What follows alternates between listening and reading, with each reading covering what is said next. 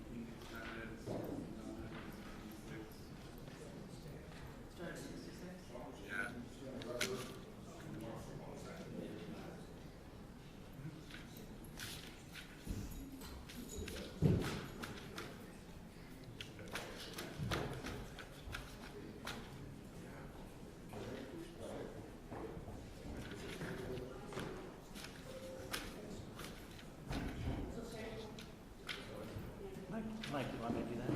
What? Want me to? No, I got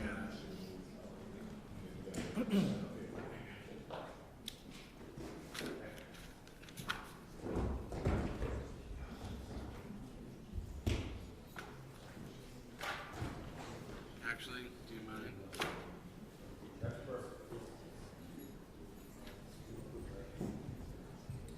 The stickers are preventing it from like. Okay, so I'll do that.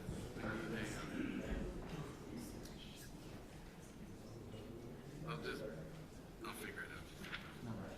Yeah.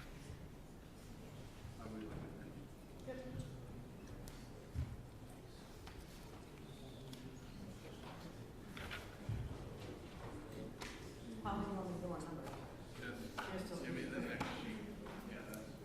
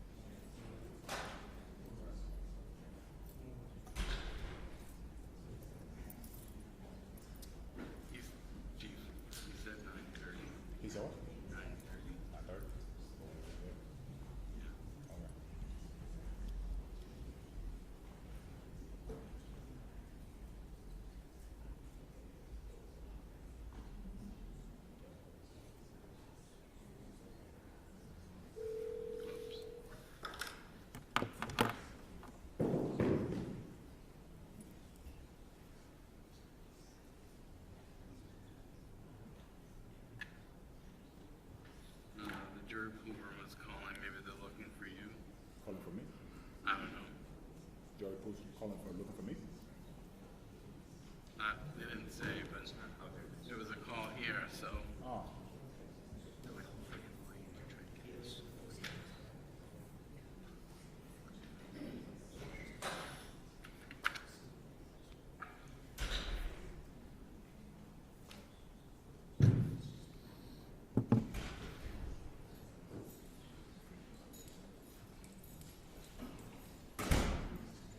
At 9:30, yeah.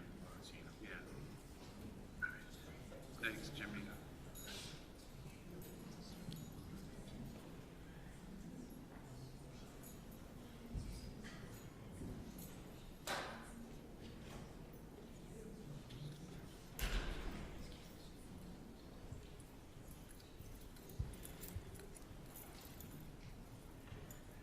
Thanks, Peggy. I just grabbed it.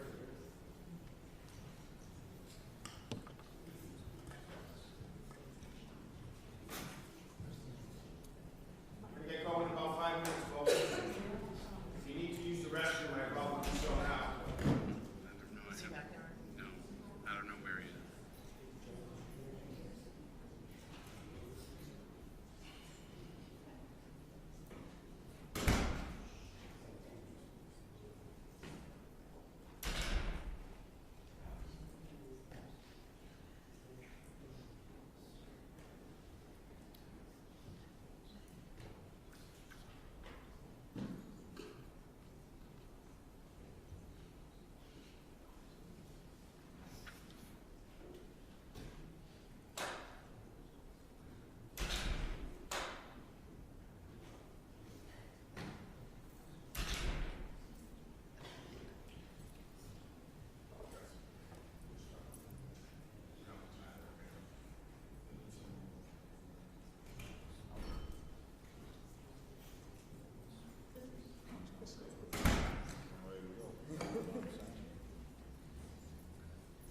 That's like the first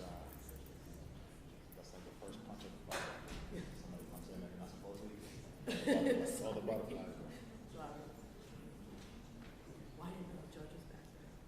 No, it's just that's It was so nice. I'm like, oh. He saw the look on my face. I was like, oh, I'm sorry. Just give him one. He's like, come in anytime. and somebody else.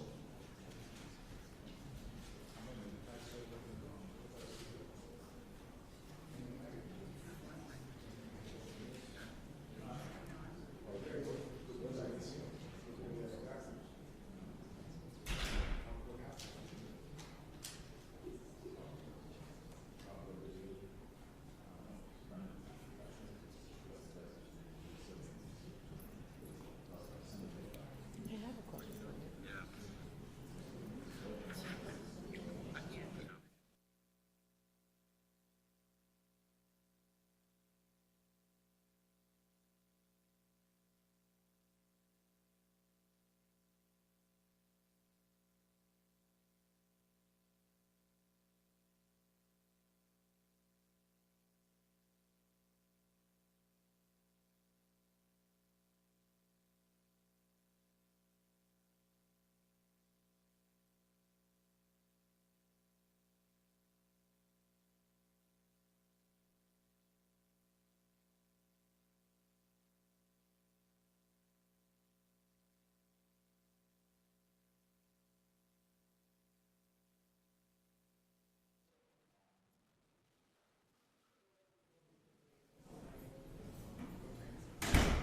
Ready, Katie, to just go for it?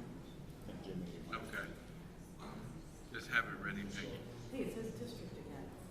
All right, switch it over.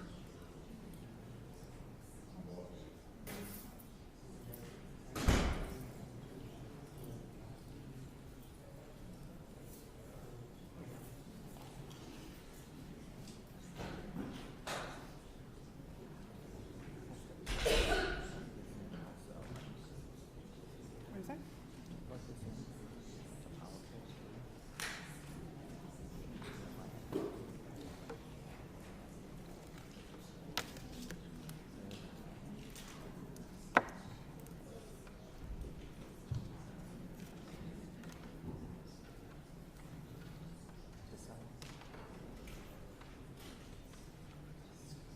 I think it's the same. It's probably- yeah.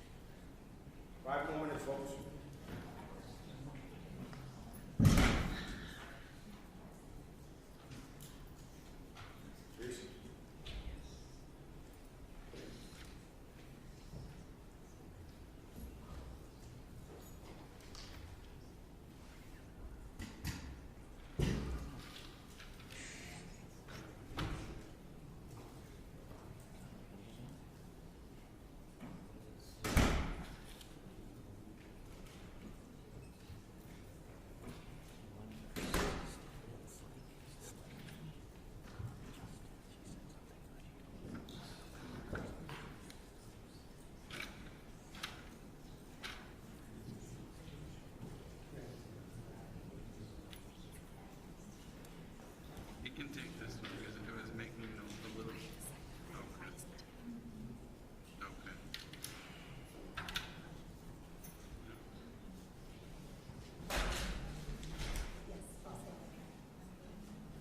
It's on.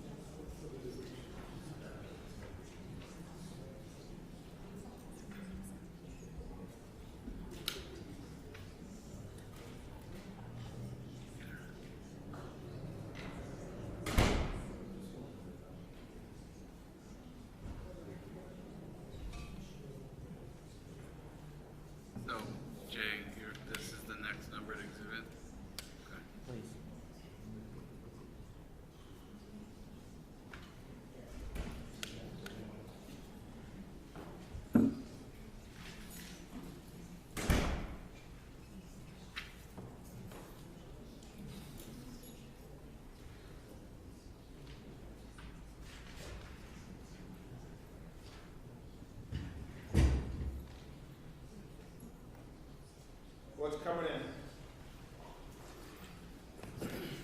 Sure.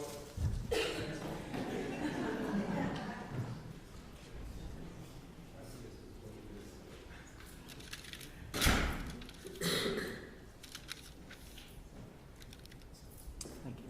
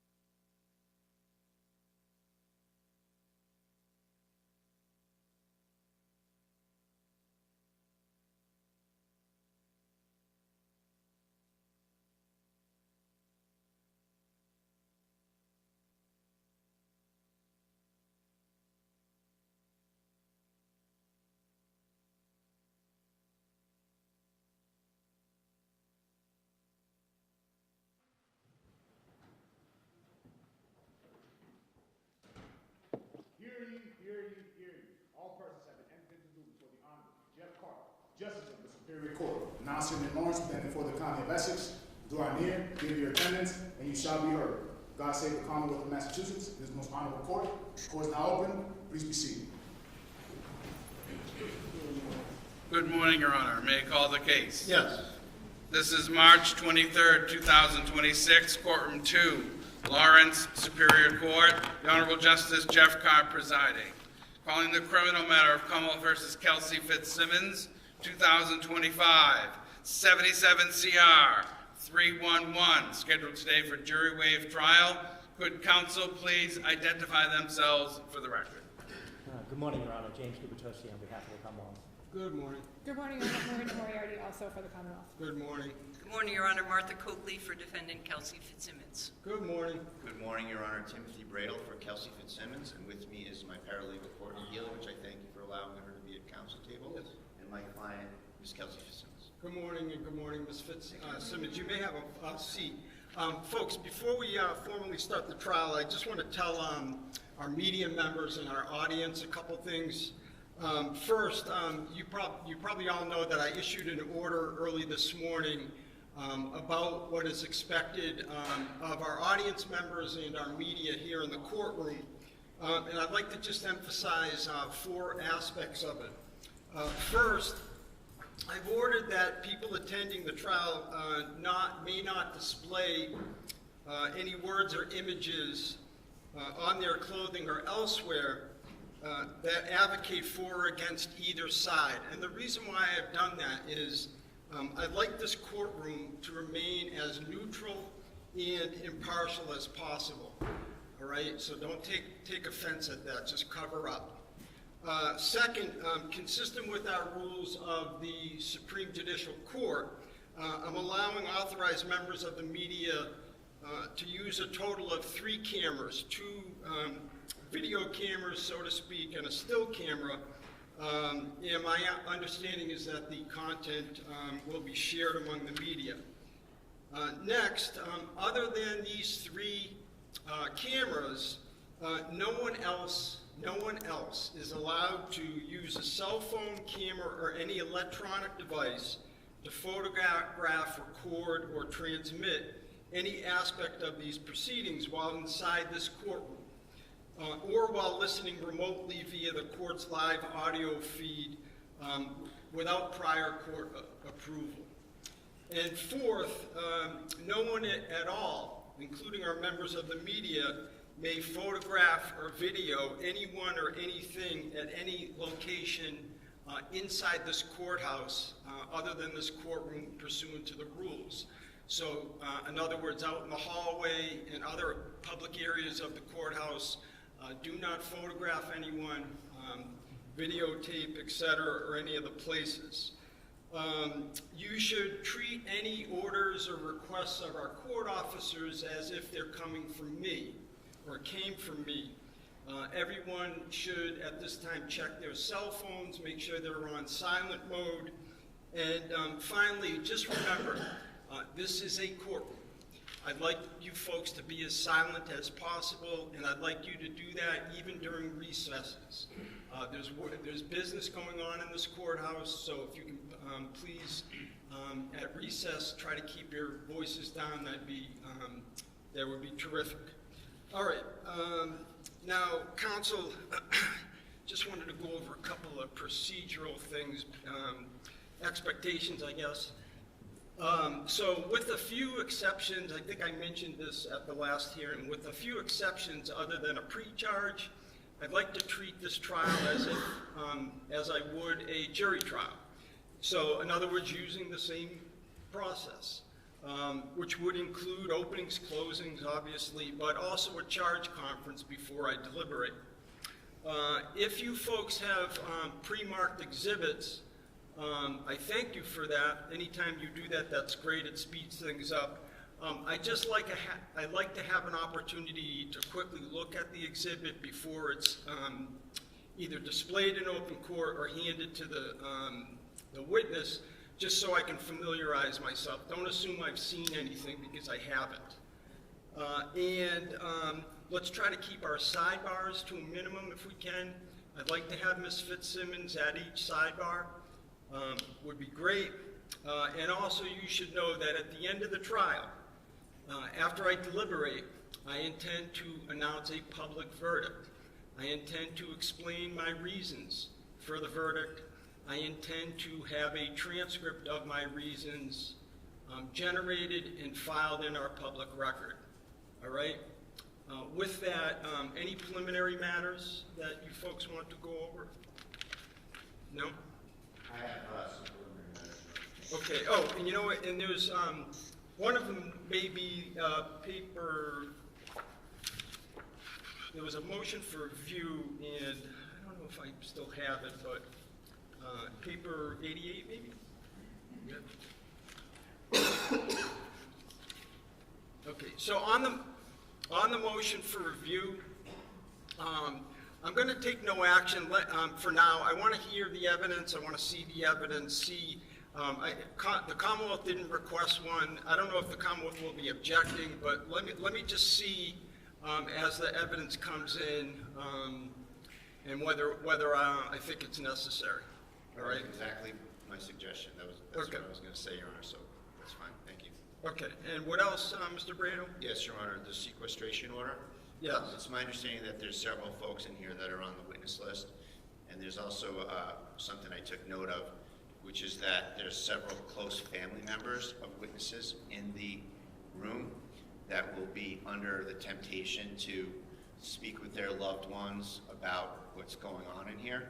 So I would ask the court to issue a order in open court to those people. You don't need to single anyone out, of course, but I'd ask the court to specifically address the notion that you cannot be a conduit to a witness and deliver information to them, even though you're not on the witness list. You're here and you're advised that you may not do so. You can't be a conduit to a violation of the sequestration order. Commonwealth, any thoughts on that? No, I have no problem. Okay. All right, as I told you folks at a prior hearing, I typically do not issue formal sequestration orders, but why don't I do this, given that it's been raised by the defense? I'll let the folks know, folks that are here and maybe folks that are listening remotely as well, that if you are on the witness list and you've been told that you may end up being called to testify, you should know that I have issued what's called the sequestration order. And what's most, I guess, pertinent for you to know is that you may not discuss any of your testimony or any testimony that you hear in court from another witness with anyone else on the witness list at all right?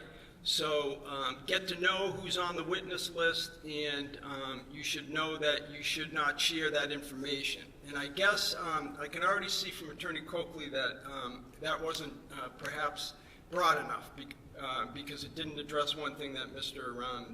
Bradel heard.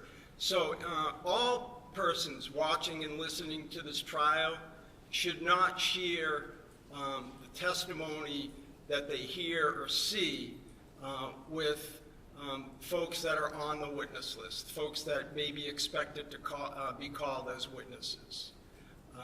Is that sufficient, Mr. Bradel? Thank you, Your Honor. All right, and that is an order that I've entered, okay? Please obey it. Anything else, Mr. Bradel?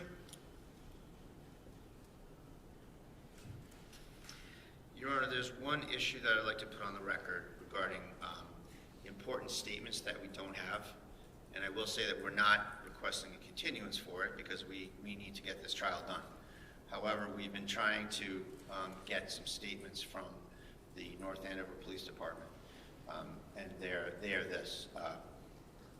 There was an outside agency that was employed called CIC that's run by Attorney Daniel Bennett. And Attorney Bennett did an investigation into the propriety of the actions of Officer Noonan, a witness in the case, and the person that shot Ms. Fitzsimmons. And we have a 80-something page report from them that has all sorts of excerpts of verbatim statements from several of the witnesses that are going to be called. And I did ask counsel for the Commonwealth to produce those statements of witnesses that were the product of the Bennett report, the Bennett investigation, the CIC investigation. And counsel, as he should have and did, asked the police department for those statements. The police department is apparently taking the position that they don't have custody of these statements that were retained by them and produced and paid for by them. And so they're telling the Commonwealth that they don't have them. I reached out to Mr. Bennett over the weekend, and he informed me that he would check with the police, and I haven't heard back from him just as of yet. So I wanted to just point up this issue on the record, Judge, that we don't have those statements. We are not asking for a continuance. We will forge ahead, but we want those statements. And can I just make sure that I understand? Are you saying so this outside entity, private entity, CIC, yes, sir, conducted some kind of an internal investigation of the shooting? Yes, they were retained by the NAPD. Okay, and you're saying that during CIC's investigation, first of all, CIC issued, you said, an 80-page report. Yes. You have that? I do. And it has excerpts from what's clearly a transcript or a recording of several witnesses' statements, okay, which I don't have. All right, so that's the issue. You're saying that folks that CIC interviewed, you don't have those statements. That's what you're looking for? Correct. The actual real statements. And there's only excerpts of those statements in a report that essentially takes Noonan's side in the matter and exonerates him, I guess you could call it, but we don't have the full interviews. Were the statements, those statements, again, generated by CIC, turned over to the North Andover Police Department? Well, I've been informed by counsel for the Commonwealth that the police don't have them. Okay. And, you know, I don't think that's an adequate answer that he's getting from the police, because they bought the statements, they own the statements, they have custody and control of the statements. So to pretend that they don't have access to them, I think is disingenuous, it prejudices us, and it is something that needs to be remedied by the court if it's not handled by the end of the day. All right, so Mr. Brado, you said, so what is it exactly that you're requesting me to do? I'm requesting you to order the North Andover Police Department to produce forthwith all of the recorded statements from the CIC investigation. You said recorded, so you believe that these... I assume they were recorded, Judge, right? And they were probably reduced to a transcript is my guess, but they're statements that they bought and paid for, and they need to produce them. And it's completely inadequate and disingenuous for them to say they don't have them. They do have them. All right. Thank you. Commonwealth, are these statements that were generated by CIC in the possession, custody, and control of the prosecution team as those terms are defined in our rules? No. Okay. All right. So at this point, Mr. Brado, it seems to me that this is a Rule 17 issue. I can't. I can't just order a third party, which this would be, because again, the Commonwealth is required to turn over statements and information that's in their possession, custody, and control. We all know what that means. Members of the prosecution team. The North Andover Police Department doing some kind of external investigation does not make them members of the prosecution team under our law. So for you to get those, you would need to follow the Rule 17 requirements. It just seems to me, Judge, that the chief of police, who retains and controls the investigation, he was literally present at the scene of this incident. He's a part of the prosecution team. And so he's the one that controls the report. And for him to put on blinders and say, oh, we don't have that. No, that's not the standard. Is do you have it or not? The standard is it in your possession, custody, or control? And it is. And so he was literally at the scene. So he's the guy who's the decision maker. So I don't see how this is a third party issue. It's really just something that is so germane to the right to a fair trial that the police department in the very case, and the guy that makes the decision is the one who's a recipient witness, is saying, putting on both hats, and now he's saying, oh, administratively, oh, I don't have that. When were you provided the 80-page report? When was it produced? I don't recall it, Judge. At some point in discovery, I don't When recall. was it produced? Not like last week or anything. Months ago. Months ago? Okay. Why are you waiting until 9 o'clock on the morning of trial to raise this? You folks were before me for the very purpose of me weighing in on Rule 17 motions, not a peep from you. Why now? Because I thought we were going to get it. I asked for it last week, and maybe even before that, and I got the answer that, oh, they don't have it. So, Commonwealth? It's an independent report. I called the chief at counsel's request and asked them what they got from Attorney Bennett. They said they got the report. I asked if they had any recording statements, transcripts, and the chief told me no. Okay.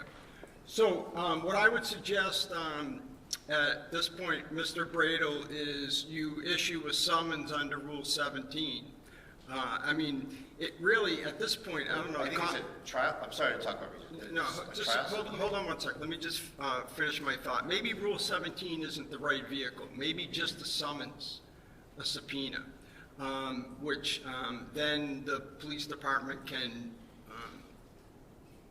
report whether they, if they don't have them, they could seek to quash or something. But because it seems to me that we're beyond Rule 17. Yes. So that's what I would suggest doing. I'd suggest getting that out ASAP. As I said, I'd like this trial, in a perfect world, the trial and the verdict to be done this week. We don't live in a perfect world, I'm aware of that, so if things come up, we'll do the best that we can. All right? Anything else, Mr. Brado? That's all I have, Your Honor. Thank you very much. Okay. So, like any trial, we're going to start with opening statements. Can I send the defendant to the bar, Your Honor? Oh, I'm sorry, I missed that part. That's Yes, okay. of course. Calling the criminal matter of Commonwealth versus Kelsey Fitzsimmons, docket 2025, 77 CR 311. ADA Gubitosi on behalf of the Commonwealth. Does the Commonwealth move for trial? The Commonwealth move for trial. Attorney Bradel on behalf of the defendant. Does the defendant answer ready for trial? Ready for trial, Mr. Clerk. Ms. Fitzsimmons, could you please stand?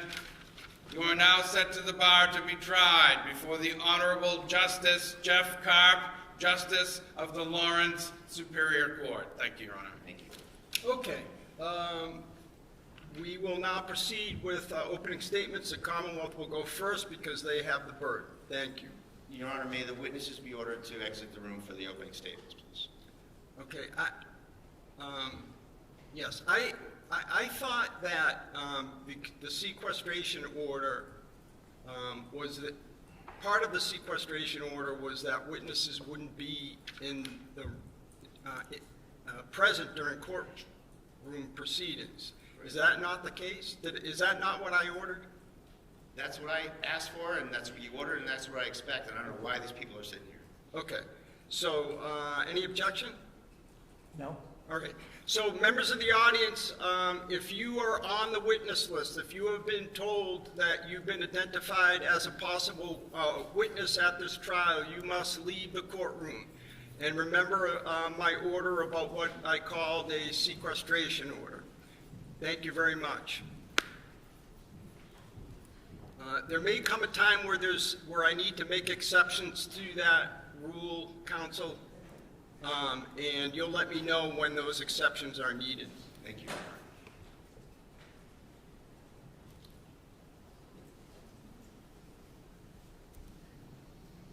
We'll just give everyone a moment to filter in and out.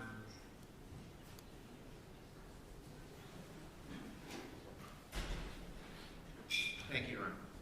Mr. Bradel, are you content? Do you want to take Yes. a look around? I believe More people came in, so.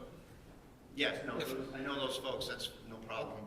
So I'll just say it again, folks that just came into the courtroom. If you've been told that you were on the witness list, you should not be in the courtroom during these proceedings. All right, unless you're told otherwise. All right, thank you. With that, Commonwealth, I'll hear from you.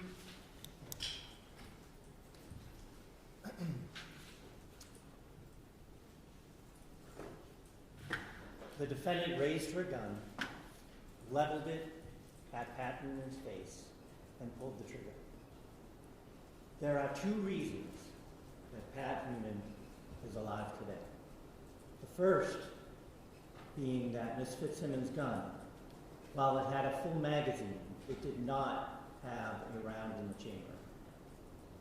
The second reason is that Pat Noonan, based on his years and decades of training and experience, reacted in a calm, professional way when he protected both himself and everyone else in that house. Pat Noonan is 50 years old. He is married to his wife Angie for 25 years. He has a son, Jonathan, who goes to school locally, college. He grew up in New York State at first and moved to Massachusetts to North Andover when he was 4 years old. He moved here with his father, his mother, his older sister. He went through the North Andover public school systems and eventually went to St. John's Prep, where he graduated from. He eventually spent a bit of time in college, but his real goal was to join the military, which he did. He joined the Air Force and went to boot camp out west. He eventually joined the security forces of the Air Force, where he was trained to secure nuclear weapons. He did that pretty much his whole time while he was in the Air Force. It was specialized training, weapons training, stress shooting training, defensive tactics training. His first assignment was on the ground in a Humvee. Later on, he joined another squadron and patrolled in a helicopter.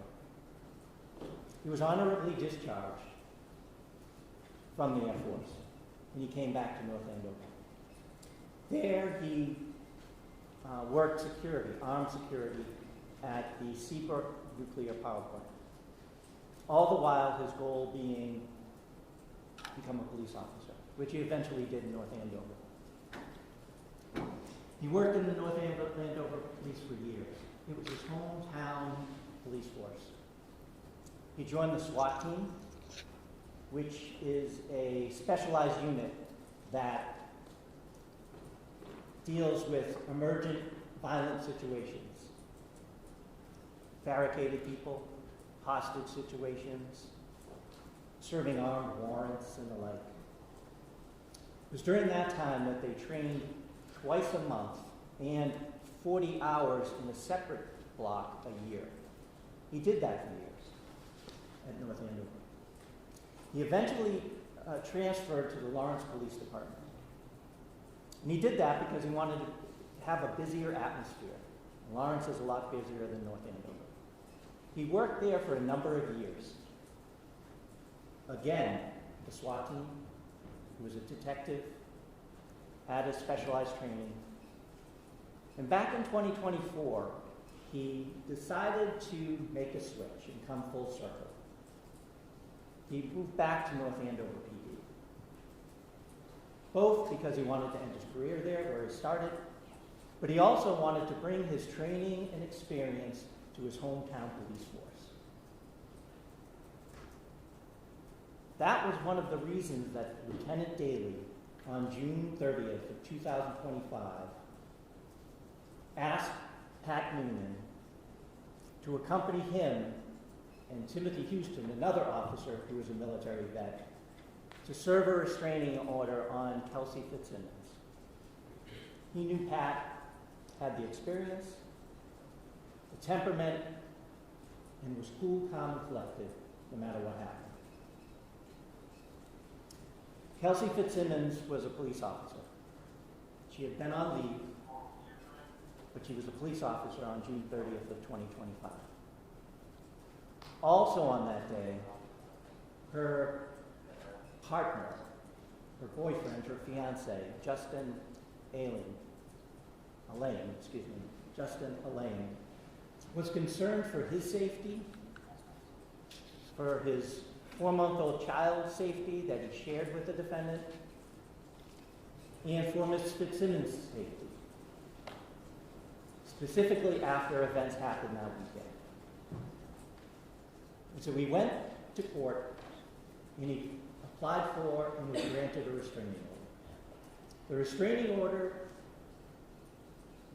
granted him custody of his 4-month-old son, ordered the defendant not to have any contact and to stay away from him, and also that she would be relieved of her weapons. She was a police officer, and she had a service weapon and 2 other guns that she had legally. Lieutenant Daley was at the PD when Mr. Allain came in. The restraining order was faxed in the court, and Lieutenant Daley called Officer Houston, and they got in touch with Officer Noonan to serve that restraining order. They had gone by the defendant's home, Officer Houston did, to see if she was there.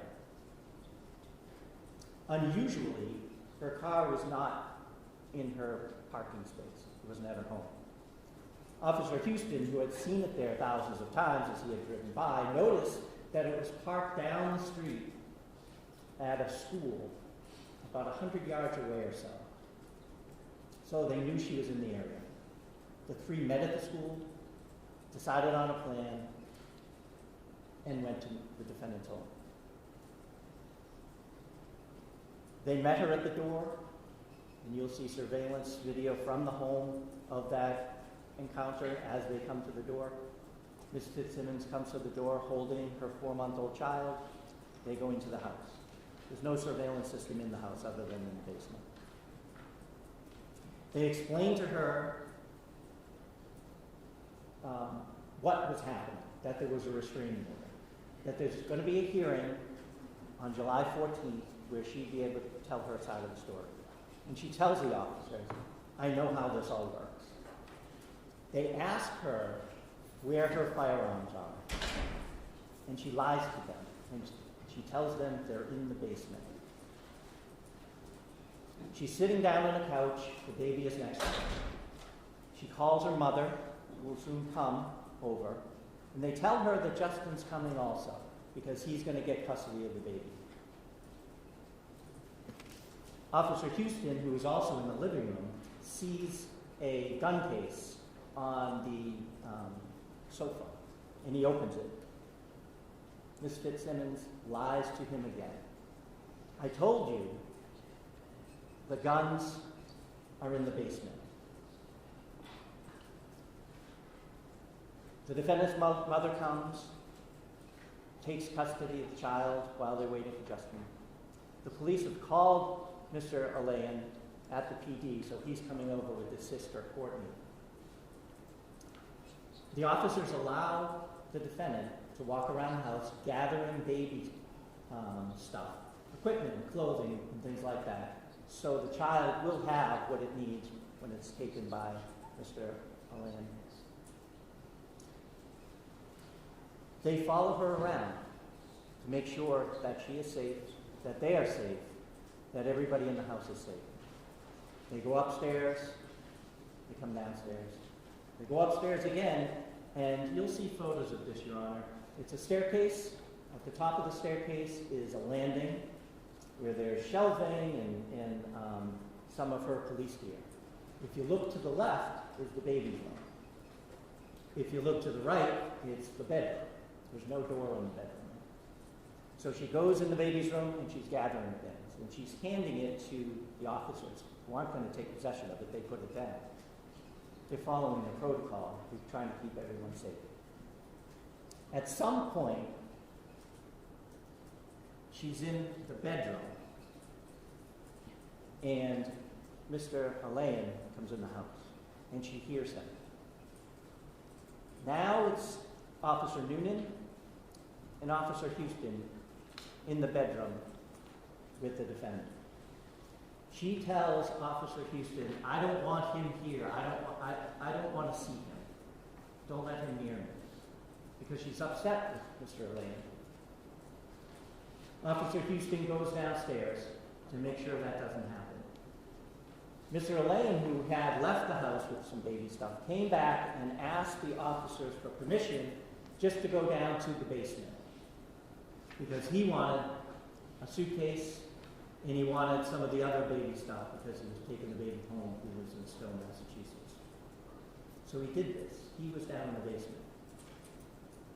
Lieutenant Daley is down on the first floor. Officer Houston is at the top of the stairs of the basement. And the defendant's mother is downstairs also. The baby is already gone because Courtney, Mr. Alain's sister, had come with them, taken the baby, and left the house. Officer Noonan is standing on the landing, watching the defendant in the bedroom. She's on her knees. She's gathering things. He notices at some point that her demeanor changes. She gets upset.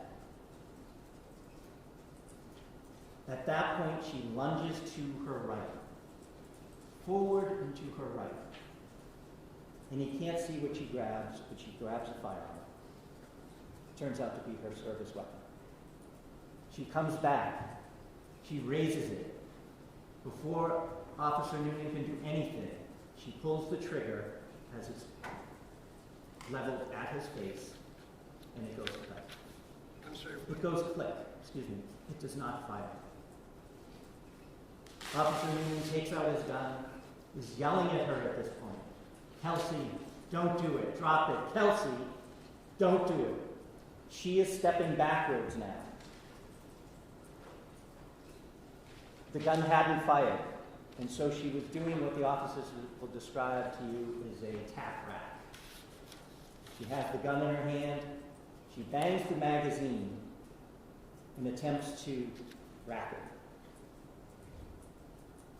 She's unsuccessful the first time. Officer Newman is still telling her, pleading with her, trying to de-escalate it. Kelsey, don't do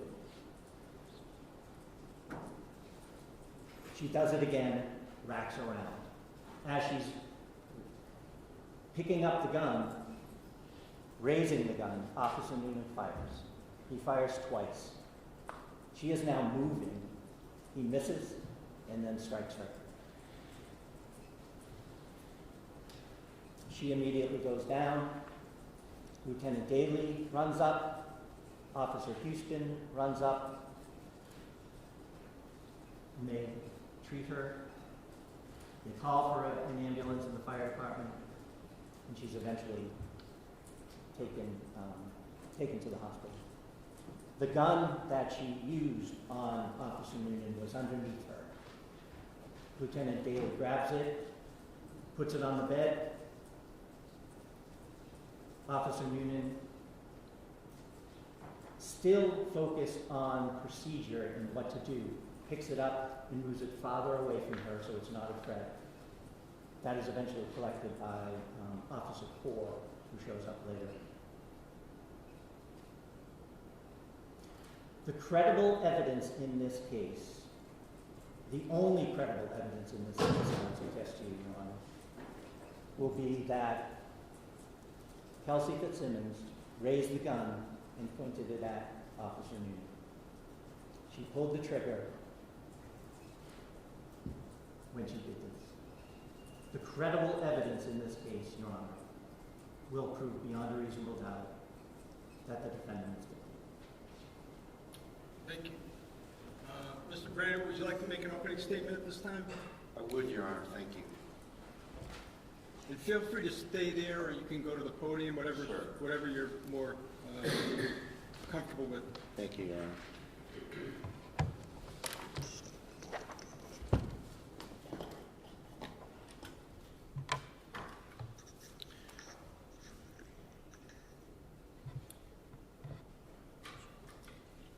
May it please the court. Yes, please. Counsel, ladies and gentlemen.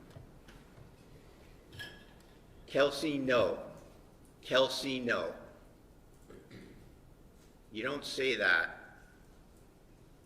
when you're staring at the muzzle of a gun pointed at you. You say that to a person who has a gun to their head. And you don't shoot someone in the chest when they are seeking clearly to only harm themselves. And when you do that, you quickly realize, Your Honor, that you need to adjust the narrative to save yourself. That's what this case is about, Your Honor. On June 30th, 2025, Ms. Fitzsimmons' entire world imploded, was destroyed, when her fiancé, Justin Elaine, obtained a restraining order behind her back with unchallenged, untested allegations at the Essex Probate Court.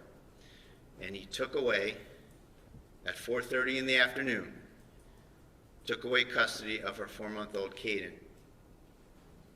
in an ex parte fashion. The North Andover police had to serve that order. And in the late afternoon of the 30th, 3 male officers, Lieutenant Daley, Officers Noonan and Houston, they went to go serve the order. Their job was to take away the baby from Kelsey, a new mother with a 4-month-old named Caden, take her firearms, and give the baby to Mr. Elaine. And that day, Your Honor, Kelsey stood in her house in humiliation in front of her police colleagues and friends. And she immediately processed all of the implications of this order, Your Honor. Everything that this fiancé had accomplished for himself without any chance for Kelsey to defend herself. He took away her baby. He likely cost her her career. He publicly betrayed her as her fiancé. He walked away from their impending marriage. She realized she couldn't any longer afford her house alone, so that was going as well. Her gun rights are stripped, and again, the humiliation that she's being served by people who she is friends and colleagues with from the North Andover Police Department. At that point, Your Honor, as she had this evolving set of revelations about how her life was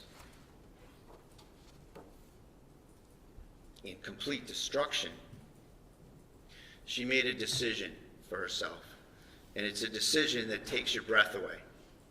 It's a young mother who just minutes before they got there thought she had everything going for her, going back to work. She's on the schedule for July 3rd to go back to work.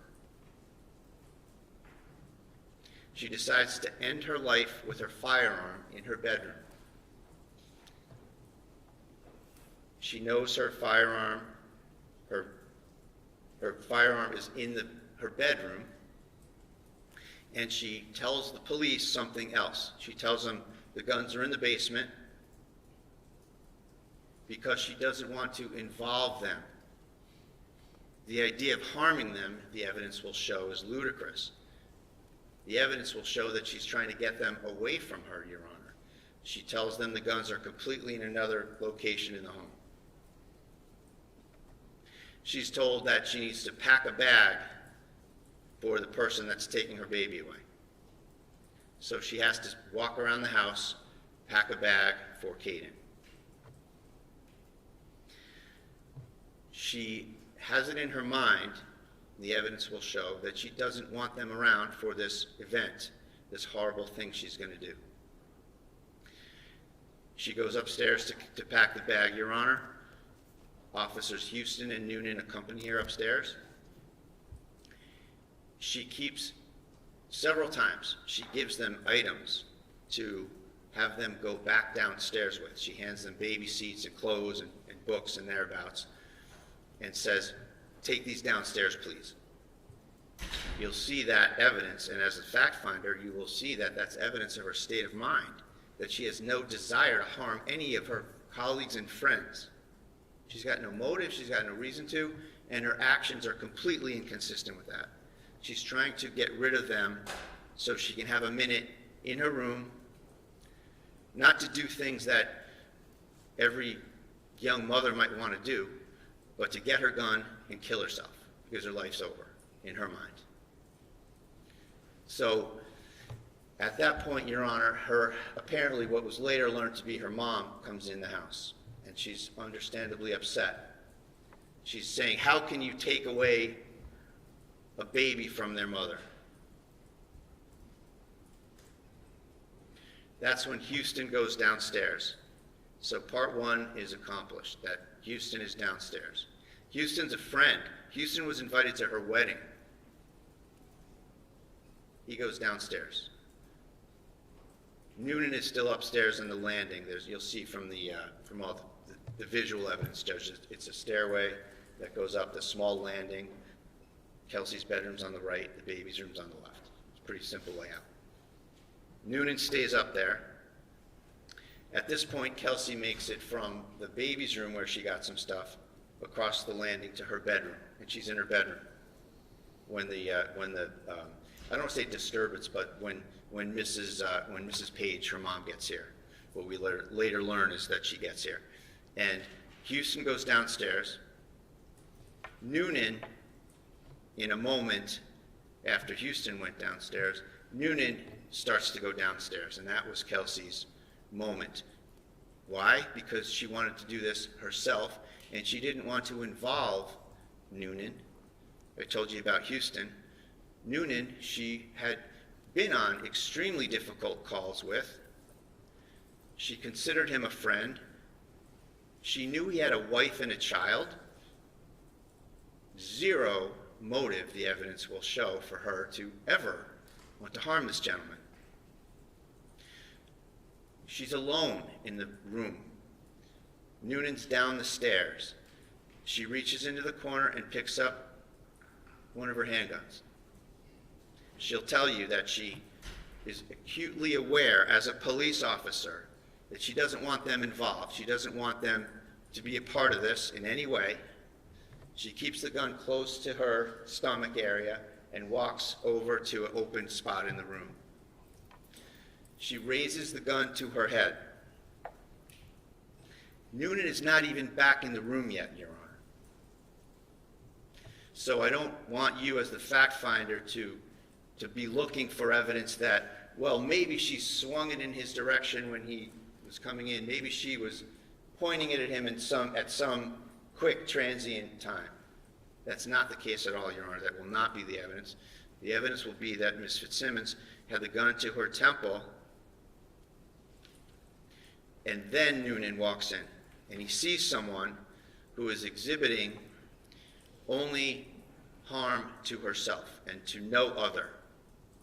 And we've discussed this pre-trial, and there'll be some evidence and discussion and cross-examination, Your Honor, about the Code of Mass Regulations that we discussed as it relates to or doesn't relate to Noonan's state of mind, Your Honor, that he's, as a firearms instructor and a SWAT team member and a former Lawrence police officer as well as North Andover, he knew or should have known that he was in trouble, that he was in violation of that CMR, the Code of Mass Regulation that I just mentioned. And he knows he has to adjust the narrative, Your Honor.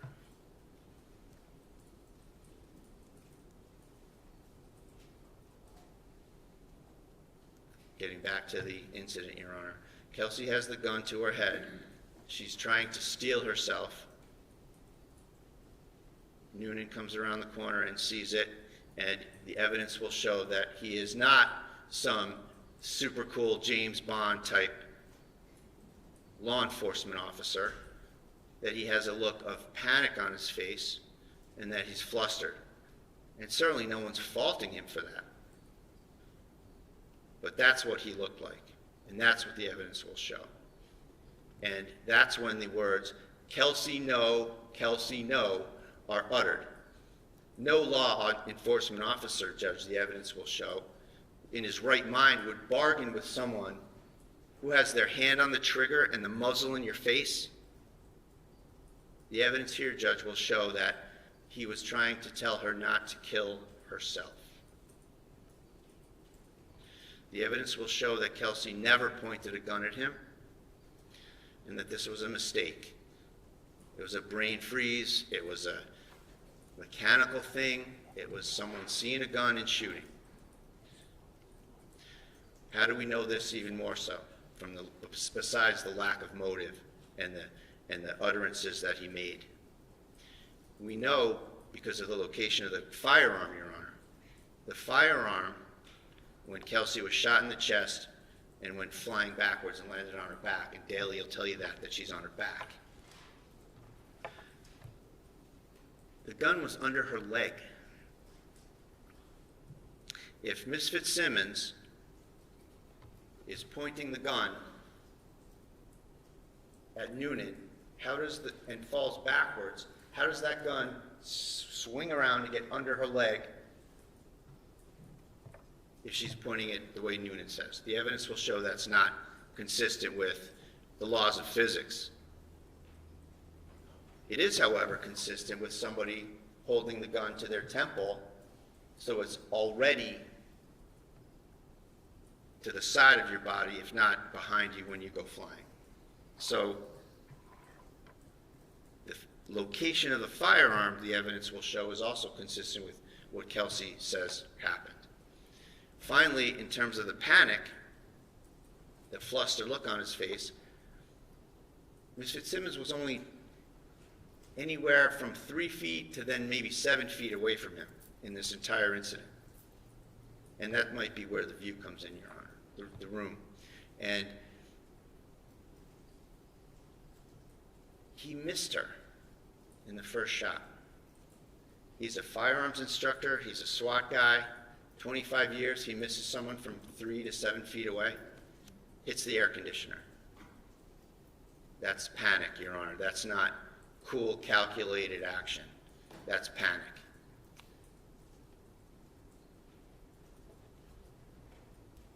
So Daley comes in.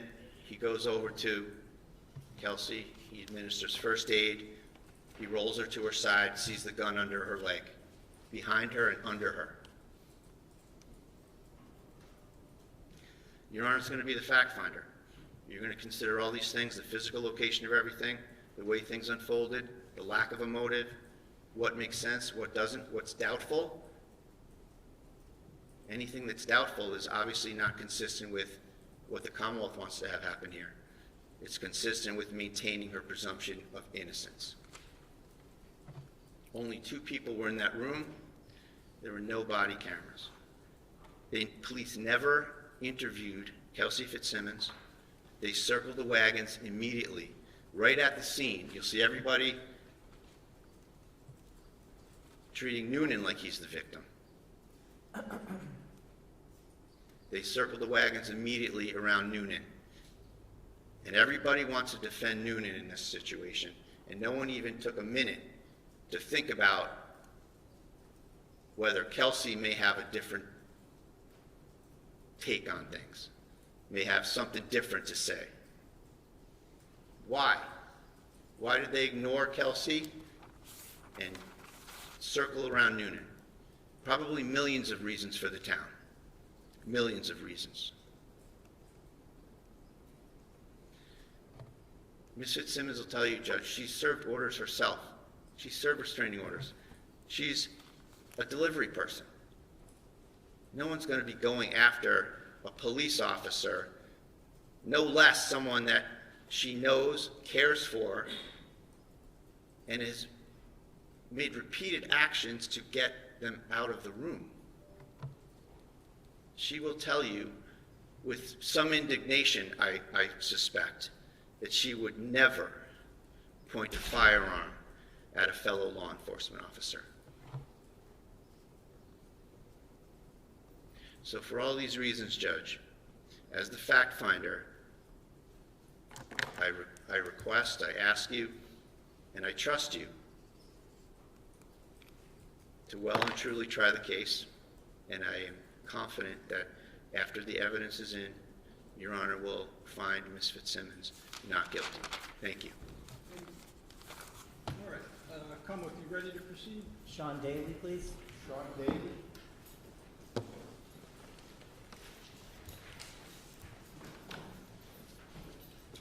Ron Daly.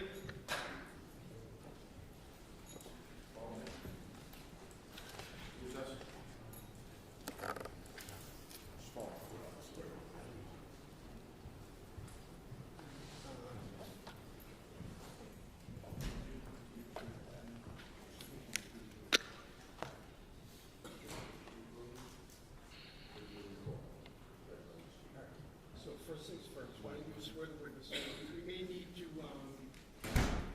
swear the witness in the Could you raise your right hand? Do you solemnly swear that the testimony you're about to give in this cause now and hearing shall be the truth, the whole truth, and nothing but the truth, so help you God? I do. Thank you. Good morning, sir. How are you this morning? Excellent. Good. Folks, can you, I just need to speak with our assistant chief for a moment.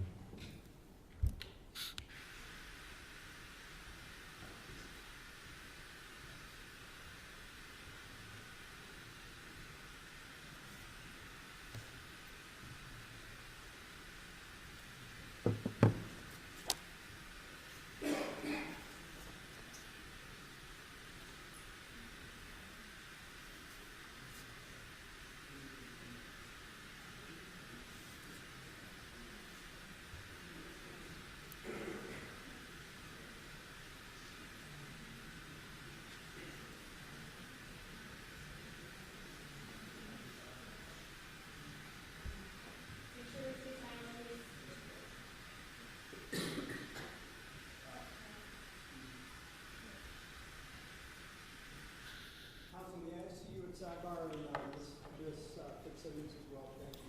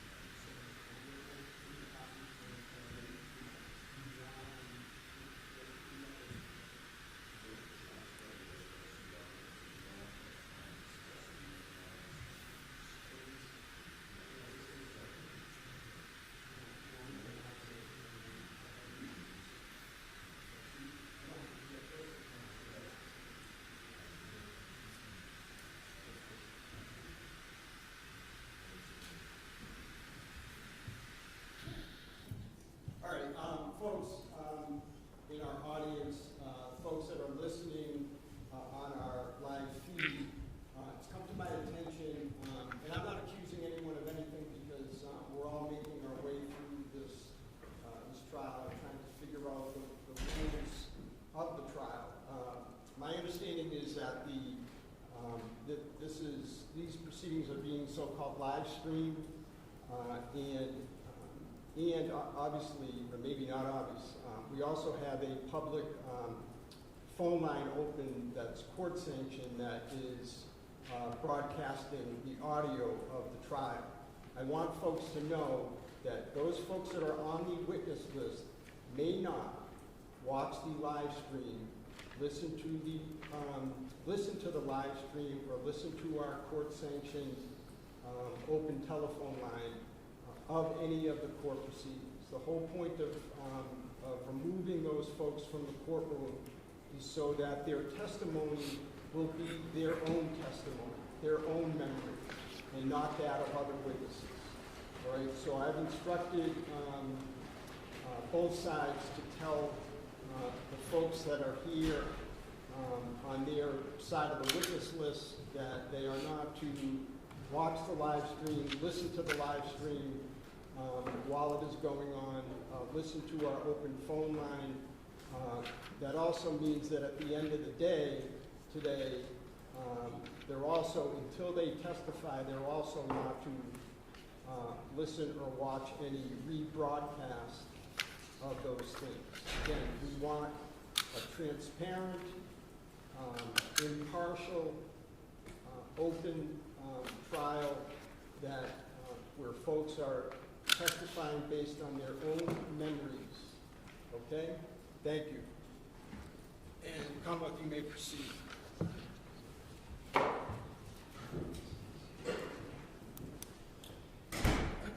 Sir, in a loud, clear voice, can you please introduce yourself? Spell your first name and your last name. My name's Sean Daley, S-E-A-N-D-A-L-E-Y. And sir, what do you do for a living? I'm a lieutenant with the North Andover Police Department. How long have you been North Andover Police Department? 20 years. 20 years? Yeah. Can you tell us, bring us from the beginning of your career to present day? And you started as a patrolman? Yes, I started in 2003. I attended the police academy in 2003 with Boston College. I worked there till 2007. I was hired as a reserve in North Andover in 2005, so I was doing both jobs at that point in time. And then I left BC when I got the full-time job in North Andover. Okay, can you take us to your career path at North Andover? Yeah, I was on patrol for maybe 6 months, and then I went into I filled in as the SRO at the school for about a year and a half. Then I was in detectives for about 9 years, 7.5 or so, I was assigned to a drug task force with the Drug Enforcement Administration. I got promoted to sergeant in 2016, and then lieutenant 2 years ago. So what is your role as a lieutenant now? I oversee the early night shift, the 4 to 12 shift. 4 to 12 shift, okay. Now I'm going to turn your attention to June 30th of last year. Were you working on that day? I was. Okay. And at some point after your shift started, did you find yourself in the lobby? Yes. Okay. And did you meet anybody there? Yes. Okay. Can you tell us about that? Justin, a Yalian, and his sister came into the station, into the lobby. He had a copy of his restraining order. Okay. And did you know who he was in connection to the North Andover Police Department? Yes. Who was that? He's a firefighter in town. He was also Kelsey Fitzsimmons' fiancé at the time. Okay. Kelsey Fitzsimmons, do you see her in the courtroom today? I do. Can you just point to her and describe something she's wearing, please? She's wearing a pink jacket. May the record reflect he has identified the defendant? Okay. And so what was her role as as far as the town goes? She was a police officer with North Andover. Do you know when she started?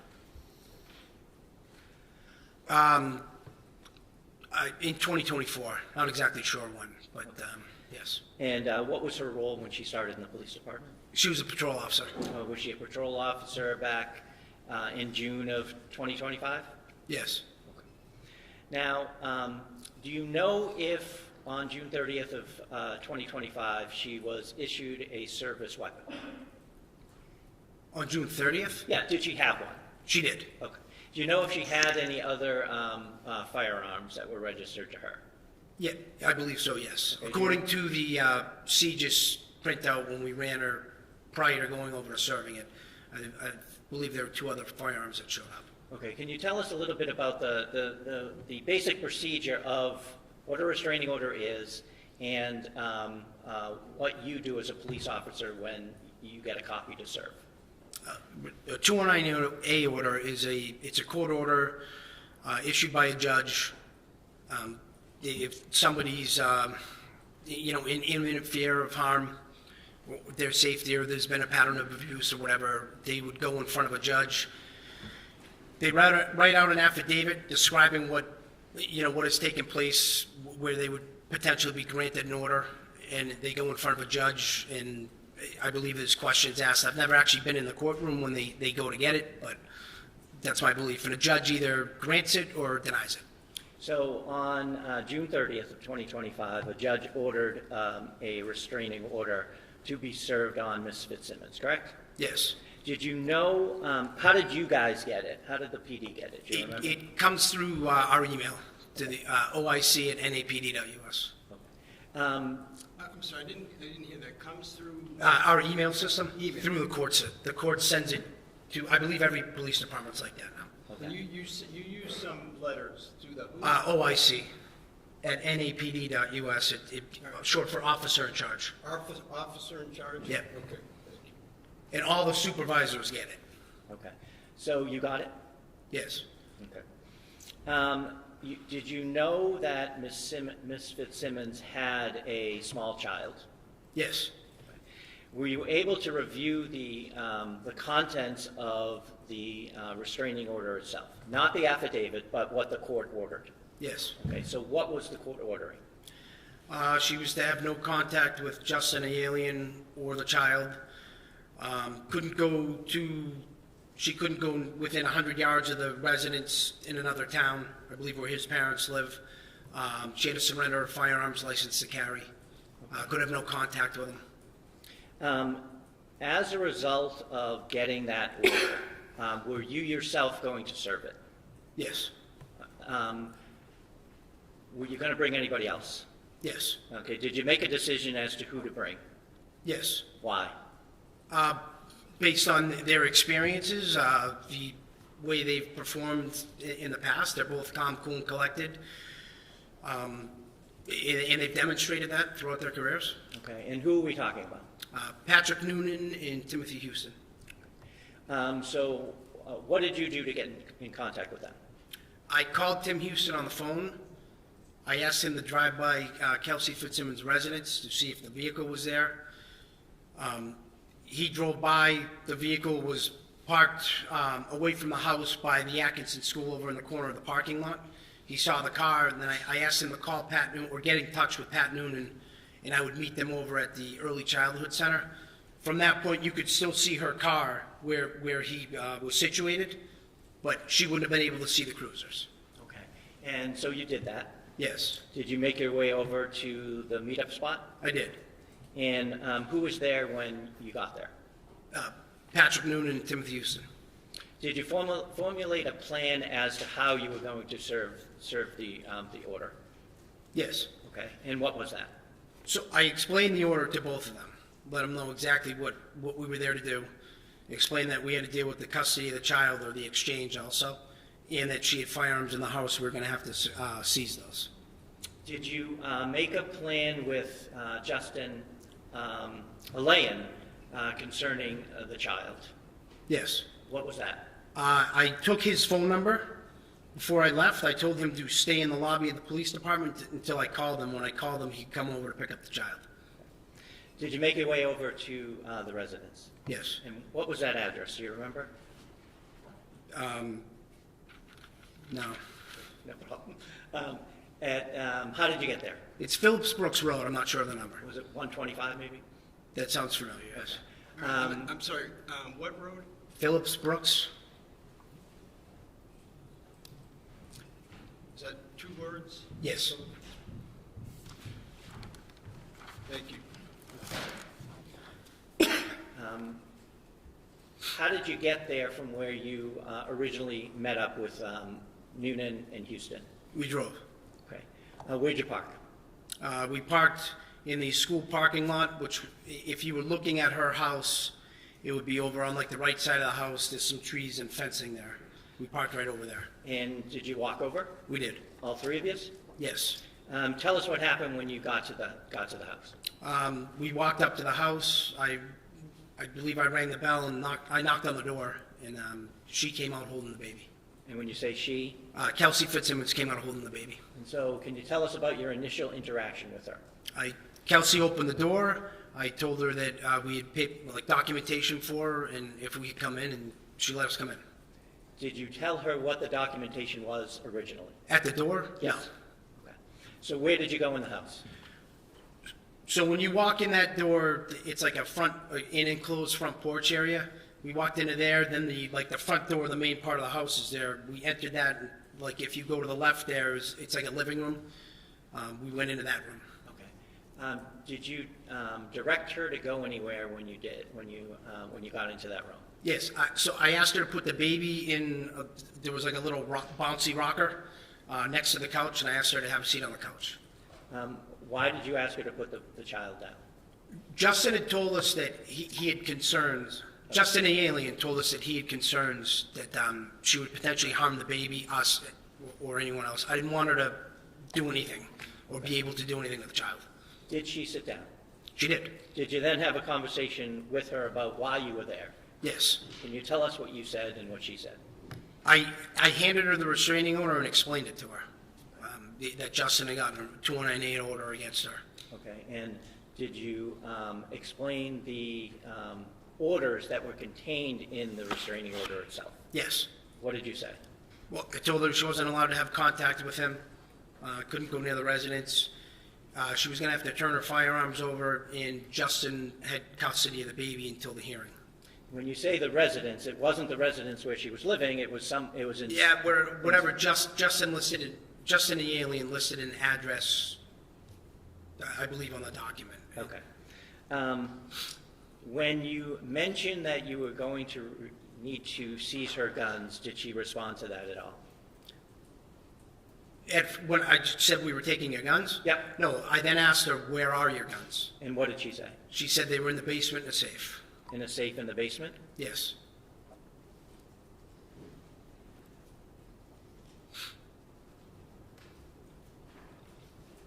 Did you say anything about a return court date that she would be able to attend?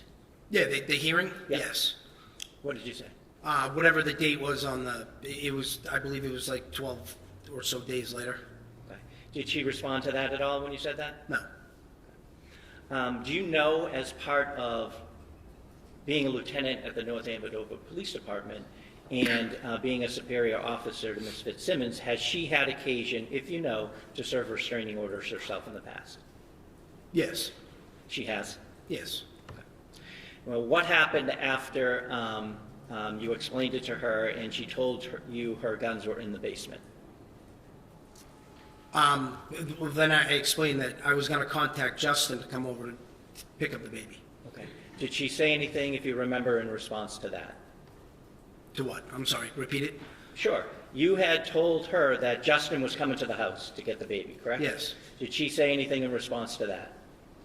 No, she didn't have any, she said she was agreeable to it. Okay. Did she use her phone at all? She called her mother on her cell phone. What happened next? Sorry to interrupt, no, excuse me, just, Ms. Fitzsimmons is the defendant here, and she cannot see the witness. Oh. Can she kind of move her over here, Judge? Yeah, absolutely, yeah. I want her to be able to see. Yeah, of course, no, absolutely. You can move,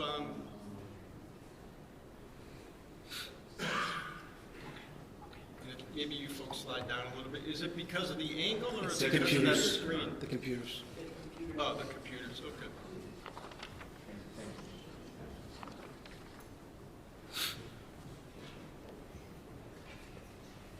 So Ms. Fitzsimmons, it's important that you and all counsel are able to see everything, okay? Thank you. Can you see? Yes, I can. Your Honor, I can't. Can't see, yeah. You may have to sit 2 rows back there. I don't think that there's much that we can do about it.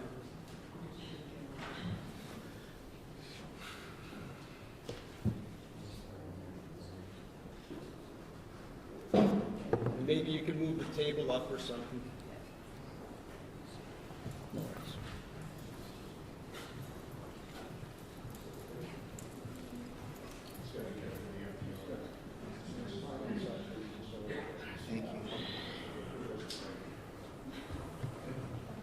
Thank you.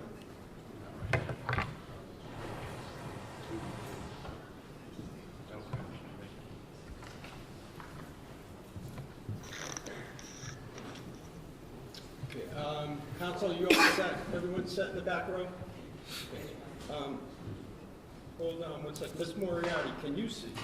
Yes, thank you. Okay, all right, thank you. So what happened next? She called her mother. She called her mother. Okay. Yep. Did she ask if she could gather anything for the baby? Yes. Okay. And so tell us about that. She asked if she could get some items for the baby, so the baby started getting fussy in like the bouncy chair. Officer Noonan ended up holding the baby for a little bit, and Tim Houston and I went around with Ms. Fitzsimmons into the kitchen first. She opened some drawers. There were some like jars and formula bottles, whatnot, that she was grabbing and putting in a bag. And then we came around. She went upstairs to the bedroom where the shooting occurred. I was with her. She walked in, looked around, we walked back out, went back down the stairs, and then she went into the room. If you're looking at the house, it'd be the room on the right that had like storage shelves along the wall. There were some diapers and other things like that she grabbed. Okay. Why did you escort her around? Because it's serving an order like that, you don't let anyone, we control the house, we control movements. Okay. So you wouldn't let her be in a room by herself? No. Or out of your sight? Correct. Okay. What were you looking for as she was walking around the house? Any potential weapons. Okay. So now she's back downstairs in the room to the right if you come in the door, correct? Yep. She's gathering belongings. What happens after that? She started getting a little bit emotional for a second, saying she was going to lose her job, etc. And I told her, you just relax, take a deep breath. You got to let the process play out. Maybe cooler heads prevail. And she actually kind of settled down a little bit. So what happened after you had that conversation? I called Justin to come to the house, and her mother showed up right around that point. Who had the baby when her mother showed up? Do you remember? Officer Houston had the baby when her mother showed up. Was there a handoff at that point? When her mother showed up? Yep. Yeah, the mother took the baby from Officer Houston. Okay. So what happened next? Her and her mother were in the family room. She showed her mother the 209A order, and the statement was made that we were taking her baby, and I told her we're not taking your baby. Justin is, and she ended up going back upstairs with Officer Noonan and Officer Houston. Okay, and you stayed downstairs? I did. Okay. At some point, did Mr. Elaine arrive? Yes. Okay. Can you tell us about that? So Mr. Elaine arrived with his sister. They came in the house, and Kelsey was upstairs in the bedroom with Officer Noonan and Officer Houston. I had the sister take the baby out to the vehicle, and Justin grabbed some things and went out. He came back into like the porch area, the enclosed porch area, asked if he could go grab his suitcase and some items, and there was also, he had asked also, because she had his wallet and some other items from the weekend, he had asked if he could get those too, and Kelsey had agreed to give those back to him, Okay. or give them to him. So he had left the house. The sister, excuse me. Do you know her name to be Courtney? Alien? Yes. Elaine, excuse me. And she took the baby outside. Yes. Justin went out initially, but then came back and asked permission to come back in the house? He went out carrying some items, and then he came back up and asked if he could retrieve some things, Okay. including a suitcase in the basement. Okay. And did he go down the basement? He did. Okay. After he went down in the basement, who was upstairs? Both Officer Houston, Officer Noonan, and Kelsey Fitzsimmons. Okay. At some point, did Officer Houston come down? He did. Okay. And where did he go? Do you remember? Officer Houston came down the stairs and told me that Ms. Fitzsimmons didn't want Justin in the house, so I told him to go around to the basement to basically hold him there, because we didn't want them interacting. So Officer Houston was gonna hold Justin and the alien at the door over there, which is around the backside off the kitchen. And, Okay, and Officer Noonan is still upstairs overseeing the defendant? yes. What happened next? Maybe a minute later, I'm down in the family room with Kelsey's mother and the child. They're over by the couch. She's holding the baby. I'm standing right basically on the wall of where if you pivoted around the stairs would be to go upstairs. And the front door opens kind of funny. So I was just standing there waiting, and then I heard Officer Noonan. Was the baby still in the house, or did the I'm sorry, the baby was gone at that point. The baby was Yes. gone at that point. Okay, so how close are you So to... Kelsey's mother's still downstairs in the living room or family room with me. She's over by the couch, and I was standing by the wall. By the wall near the... Closest to the staircase to go up the stairs. Okay, did you ever hear Officer Noonan or anybody else start to come down the stairs at all? After Officer Houston came down? Yes. No. What happened next? What happened, I heard Officer Noonan call out in like a loud authoritative voice, "Kelsey, don't do it, Kelsey." Okay, and what happened after? Hold on one sec, so I can catch up, please.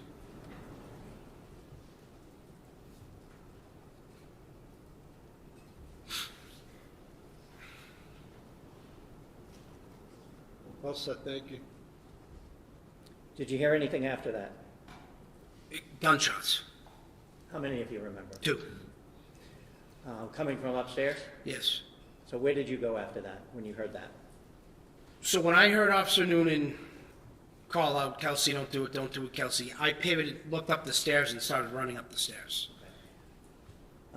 When did you hear the gunshots? While I was moving up the stairs. Officer Noonan, was he at the top of the landing? He was at the top of the landing in the frame of basically standing at the frame of the bedroom door. Okay. What did you do when you got to the top of the stairs? I looked in the room. And what did you see? Miss Fitzsimmons was laying down. She was on the floor. If you look at the room, she was from the doorway. She was on the opposite side of the room, head closest to the wall, feet closest to us. And she appeared to be injured? Yes. So what did you do as a result of that? I immediately went into the room, got up there. When I got up to her, I could see the gun was, she had a firearm down by her left leg. So I picked the gun up, put it on the bed. I'm between her and the bed, and then we started dealing with, like, rendering it. Where was Officer Noonan at this point? In the bedroom. Okay. Did you have your gun out? No. Did he have his gun out? Yes. Okay. Do you know what happened to the gun on the bed? The gun on the bed, at some point when I was trying to wrap gauze around her, Officer Noonan picked it up and I believe he handed it to Officer Core. Okay. Sorry, Officer who? Noonan handed it to Officer Core, C-O-R-R. Did you, can you describe the injuries that you saw? Yeah, so she had a gunshot wound to her chest, or between the abdomen and the chest, like right below like the breastplate. And when I rolled her over to her side, I could see in the back it would appear to be an exit wound. Were the other first responders called? Yes. Who called them, do you remember? I got on the radio basically pretty fast saying that we had shots fired, female down, and we need medics or something to that effect. And I believe other people also were on the air. Was the defendant saying anything when you got in the room? When I got into the room originally, when she's on the ground? Yes. Yeah, she kept saying, "I'm sorry and I want to die."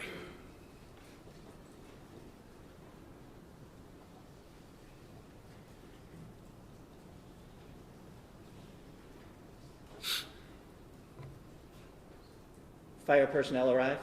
Yes, They take her away? they did. Okay. What did you do with the scene, if anything, at that point? At that point, we were calling people to come to the scene. Okay. Did you secure it? Yeah. What happened with the the gun, if you know, what happened with the gun that Ms. Fitzsimmons had next to her when you walked into the room. Do you know where that ended up? Yeah, so if you came up the stairs, at the top of the stairs, there was some shelving with some police equipment. There was like a gun safe on the floor right there. An officer corps made the weapon safe, put it in the gun safe, and basically stood over it till he was relieved. Judge, I just want to lodge an objection to whether or not that testimony is based on personal knowledge or not. I don't want the witnesses testifying to, things that they've learned in the investigation. There's been no preface for the question, did he see that? How does he know that? So I just want to take the opportunity right here to object to anything that's just sort of global testimony versus something the witness perceived. All right, so. You can rephrase it, I guess. Mr. Brado, the most efficient way for me to handle objections is, object, and I certainly understand what your reasoning is, but you have to object at the time, and I'll make a decision. Are you moving to strike anything? I am moving to strike and asking for a rephrase to whether or not the question is based on personal knowledge. Okay, and not your fault, my fault, but what are you moving to strike? The entire answer, and ask that the question be asked again, and the answer be, make it clear that whether the witness is testifying on his own personal perception, his own personal knowledge, or whether he's just globally testifying, which I would object to.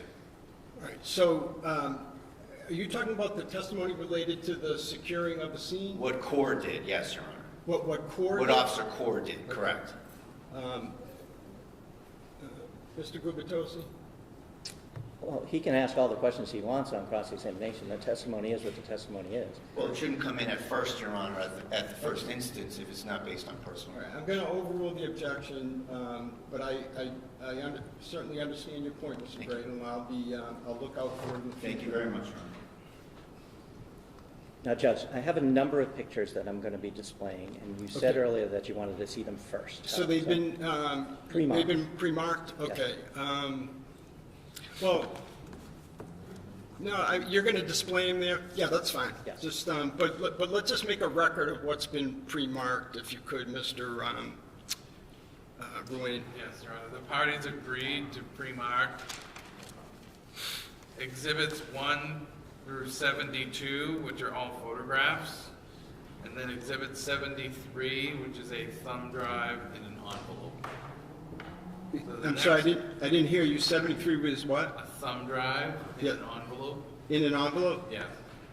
Okay. The next numbered exhibit would be 74. Okay. And counsel, I want to commend you folks for getting together and having those pre-marked. It definitely speeds things up. And those are agreed to. Okay. All right. So, no, that's fine. I know what I said, but you can ignore it for now. That's Thank why you. I asked. Thank you. So I'm going to show you what's been pre-marked as exhibit number 1. Can you see that? Yes, What's that? that's the residence. That's the residence that Ms. Fitzsimmons was living in there at the time? Yes. I'll show you what's been marked as exhibit number 2. Do you recognize, even though there's some glare, what that is? So that would be if you're looking at the house, I think that's the school in the background there. So is this the school over here that you were talking about? Yeah, it's tough to see, but I believe that's the school. Any way to do something about is that the way the photo is? It's like that too. I'll pass it up to Your Honor. That looks like the fencing that runs between the school and the May I house. approach you? Mr. Roy, can I just see that real quick?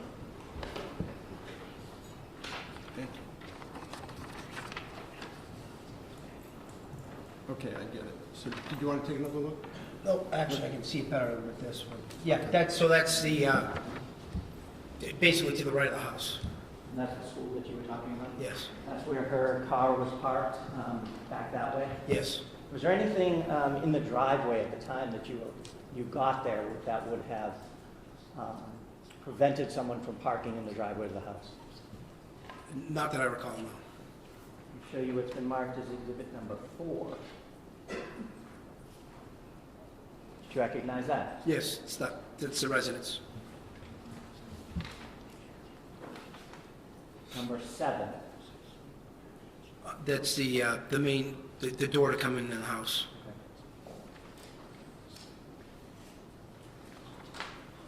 Number 8. That's the Same. stairs going up? Yeah, stairs in, yeah. Can I, I'm sorry, can I see Exhibit 8? There was some glare, and it's just difficult. Thank you, Mr. Roy.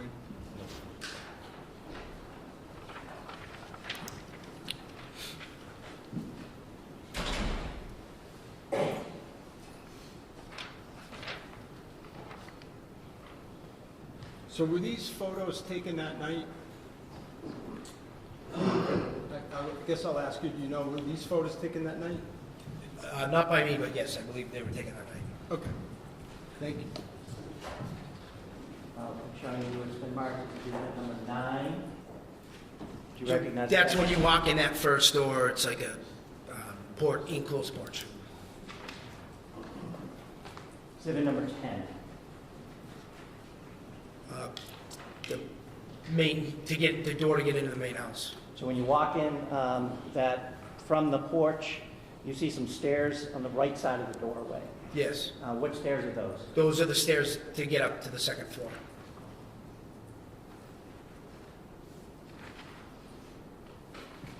I'm going to show you exhibit number 13. You recognize what that is? Yes, that's the living room. So as you walk in the front door that we were just looking at, to the left? Yes. Okay. Do you see where Ms. Fitzsimmons was sitting when you asked her to take a seat when you first got in there? Yeah, so where that blanket, the red and black checkered blanket is on the couch, she was just to the left of it. So right here? Can I, let me just excuse for one moment. Can you folks in the back row see the photos? Yes, Your Honor. I'm okay with where it's at. If I could just inquire. Sure. We can see it, though. Thank you. Okay, I just want to make sure, thank you. Yeah, go ahead. I'm going to show you what's been marked as exhibit number 14. Do you recognize what that is? Same room. Just a different angle? Yep.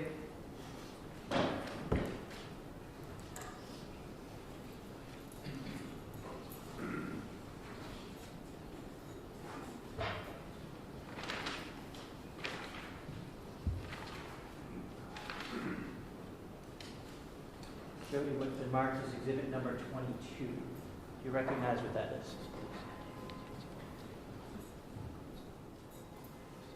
Is that if you walk into the living room and you take a right, there's another room there that then leads to the kitchen? Does that make sense? Yes. Yeah.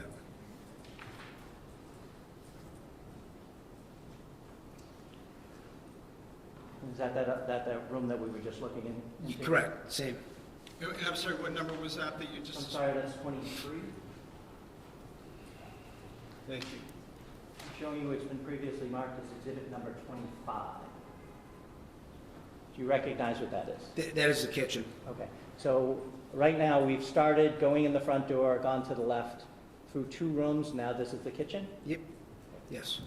And is this where you said Ms. Fitzsimmons was gathering bottles and jars? So just past the refrigerator, you can't see it in this photo, but there was some drawers, like a cabinet that she'd opened. There were some jars and things in there.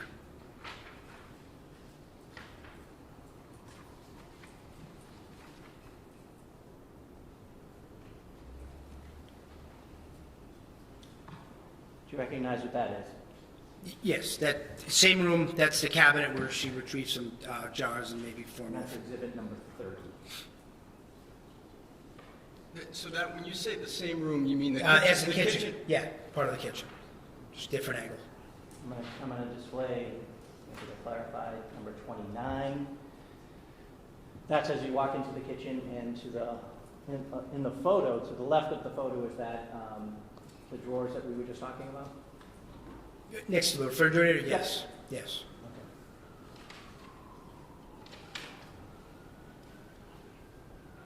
Do you recognize what that is in exhibit number 31?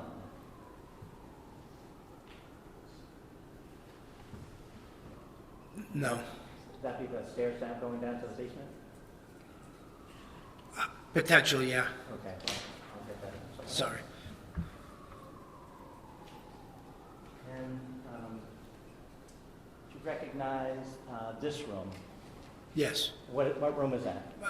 It's, I'm sorry, what exhibit number are you displaying? 32. Thank you. it's off of the kitchen. Okay. So and now we almost went around the whole house in a circle? Yeah.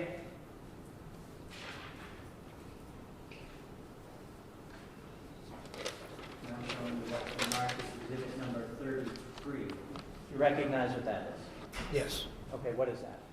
That'd be a photo from the bottom of the staircase looking into the room where we were at first. Okay, so the picture taker would have just walked through exhibit number 32, that last room, and came full circle? Yes.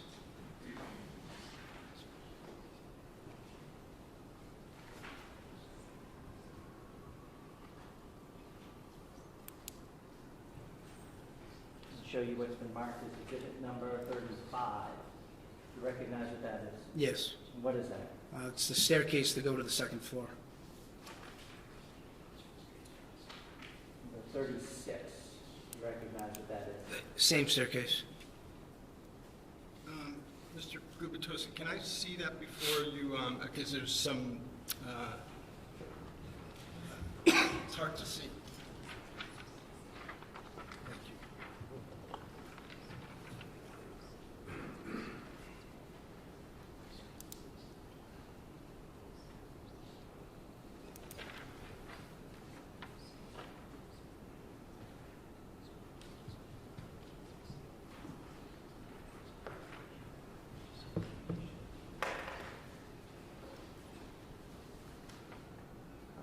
Exhibit 37. Can you describe what we're seeing there? That's if you were at the top of the stairs, looking straight on.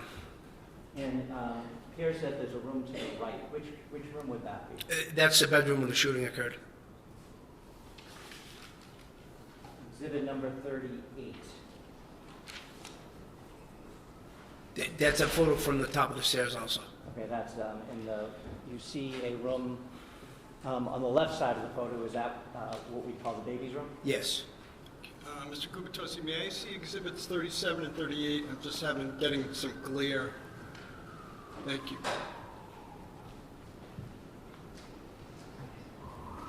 Thank you.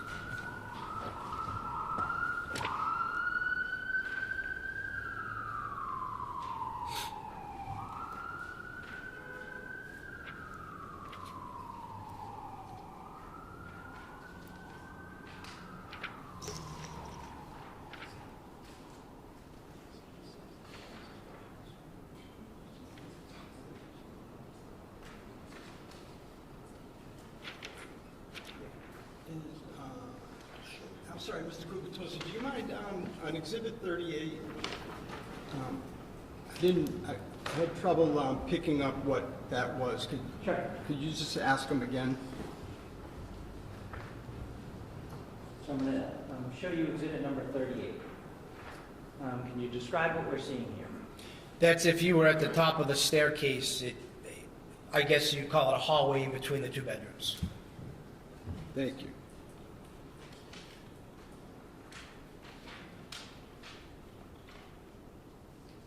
Exhibit number 40.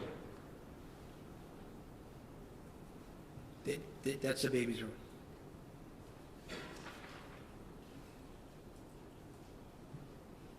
Exhibit number 42. Same thing, the baby's room. Different angle. Different angle. And I'm sorry, that was 42 that you just showed? Okay, thank you. 45. Can you describe what that is? That's the baby's room also.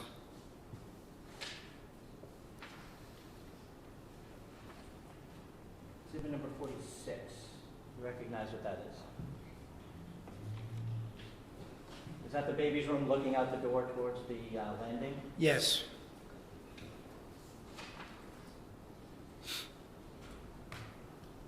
And exhibit number 49.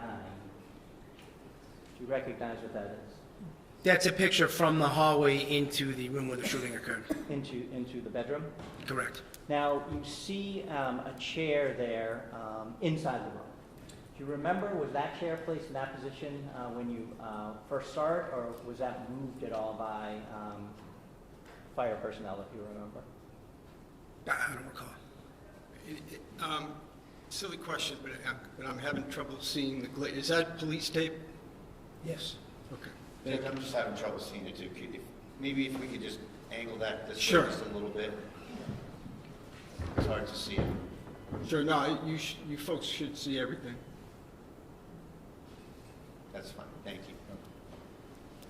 And can you still see? Yes. Okay. Exhibit number 50. It's a photo of the bedroom from the doorway. Exhibit number 51. Same, it's a photo of the bedroom from a different angle. So it shows the left as you walk into the room. Yes, it showed like the hard corner if you came in the room. Exhibit number 52. Same, it's the bedroom where the shooting occurred. Exhibit number 53. Same. Okay, now in this photo, you can see an air conditioner. You can see the bed on the right, correct? A bassinet on the left. Yes. When you came into the room, where was Miss Fitzsimmons? So she was just past the bed, like her head had pretty much, her head was by the wall where the air conditioning unit was, and her feet were angled out just to the left of the bed. Okay, so her head was Furthest from the door, so over here? probably a little to the left of that. Okay, and her feet were facing this way? Yes. So can I ask, so when you say that they were angled, the feet were angled out to the left, that you mean our left as we're looking at the photograph or her left? No, I'm sorry, our left is, we're looking at the photograph. So it would be her right if her head was towards the air conditioner. May I ask the witness to get that down and approach the screen just to... Yes.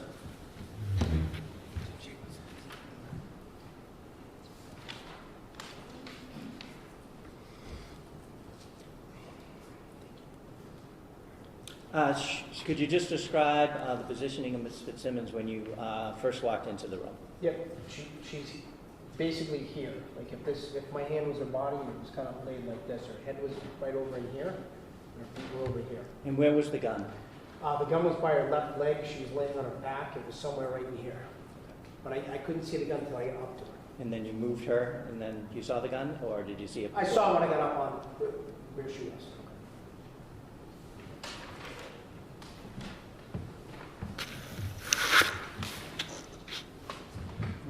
Show you what's been marked as exhibit number 55.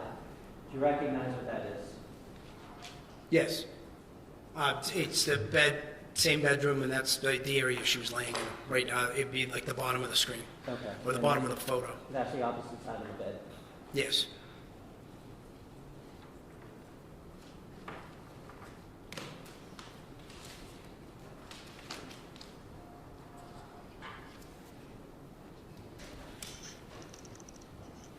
Now, when you went up there and you were tending to Ms. Fitzsimmons and after, did Officer Noonan say anything?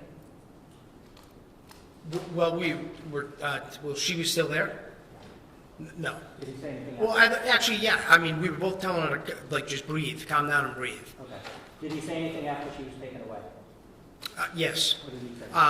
When we were basically in the hallway towards the baby's room when they'd taken Kelsey down the stairs, and I heard him say that she had pointed a gun at him. Objection, motion to strike. Sustained. What was his demeanor at that point? Officer Noonan's? Yes. I think he was sort of in shock a bit, like everybody. I mean, I think we were all clearly taken by surprise by what happened. And how long after you, after the shots were fired, did you have a conversation, without saying what it was, with Officer Noonan about what happened?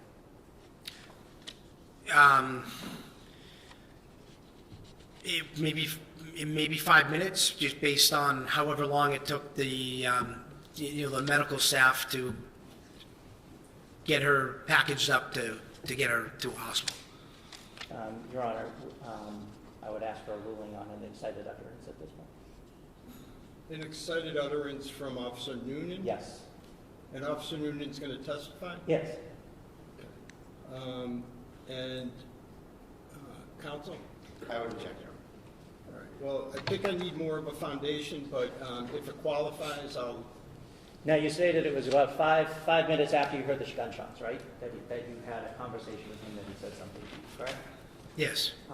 In the meantime, you both had been tending to her wounds, true?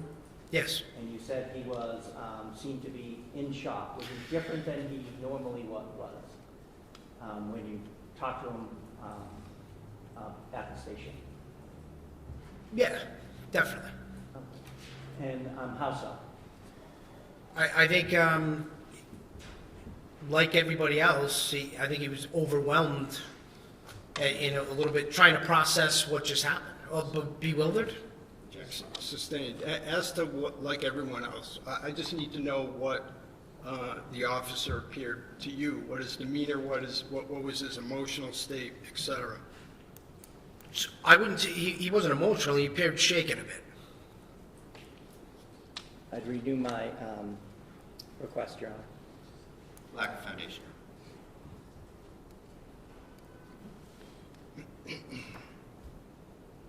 And this was 5 minutes after what? After the shooting, 5 minutes after, I'm sorry, this is to you. 5 minutes after the shooting. So how long did it take for the fire department to remove Miss Fitzsimmons? I'm guessing around 5 minutes. It may have been quicker. Fire department was there that quickly? The fire department was there very quickly. Yes. All right. I'll tell you what. This sounds like seems like a good time to take a break, our morning break. So, and I will rule on the objection when we get back. All right. So we will stand in recess, say, for 15 minutes. Will that work for everyone? Thank you. Okay. All right. Thank you. All rise, please.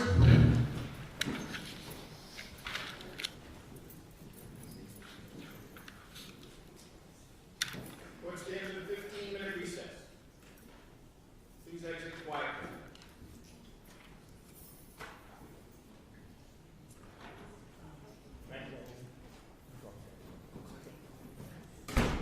Be seated.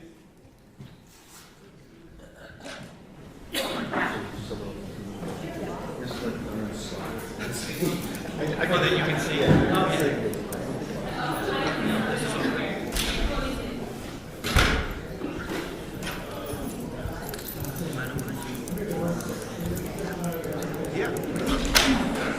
Oh, right. Paper airplane. No, I know, it's cool. I do the same stuff.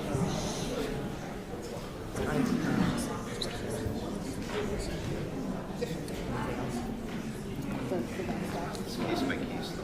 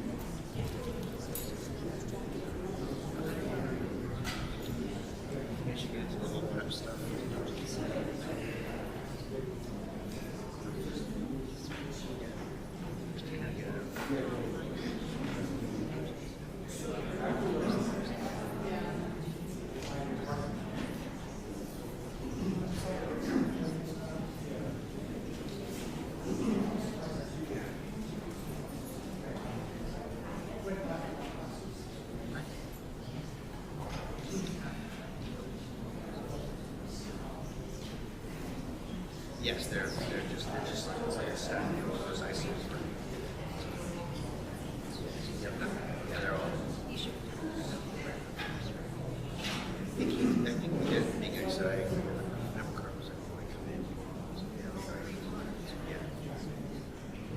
Yeah. Yeah, I said it's thinking. So I think they took that to me now.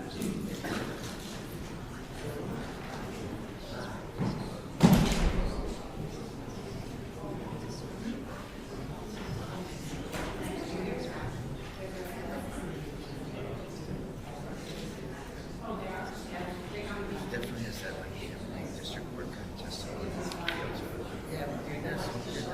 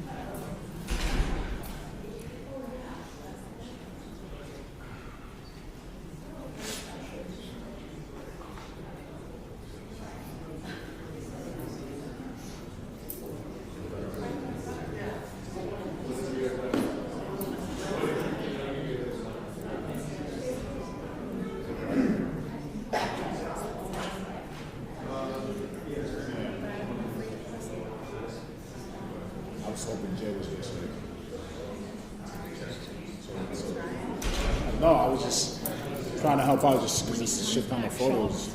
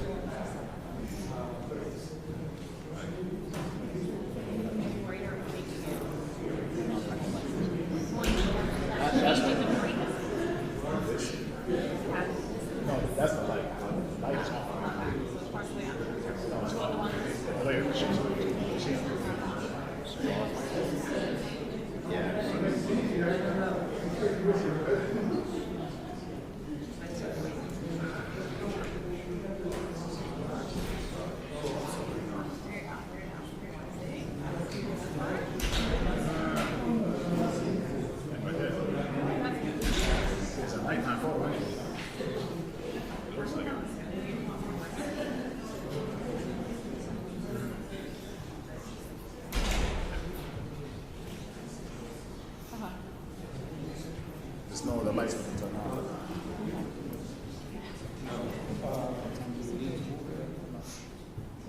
Yes, okay.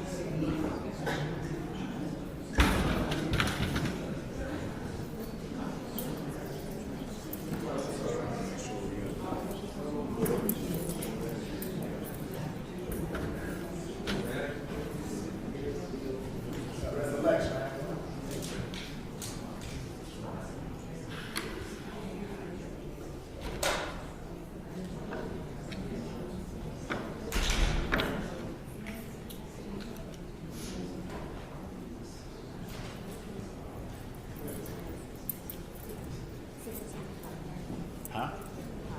I'm not going to window, yeah, I know from this one, I was waiting for it to go break. Just got a little steam in it. A little steam. Yeah, no. I'll be alright. I'm very short sleeping.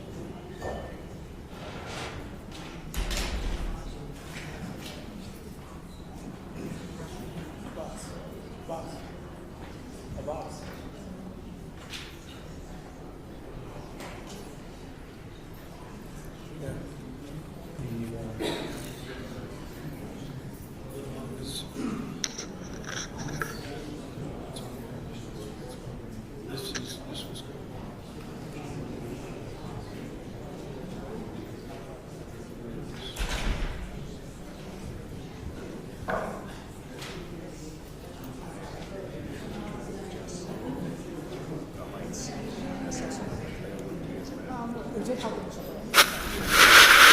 Some of the pictures didn't help each other.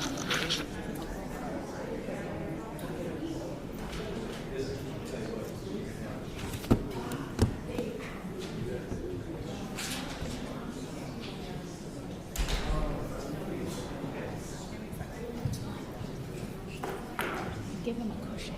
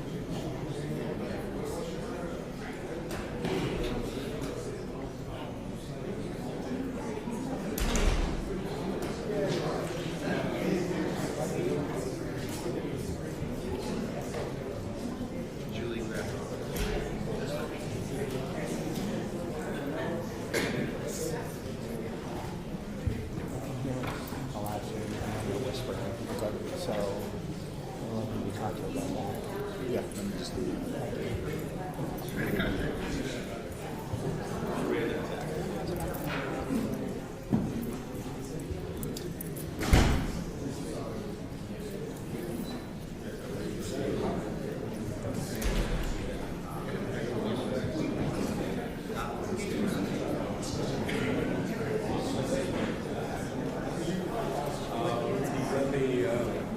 Oh, I can shut it off.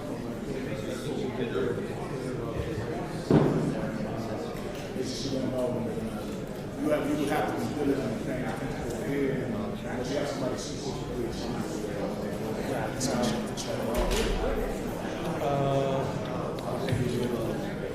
I can picking it up. Oh, I'm picking up this speaker. That's what Put it on the phone. yeah, that's what I'm looking for. It would have to be on a different table. So this goes up to where? It goes to the camera direct. So the camera directs Yeah. it. The cord is already all attached. Yeah. It goes all the way this way. Why is there something? Well, they're being told that they can hear them whispering. I can't hear anything, but I guess we'll have to move it. Just because with this, at FDR, they can pause it. This Right. mic doesn't pick up anything now at this point. Right. Your mic, they can't shut off. Yeah, I shut it off there, but I don't mind moving it. It's just I don't think you have. I opened up some windows. It's so cold downstairs. The windows open now, so I think. Perfect. Do you want to? Does this work? That's for this. I mean, He's just looking to pick up some of the voices. yeah.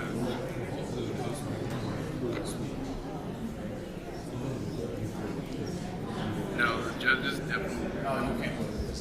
Same type of thing. This one you can't. The question is, like, do you I'm not sure. I haven't heard anything from what are you looking to do? He has this taped. But when they go and whisper, they have to go talk amongst themselves. They can't pause that. Good. And this court doesn't go I'm too far. afraid if people talk to me, that's going to pick it up too. Let me think. How long does that? There is, but I don't know if it's up.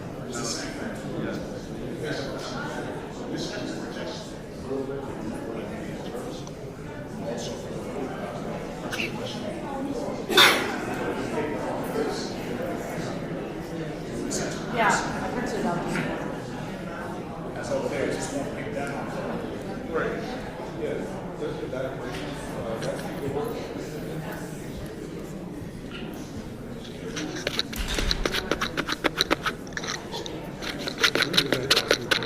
Me? You're the one causing the problem. I just want to hear what you're saying. That's all.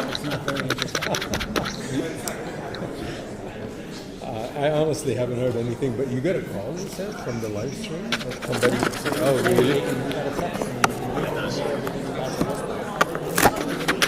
Somebody's really sitting there and listening. I didn't hear him. Yeah? Thank you. Yeah, no problem. Sorry about that. Appreciate it. This one right here. Let me. Do we have another cable? Maybe a shorter one, hopefully. You have a short one, right? I have a short one going to your mixer. And this is, it's going. That works. We're trying to work something with the lighting for this one.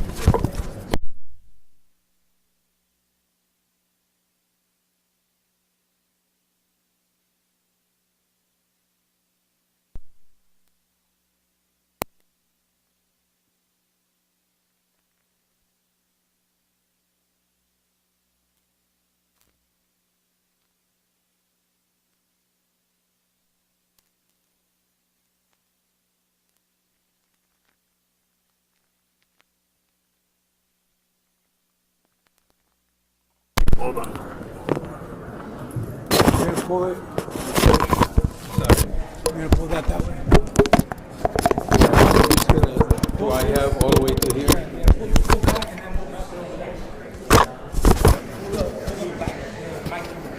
Are we putting it there? No, this one, okay. So that's what I'm saying, for this. Yeah, I think this is good. Okay. So I'm not gonna straight keep going.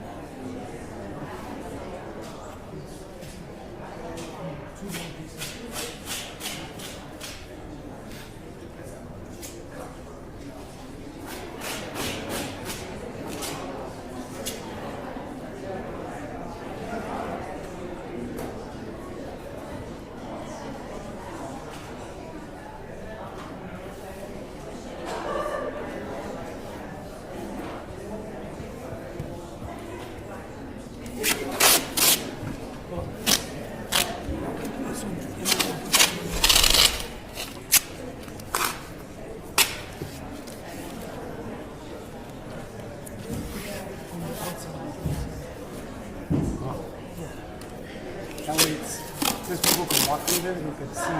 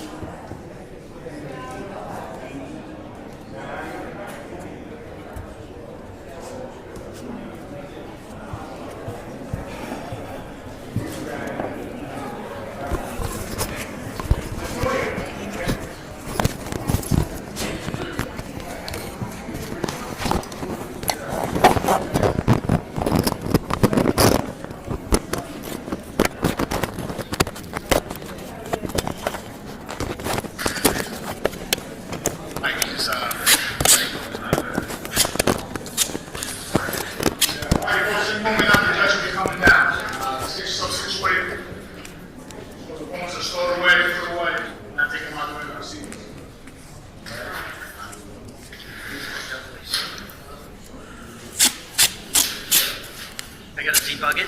What do I got to get here? Thank you. I appreciate it. Greatly.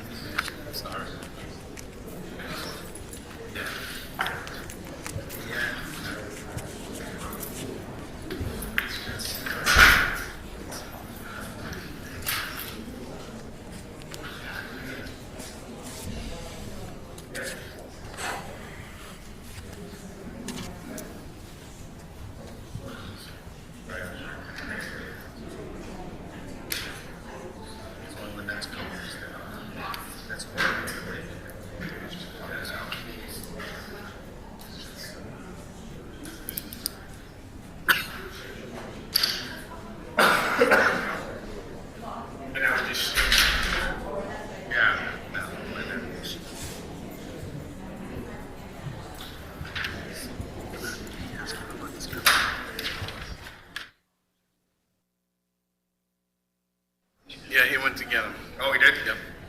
I'm going to ask him. I should have.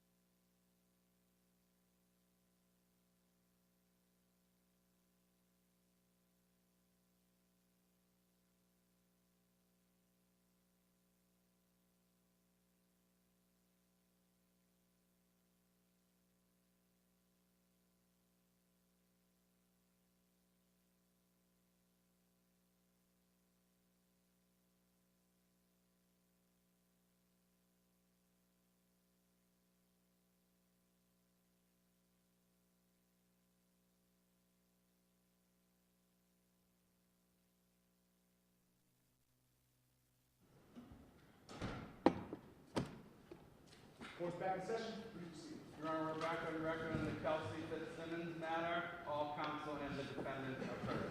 All right, so we left off, and the Commonwealth seeks to admit a statement made by Officer Noonan at the scene as a spontaneous utterance. The defense has objected. Does either side want to be heard more? I would, Judge. Please. I would like to be heard. So the government wants to have it both ways here. You know, they want you to think that this guy is cool, calm, and collected, you know, and then they want to get some statements in a completely different aspect. So, you know, statements that are excited utterances are, you know, they can be made after there's been time for reflection, you know, and time for possible fabrication. And here it's 5 minutes goes by, and, you know, this is not, you know, I know probably all of us attorneys in this room, and Your Honor certainly, are used to thinking about excited utterances maybe in a little more of a liberal fashion with like a domestic violence victim, someone who is completely upset and the upset continues. You know, they've gone on record saying how professional and cool and calculated this guy is. So that plus the 5 minutes, plus the time for fabrication here, plus the motive for fabrication, I think makes it fatal to the government's efforts, and I think you should deny it. Anything in addition, Commonwealth? Your Honor, the declarant himself need not be excited. It is the fact of the matter that the declarant is still under the stress of the exciting event. And the court should consider the factors such as whether it's made in the same location as the precipitating event, temporal proximity, age, spontaneity, and degree of excitement. Your Honor, the Commonwealth is not claiming that, you know, Officer Noonan was in shambles after the shooting. Certainly not, but he was still under the pressure of the event. It was within minutes. It was in the same location. Officer Noonan is present. He's going to testify, available for cross-examination, no confrontation issue. So I would suggest that in the court's discretion, you allow the spontaneous utterance for whatever degree of value you see fit. Okay. So the last thing, just if I may respond, is sorry. It's just that, you know, this is the exact time you would fabricate when your colleagues are starting to form opinions about what happened. It's the exact incentive, it's the exact time to fabricate. Thank you. Okay. All right. I think Attorney Moriarty was referring to the factors in Commonwealth versus Baldwin. At least I think that's a more recent case that has them, which is at 476 Mass. Strike that. 476 Mass 1041 at page 1042, a 2017 case. So I can say that a lot of the factors, you're right, do gravitate towards admission, them being admissible, but I am going to sustain the objection. This will be somewhat of a double negative, but strike that. I am unable to find by a preponderance of the evidence that the statement was not the product of reflective thought. So the objection sustained. All right, you may continue, Mr. Gubitosi. Thank you. Just one other question. You were on scene at the time of the shooting, correct? Yes. Was your gun checked after the shooting before you left the scene? Yes. At this time, Your Honor, I would be playing exhibit number 73. Okay, which is what? A video compilation of surveillance outside of the house. Outside of the house? Well, outside of the house, including the basement. Okay. And this has been jointly admitted, right? Yes, Your Honor. Okay. Yes, you may play it. Is there sound too, or is it? No.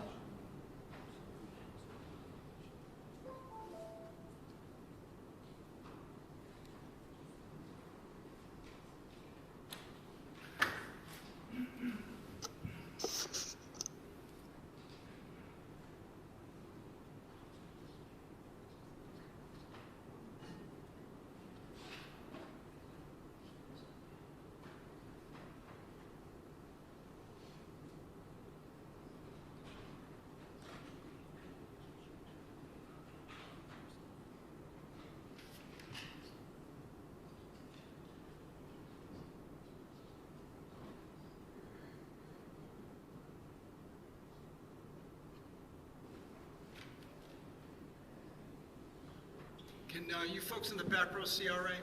Yes, thank you. Oh, sorry. It just, we can see when it's on the screen, you know.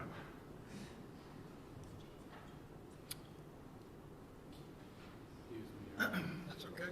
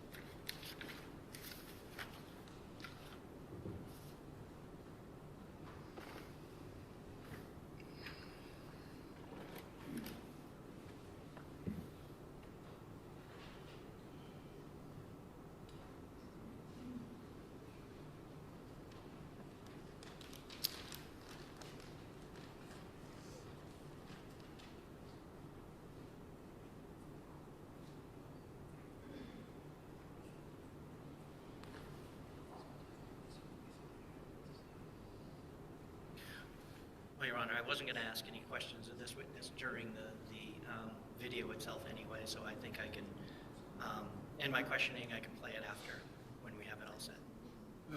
Okay, well, Mr. Wayne, you think you can just in a couple minutes, or you're not sure? I'm not sure. Okay, all right. All right, so, yeah, why don't we maybe try to fix it at the lunch break? Would that work for the Commonwealth? Sure.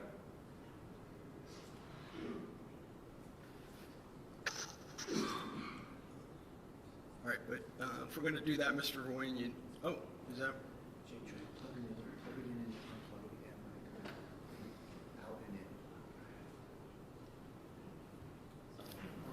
That's okay. We have IT here, I can have them come up at the break. Okay, that's fine. Thank you.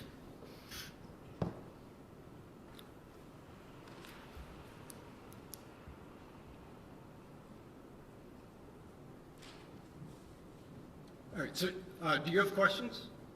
Do you have additional questions? No. Oh, I'm sorry. I thought that you had additional questions. No, that's what I said. I wasn't asking any additional questions, so I weren't can, that. Okay. I can sit down. So I guess, Mr. Bradle. Yes. We started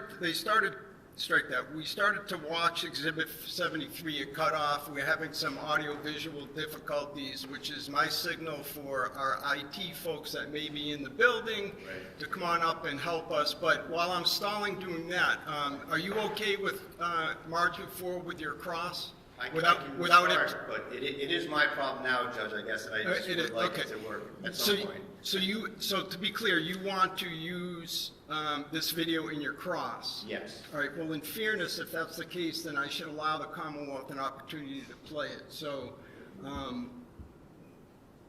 where's our IT folks? He's on his way up. Okay, excellent. Is it? His name is Khan.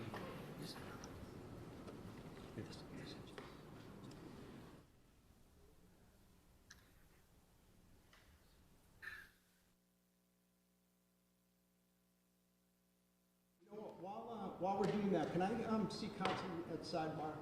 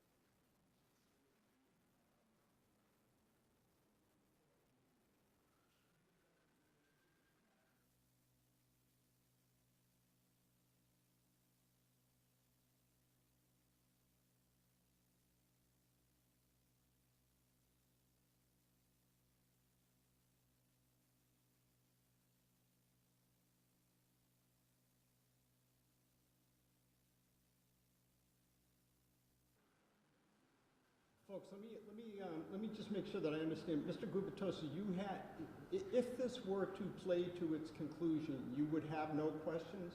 Correct. Correct, okay. So then, why don't we do this? Let's march forward with the cross. And obviously, Commonwealth can follow up on redirect, and maybe by then we'll get it working. All right? Unless you were going to start with that? I'm trying to be flexible, Judge, but I do want to set the stage with how Kelsey came home and how they came into the house. No, that's fine. You should be able to try your case.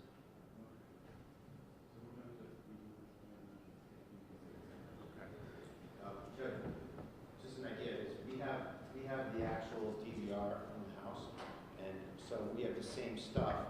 We may be able to play it from ours. Yeah, that's what I was thinking. Actually, it's even better. We do have their compilation that we can play from here, maybe. Right. You have the exhibit. You're just putting it in a different computer. Okay. We can do Right. that. Is that right? Can you just confirm that? That's right. That Yes. It's the same exhibit. Okay. Yes, Judge. It's what we received. All right. So let's see if we can get it moving, and if You guys so. can get it on, we have it on a thumb drive here.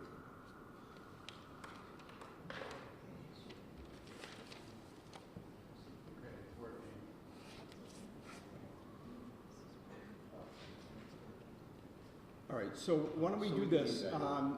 Let's start from the top. Can you just replay, just start it from the beginning? We're still going to consider this, that this is during the direct by the Commonwealth of the lieutenant, and this is Exhibit 73. And now, of course, it won't work because I've said too much.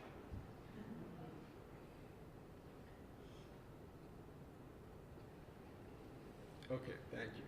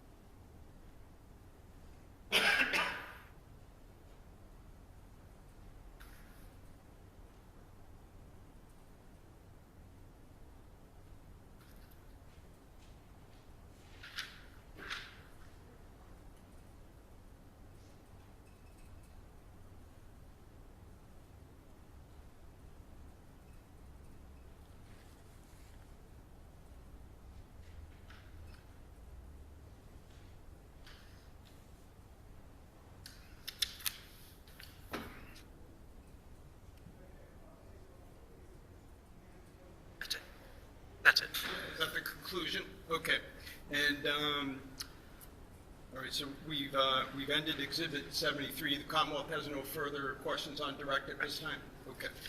All right, so cross-examination. Thank you.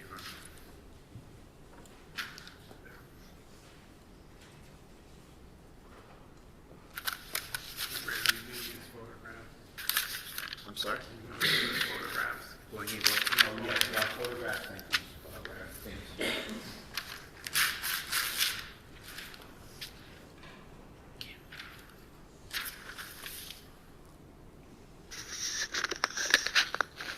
Lieutenant Daley, good afternoon or good. All right, that's all right. I just need to be able to see Mr. Brado.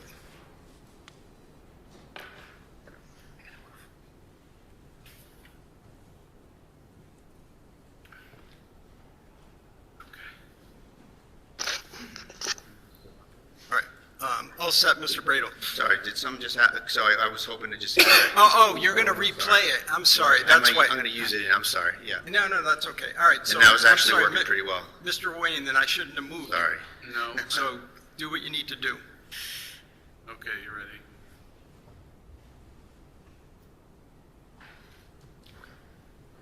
All right, may I inquire, Your Honor? Thank you. Yes. Good afternoon, sir. Good afternoon. So we've never spoken before, correct? Correct. And you did not write a report in this case? I did. And where is it? Who did you write it to? Where did I write a report Right. to? When did you write it? Afterwards?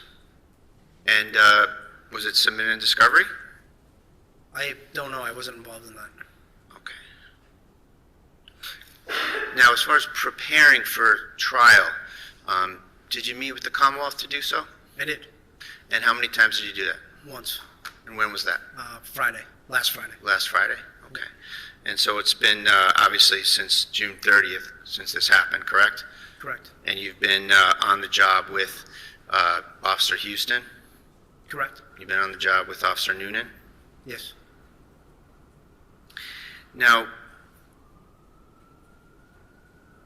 in terms of this incident, isn't it true that you spoke with Justin Alayan at the police department before going to Kelsey's house on June 30th? Yes.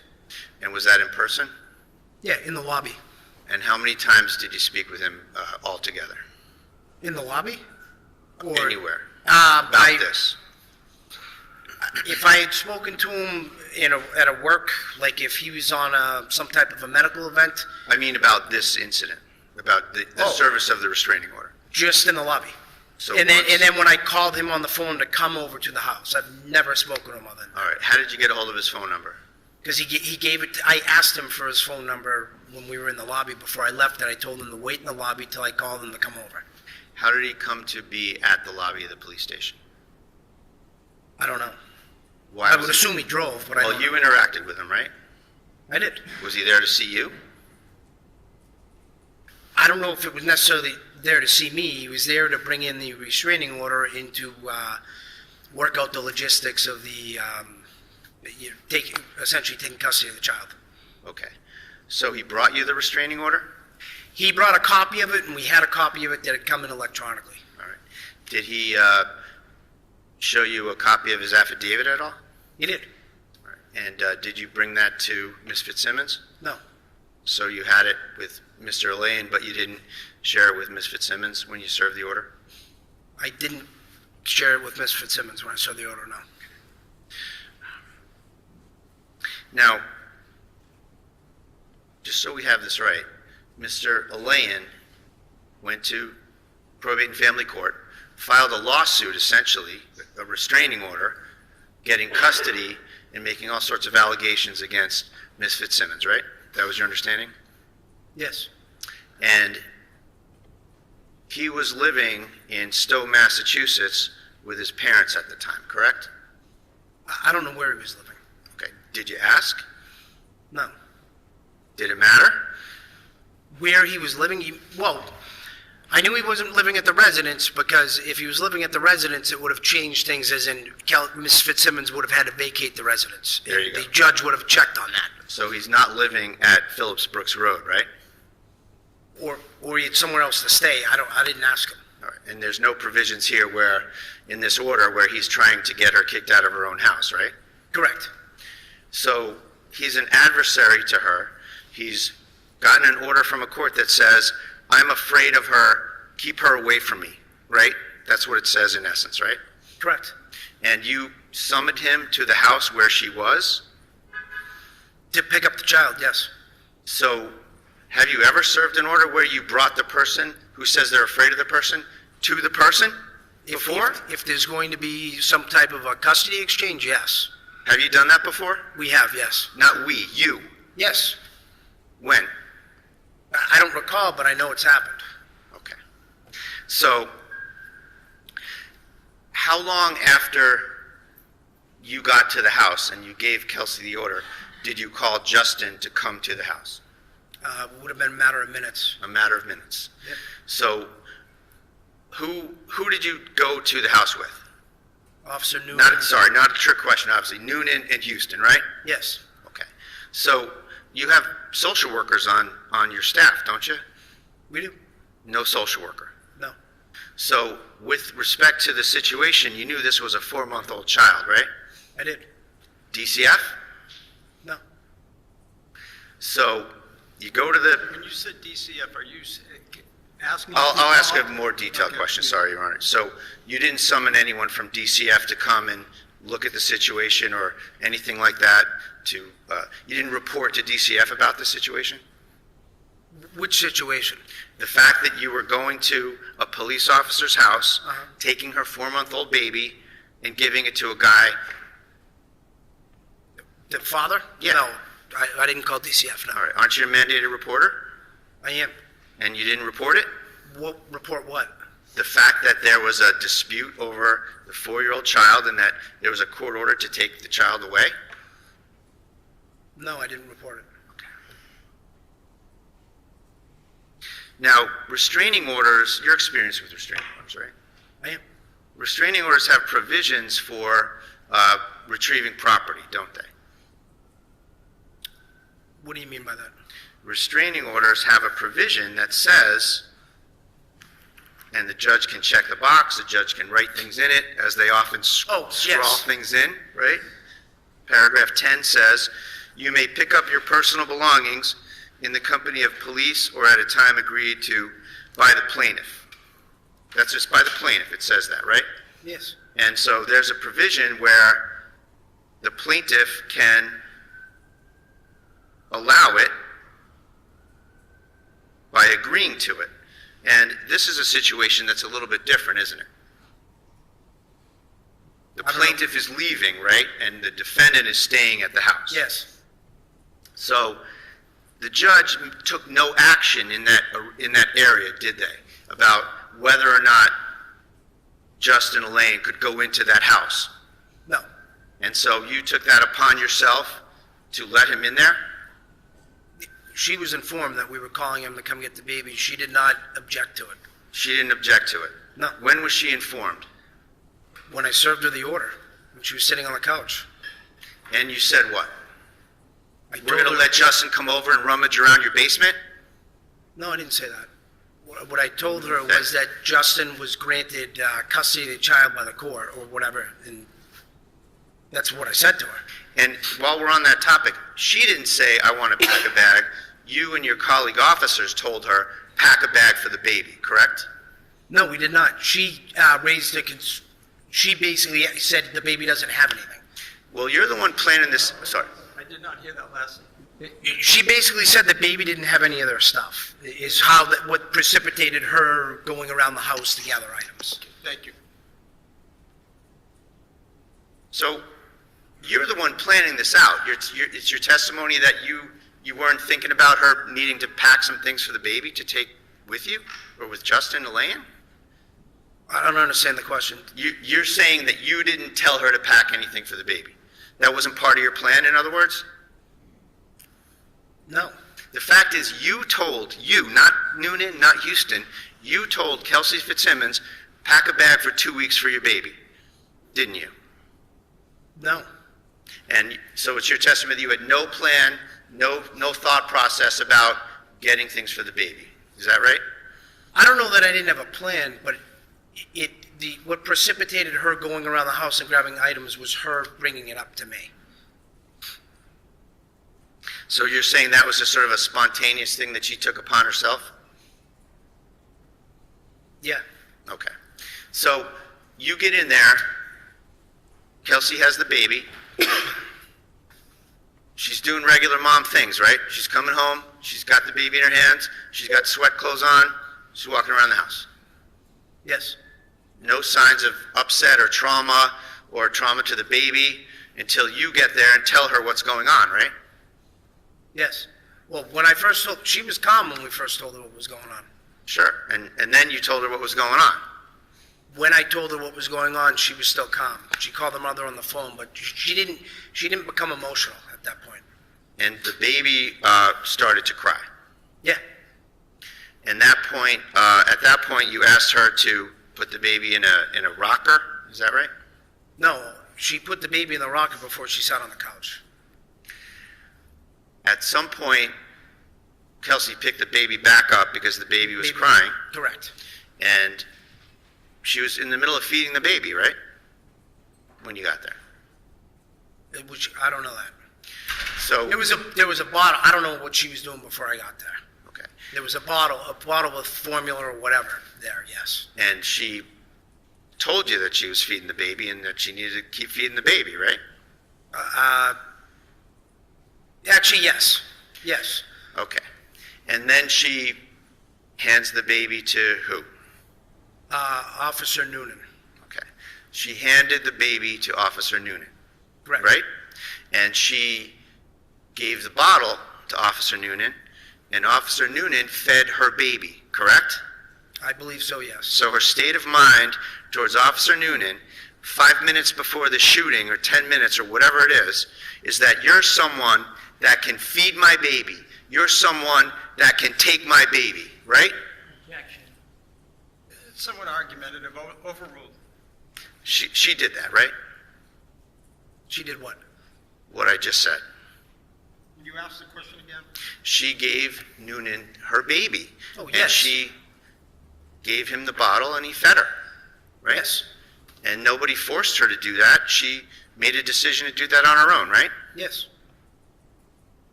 Now, you said that Kelsey had started in 2025? That's what I have in my notes. That's not no, right, it was is it? before. I believe it was 24. Okay, well, it's 23. Okay. Is it not? I'm not positive of the date. It's been a few years. All right. It's fair to say that you hired her, right? I did. You trained her for 6 months you were her DI for 6 months, right? Drill instructor? Yes. She was the treasurer of the police academy when she was there, right? She was. She came on the job and she worked under you on many shifts, right? During field training and I believe briefly afterwards, yes. All right, so she's an officer from 23 that you know well, and she's been there a while, right up until going out on maternity leave and then coming back, just about to come back June 30th, right? Correct. And as of June 30th, she was slated to go back on the schedule for July 4th, right? To go back on patrol, yes. Yes.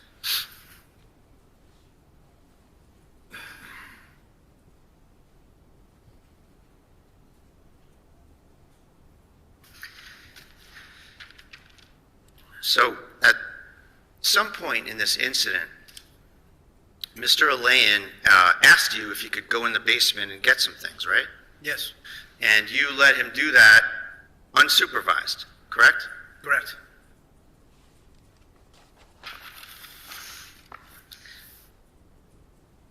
Isn't it required that an officer accompany the person with the consent of the homeowner?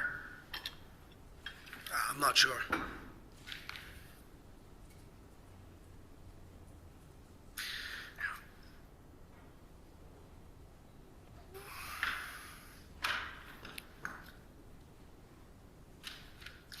Now, at some point, Kelsey's mother comes in, correct? Correct. Where were you and where was Kelsey when that happened? When Kelsey's mother came in, we were I believe we were in the living room. And Kelsey was nowhere near that, correct?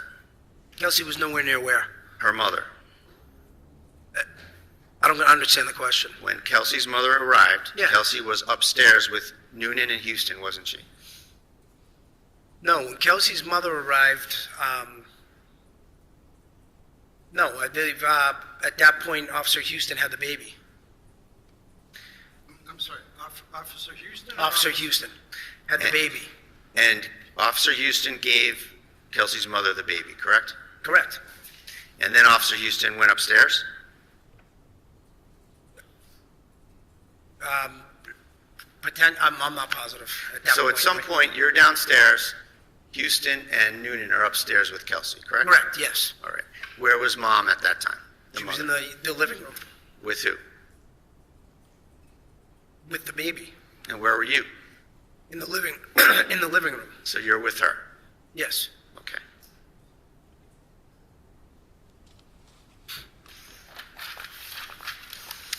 At some point, you hear 2 gunshots. Yes. And at that time, Houston is downstairs with you. He's joined you downstairs. When the gunshots happened, he's downstairs, but he's not joined with me. He's around in like the kitchen right at the top of the staircase, So he's, according to him.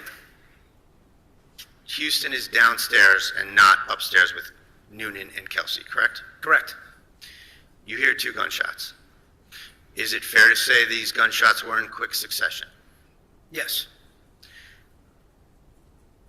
What did you do? I was running up the stairs when the shots were fired. All right. Did you see the shots? No, I heard 2 loud bangs. I was running up the stairs. Where was Noonan, if you know? Noonan was right outside of the frame of the bedroom door, in like the, if you want to call it a hallway, the upstairs hallway. Like maybe like a landing, like the top Door. landing of the steps? In between both bedrooms. All right, so Noonan is at the door frame, correct? Yes, And it's fair to say there's no door to the bedroom, right? correct.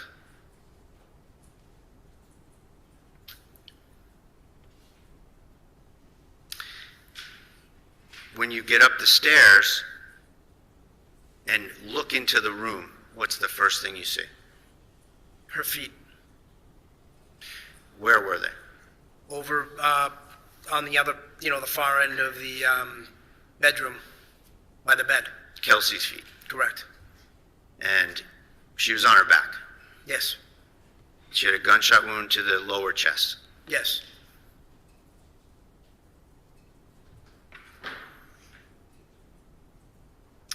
And at some point, you went over there to render first aid, right? Yeah, it was pretty much immediately. Okay. And Noonan is covering the scene with his firearm, correct? Correct. Now, when you went up to Kelsey, what was the first thing you did? Was it in terms of first aid or in terms of securing the firearm? Secure the firearm. All right. And where was the firearm? The firearm was by her left leg.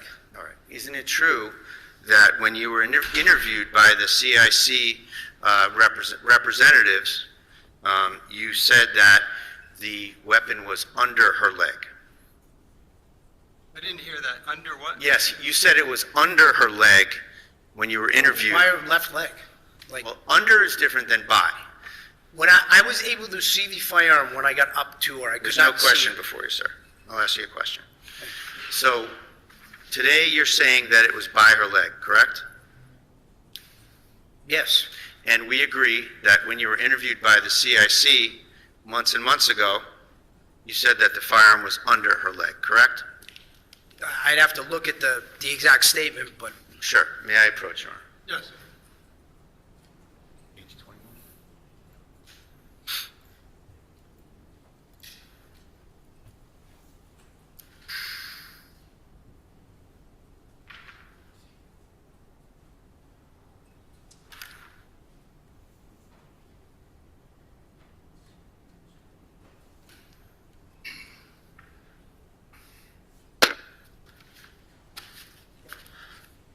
Mr. Prater, yeah, you can approach. Can you just make a record of what it is that you're showing him? Sure, Judge. For the record, I'm proffering the witness page 21, of the CIC report that was commissioned by the North Andover PD. Okay. You wanted to look at it? Yes, please. Thank you. All right. Lieutenant Daley, do me a favor, look. You can look anywhere you want on the page, but I want to invite your attention to Right here. right here. And you can look up and down. Yep. Just take a look and familiarize yourself when you're comfortable. Okay. You got it? Yep. Okay. I'm going to read something, and I'm going to ask you if I read it correctly. So she's laying on her back, head towards the window, feet closest to us, and the firearm was underneath her left leg. Did I read that correctly? You did. And that was your testimony, right? Yes.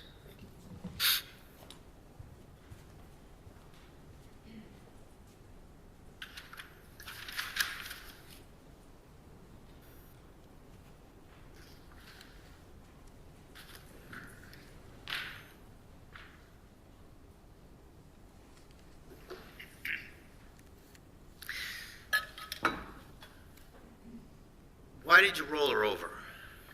To see if there was an exit wound. And did you tend to that? Yes. And at some point, Kelsey said, "I'm sorry, I want to die," correct? Correct. And when was that? During that time. Was Noonan anywhere near her? Yeah. What was he doing? I don't know. I mean, he was within, he was right by me, but I was wrapping gauze around her, or trying to at that point. He was there. He might have been grabbing stuff, more additional things out of the medical bag. I don't know. At that point, Kelsey looked at him and said, "Why?" Didn't she? Not that I recall. Did Noonan say anything to her? I think, yeah, and so did I. He basically said, like, calm down and keep breathing. Okay. Is that it? That I can recall, yes. And what about you? What did you say to her? The same thing. Okay. Now, you were asked if you had your gun checked as a result of this incident. What? I don't mean to put you on the spot. And you can go find it. But do you know your gun serial number? No, I don't. Okay.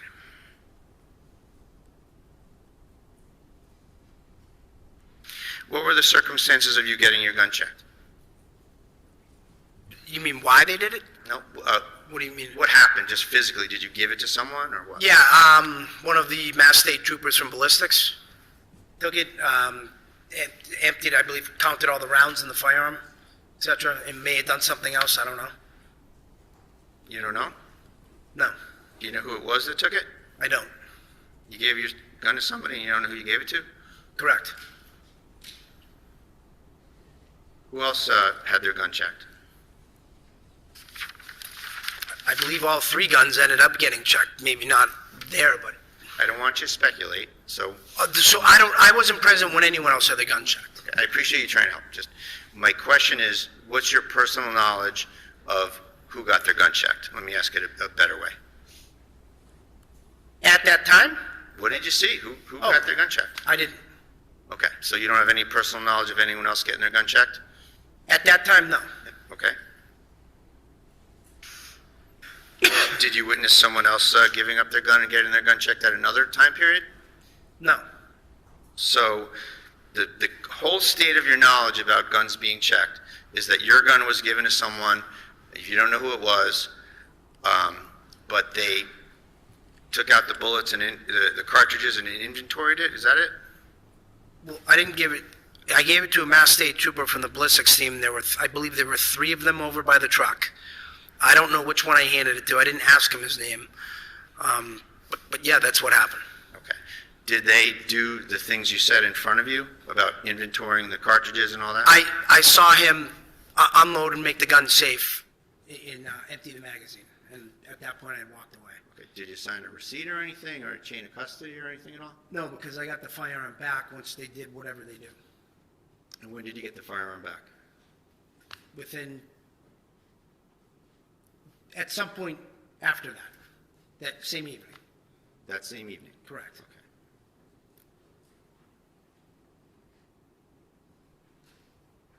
Okay. Sorry if I asked you this. You don't have any personal knowledge of the circumstances of anybody else's guns being given up and checked? I never witnessed any of the other people's guns getting checked. I know that Tim Houston had already left, and they were trying to he had already left the scene at that point, so they were trying to make, logistically plan out someone going over to pick up the gun from him, his firearm. Okay. So I knew that it got checked, I just don't know exactly when. You assume it got checked based on the circumstances. How about that? We Fair agree on enough. that? Okay.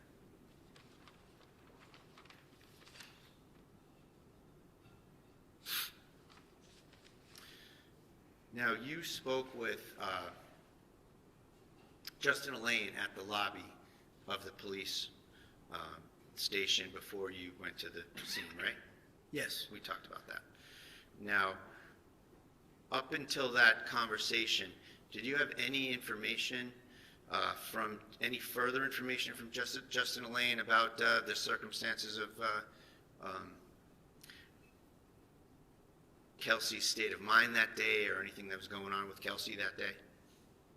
Prior to seeing him in the lobby? When you were speaking with Justin Elaine in the lobby, Yeah. had you already had any information about Kelsey's whereabouts or actions that day? From Justin? From anywhere? Oh, yes. Okay. Were you aware that she was waiting for him at the park in town? No, I wasn't aware that till Kelsey told me that when we went to the house. Okay. Isn't it true that at the police station, Justin Elaine said to you, "I wouldn't be surprised if she shot the baby right in front of you," right? Yes. And that added to your mindset about going to see Kelsey, didn't it? I don't know, I don't understand. That was the part of question. the quantum of evidence or thoughts or presumptions that you had in your head, right? I think it raised my awareness. And that was communicated to Noonan, wasn't it? Both Noonan and Houston, yes. Okay. And so that statement from Justin Elaine, it's fair to say, contributes to an increased level of vigilance towards Kelsey when you got there, right?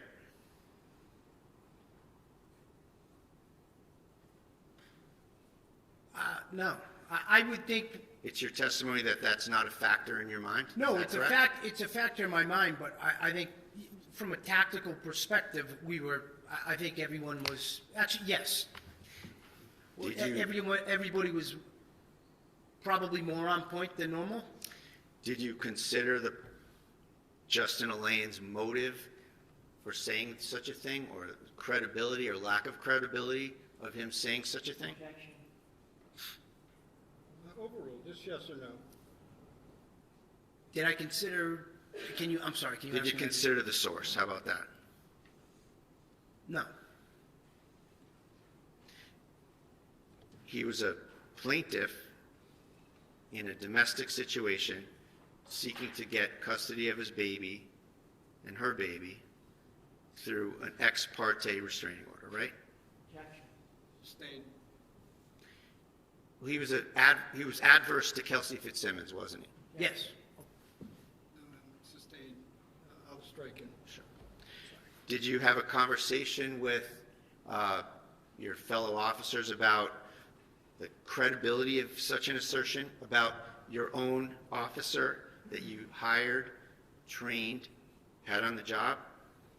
All right, so you're referring to Ms. Fitzsimmons? Yes. Overruled. I'm sorry, can you? Yeah, did you think about what he's saying? How did that affect your state of mind towards Kelsey? I don't know that, I didn't take everything that he said as 100% factual. However, there was a court order in place where we had to go serve the documentation. Regardless, I don't know, that was my state of mind.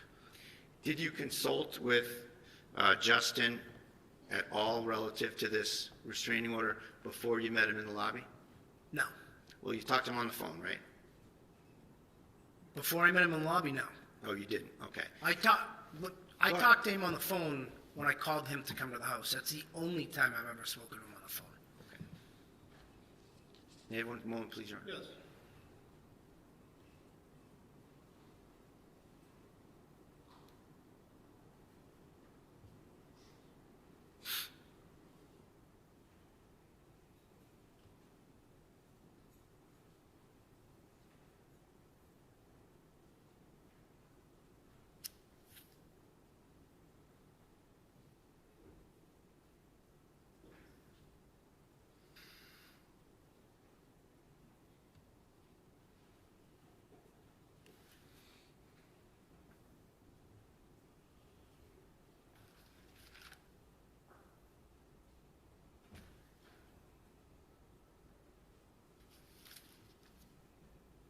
So Lieutenant Daley, after the shooting and a crime scene's established, it's fair to say that you had some other officers come to the scene, correct? Yes. And some of those officers were trained mental health officers, correct? Everybody's a trained mental health officer in some capacity. Well, there's Officer Seawait, Yes. and he has some special training with mental health Yes. issues, correct? And Seawade? Seawade, S-E-W-A-D-E, Your Honor. And he came to the scene after the fact, right? Yes. He didn't come for Kelsey, he came for Noonan, right? Yes. Nothing further. Redirect? When you provide when you're serving a restraining order, you serve the order itself, correct? Yes. You don't serve an affidavit.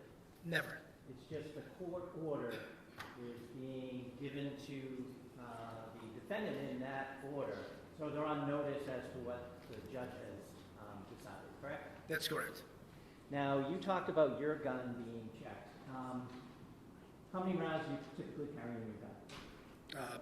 17 in the magazine and 1 in the chamber. So 18 total rounds. Thank you. Nothing else. Great. Any recross? Just one or two questions, Your Honor. So counsel asked you, you don't serve the restraining order. I'm sorry, affidavit. You don't serve the affidavit, right? Correct. I never have. So is there some rule that says you can't? Not that I'm aware of. So you had the affidavit in this particular circumstance, right? Yes. And you didn't give it to him, That's correct. and you could have. I don't know. My understanding, we've never, I think as a general rule or practice within our PD, I'm not familiar with anyone ever serving a restraining order, including the affidavit. Well, when someone walks into the police station with the order and the affidavit and shows it to you and uses it, it's not a big deal to make a copy and hand it to the defendant, is it? Well, the document I served was a document I printed that was sent to me directly from the court, not what he gave me. I just made a copy of that and it remained in the OIC office. It's fair to say that in the circumstances where you don't give an affidavit, it's when you've gotten something from the court via the system, the OIC email, and they don't give you the affidavit, so you just serve what you get, right? Right, which is what I served her. Right, and this situation is different because you had the affidavit in hand, right there, and you could have brought it, couldn't you? And you know of no rule that says you shouldn't. Not that I'm aware of. All set? Well, you're not getting involved in the matter. Hold The on, court hold on. decides, right? Are we going out to redirect? I'd like to. All right, a couple questions. You're not getting involved in the matter that the court decided, like a probate matter, correct? Correct. You're simply going and serving the restraining order for what the judge found, right? That's correct. Nothing else, thank you. Do you have any recross? No? Sure? All right. Let me just see if I have a question or two.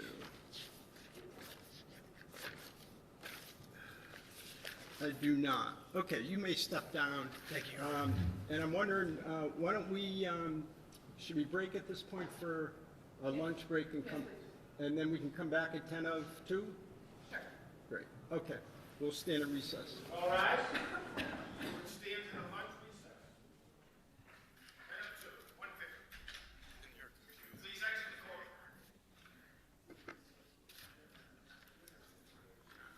Do you have that exhibit?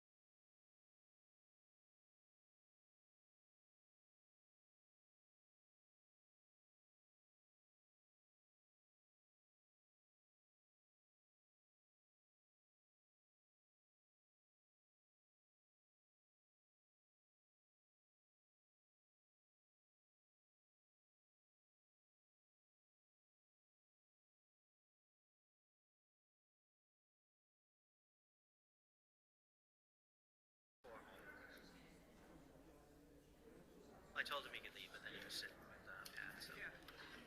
Houston should.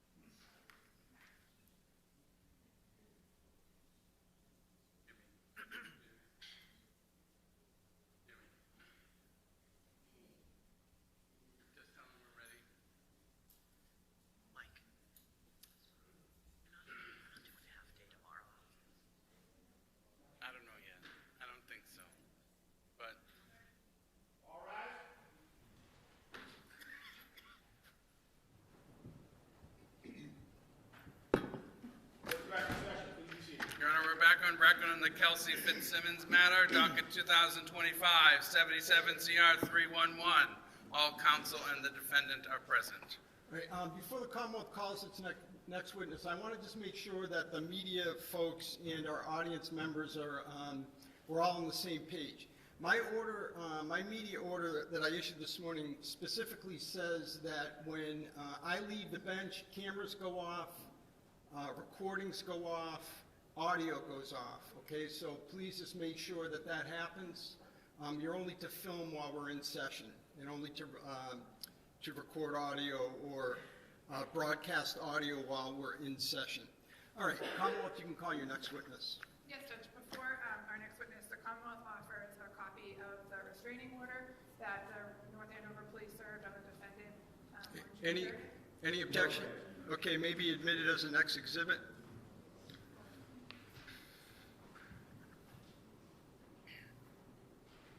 Exhibit 74, so marked. And Courtney Elaine, please.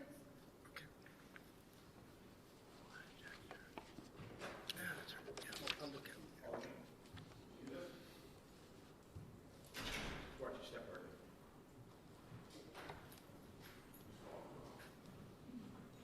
Good afternoon. Could you raise your right hand? You solemnly swear that the testimony you're about to give in this cause now and hearing shall be the truth, the whole truth, and nothing but the truth so help you God. Yes, sir. Thank you. You may have a seat, thank you. All set, thank you. Thank you. Good afternoon. Good afternoon. In a nice loud voice, if you could please state your name and spell your first and last name for the record. Courtney Alayan, Courtney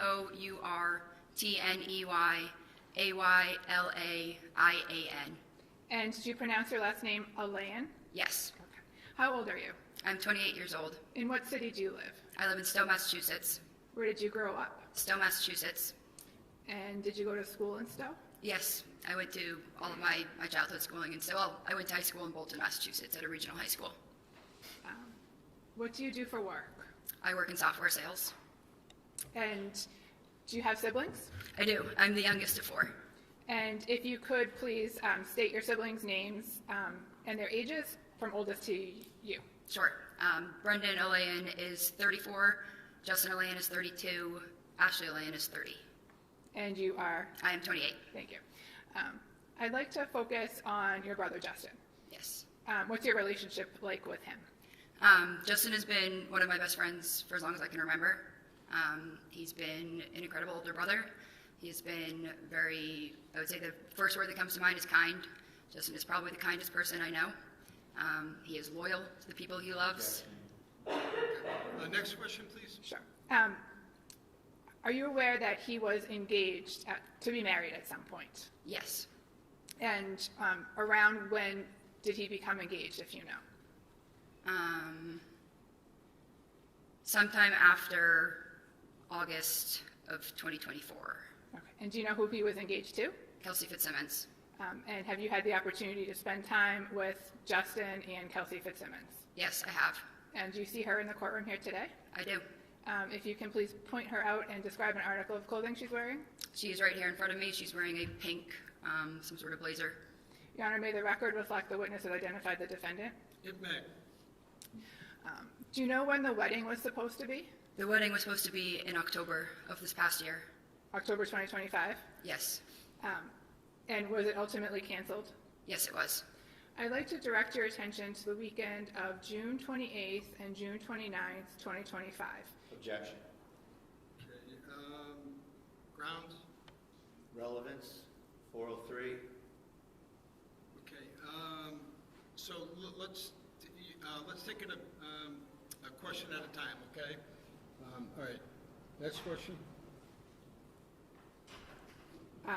Did you go somewhere that weekend? Yes, we went to Bethel, Maine. And who is we? Myself, the groom's party and the bridesmaid party.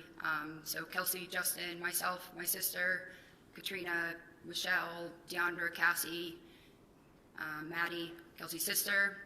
I'm trying to think if I'm missing anyone for females. On the groom side, it was both my brothers, Brendan and Justin, his friends Aiden, Dave, her brother Will, Hunter, That might be everyone from the parties. And was it kind of was it a Jack and Jill bachelor party? It was a Jack and Jill bachelor party, yes. And did the weekend end early? Yes, it did. And did you go home? Yes, I fled the house. For just exploring this, Judge, is, Okay. you know, they're not allowed to open this door. This is an assault involving an officer and my client. Okay, so let's do this. Let's just argue this at side. Let me hear you at sidebar, only so that we don't have to have the witness leave. I'll see everyone at sidebar.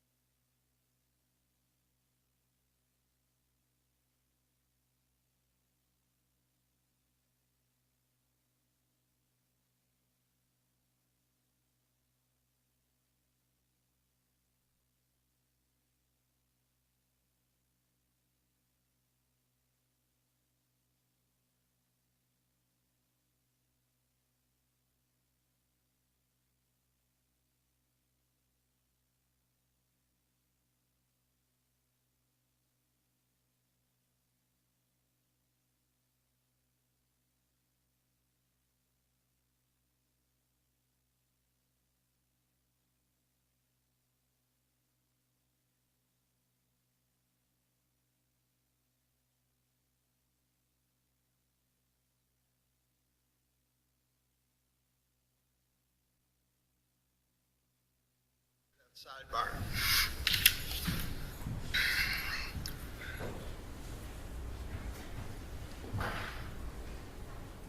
May I, Your Honor? Yes, please. Is it true that you drove home to Stowe on Sunday of that weekend? Yes, if that is the, sorry, I'm trying to think of the days, yes. I stayed at a hotel the night before. And then ultimately on Sunday, you went to your house in Stowe? Correct. And did you have without telling me what the conversation was about, did you have a conversation with Justin on that Sunday? Yes. And then did you again have a conversation with Justin the next day, which was Monday, June 30th? Yes. And as a result of that conversation, did you go somewhere? Absolutely. Where did you go? We drove to his friend Hunter's house. And who is Hunter? Hunter is Justin's friend who he knew through the fire academy. And where does Hunter live? Hunter is in, I believe it is still in North Andover, where he lives. And is that where you drove on June 30th? Correct. And who did you drive with? I drove my car alone. I met Justin there after he called me. And did you, was anybody else at Hunter's house that day? Yes. It was Hunter, myself, and two of her friends, two of Kelsey's friends, Michelle and Katrina, who were very concerned. Okay. Without talking about what was said, did you and Justin at some point go somewhere alone? Yes. Where did you go? We went to, I'm not sure which courthouse it was. We went to a courthouse. And what was the purpose of you and him going to the courthouse? To file, so he could file for an emergency restraining order in custody. And get custody of? Of Caden. And who's Caden? Caden is Justin's son. And how old was he at the time? He was right around 4 months, I believe, at the time. Did you have any familiarity with restraining orders? No. What did you do when you got to court? When we got to court, Justin went to the desk and told them the situation, said he believed his son was... Sustained. Next question. Did you help Justin fill out a form? Per the clerk's advice, yes. Justin was shaking. And where did you go from there? From there, we drove to the North Andover Police Department. And what did you do at the police department? We both walked in, and I spoke with a couple of her lieutenants, Daley. I'm not sure who it exactly was I was speaking to, and I told them that I thought she would... And without telling me what you said, did you give the police something? I didn't hear the question. Did you give the police a copy of the restraining order? It was faxed to them, yes. And did the police... Non-responsive. Overruled. And did you stay at the police station for a period of time? Yes. And what happened next? We were at the police station praying, and we got a call from one of the lieutenants saying that Caden was safe and to come to the house and get him. And what house were you going to? 125 Phillips Brooks Road. Had you been to that house before? I have. Okay. How did you get there? We had driven separately, so we both drove our cars to the house. So you drove your car and Justin drove his car? Correct. And did you, approximately how long were you waiting at the police station before you got that call? It was much quicker than we thought, probably 20 minutes maybe. I could be a little off, but 20 minutes. And about how long did it take you to get from the police station to 125 Phillips Brooks Road? Not long, but less than 10 minutes. And what happened once you got there? We got there, we were welcomed in the door by an officer. He said Kelsey's upstairs getting some clothes for Caden. Your Honor, motion to strike. Okay, without telling me what the officer said. All right, hold on, there's an objection. Overruled. Next question. You said you were let inside by a police officer. Is that correct? Yes. And then what happened when you went inside? Lauren, Kelsey's mom, was holding Caden. She was angry. She said to Justin, Kelsey is fine. Objection. Justin's... Sustained. Hearsay, Judge. Please. All right, ma'am, you don't, no one expects you to know these legal rules, but unless you're specifically asked, you can't repeat what people told you, okay? All right, thanks very much. Of course, Your Honor. So you go inside, you and Justin go inside? Yes. And then you saw, who did you see? Lauren Page was holding Caden. And who's Lauren Page? Kelsey's mother. Okay, and you and her had a conversation? Justin and Her did. Okay. And then what happened? And she was holding the baby? Yep. And then what happened next? She handed Caden to Justin. Justin then handed Caden to me. And I said, why don't I take a step outside? I wanted to avoid a confrontation, so he took the carrier, the baby car seat. We walked outside. And so you took Caden in your arms? In my arms. And you walked outside? Yes. And did Justin walk out with you? Yes. And did Justin take anything with him? He took the carrier, the car seat. Okay. And at that point, did you make a phone call? I did. Who did you call? I called my mother. Okay. And this is while you were outside? Yes. And then what happened next? There were gunshots that went off. And how do you know that they were gunshots? It was, I've been shooting before. I know what a gun sounds like. There were several gunshots and an explosion sound because they, I believe, had hit the air conditioner. There was a lot of smoke coming out of the window. Objection, Your Honor, there's no personal knowledge to any of this. All right. Is this what you saw, or? I saw the smoke. Overruled. And where were you standing when you heard the gunshots? I was near the side where the school parking lot is. I was next to our cars in the yard. And on the property. Approximately how many you said gunshots, plural, how many did you hear? There were at least 2. And then after you looked back at the house and you saw the smoke? I was right in front of the house, yes. And what did you do next? I knew I needed to run. I started to back up, and I was scanning the house, just praying to see Justin come out. Sorry, I'm trying to say what I'm not supposed to, I guess, say here, but I feared he was not coming out of that house. So and where did you go? Objection. I backed up. Sustained, I'll strike it. Judge, I object to the further line of questioning, and if the witness can't follow the rules, I ask you to strike the entire testimony. Okay, overruled. All right, I know you're nervous. Everyone gets nervous. Just listen to the question and just answer just the question. Okay. Go ahead. Apologies, Your Honor. Where did you go after you heard the gunshots? I ran, put my arms around Caden, and I ran through the school parking lot and was looking for somewhere to hide. And I cut into a neighborhood and looked back and didn't see anyone, so I cut behind a house and hid behind trees, and I waited. And sometime shortly thereafter, did Justin come and pick you up? Yes. May I have a moment, Your Honor? Yes.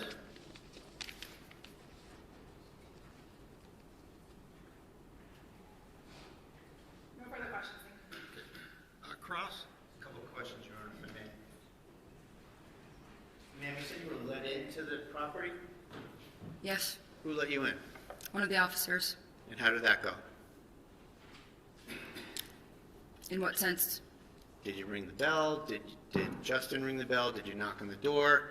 Did he break the door in? What happened? He did not break the door in. The officer opened the door for us. I don't recall if we called him or if he saw us pull in, but we did tell him we were on our way, so he was expecting us. And which officer opened the door for you? I don't remember.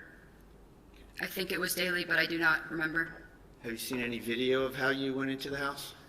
I have not, no.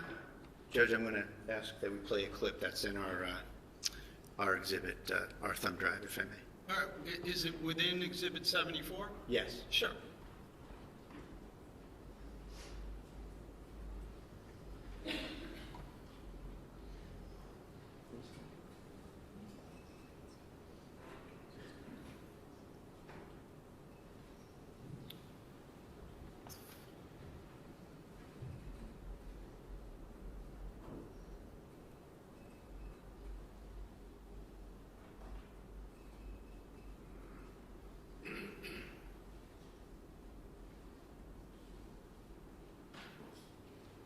We're getting there, Judge. Don't worry about it. Take your time.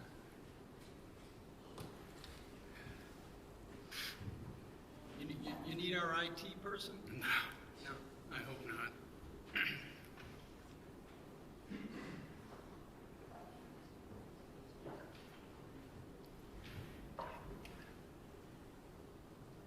This is it.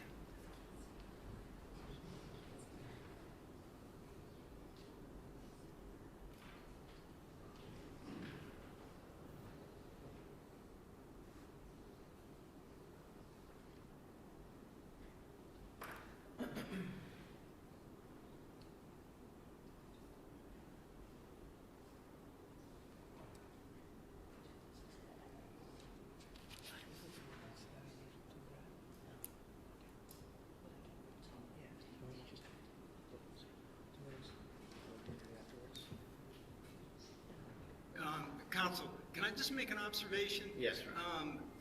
I don't want to interfere. This format that is on the screen is different than what was on exhibit. Yes, Hold on, please let me finish. Is different than what was on exhibit 74. I just want to make sure, however you do it, that ultimately I have what you're playing. Sure. Okay, so if it's just a different format and it's already on 74, no problem. So, Judge, you're a step ahead of us. I was just confirming with counsel that this particular one is not on there, but I was just gonna, I'm sorry? Oh, it is. Yeah, okay, so, I'm sorry, I guess it is on there. I thought it was. Okay. We're good? Okay. So All right. just so we're all on the same page, to the extent that either side ends up playing something over and above what is on 74, let's just mark Make it sure and get that it it into gets in, evidence. and you have a thumb drive of it. All right. Thank you, Ron. So, do you see what's depicted on the screen, ma'am? I do. Do you recognize it? I do. And this is the porch area of 125 Phillips Brooks Road, correct? It is. Okay. Can you play?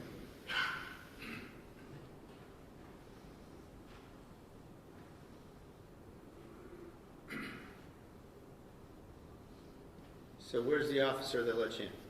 He was right behind that door. I do not recall the exact scenario. He was right at that door. So you walked in without anyone letting you in her house, didn't you? I don't know that I could say that because the officer was right behind Did you see anybody on there letting you in? I can't see the other side of the door. So you're already in the house by that time. You walked in the house all by yourself, didn't you?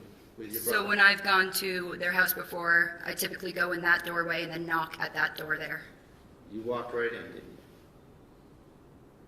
I don't know. There was an officer Well, you right saw behind What it. did you see in the video? I walked in. I'm not sure if an officer was right behind it opening that too. Because I Nothing. know he was at the door. But I'll offer that. It's not in, but I believe it's in the thumb drive. I'm sorry, I'm confused. Say that again? I believe that clip is in the thumb drive. But Is if you find out it's not, I would offer it to Okay. It is. Okay, all right, thank you. Is there any redirect? No, thank you. Okay, all right, thank you very much. You may step down. And, Commonwealth, you can call your next witness.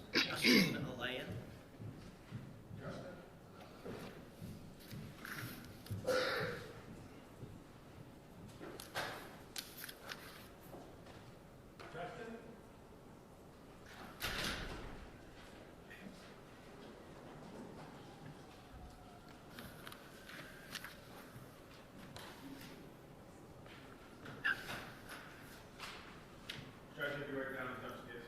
Okay.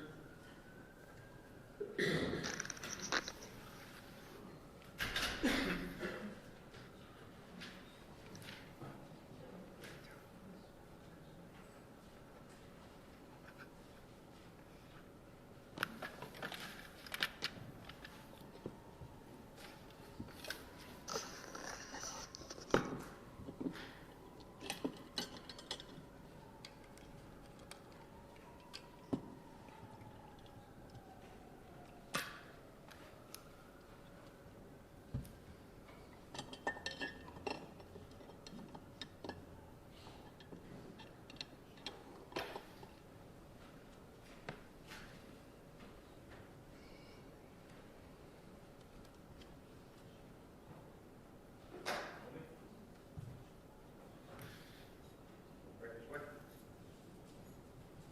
Watch your step.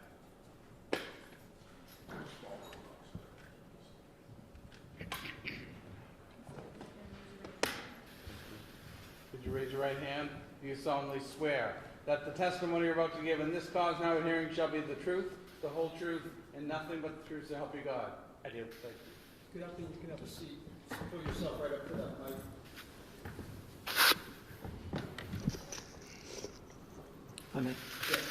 Sir, in a loud, clear voice, can you please introduce yourself?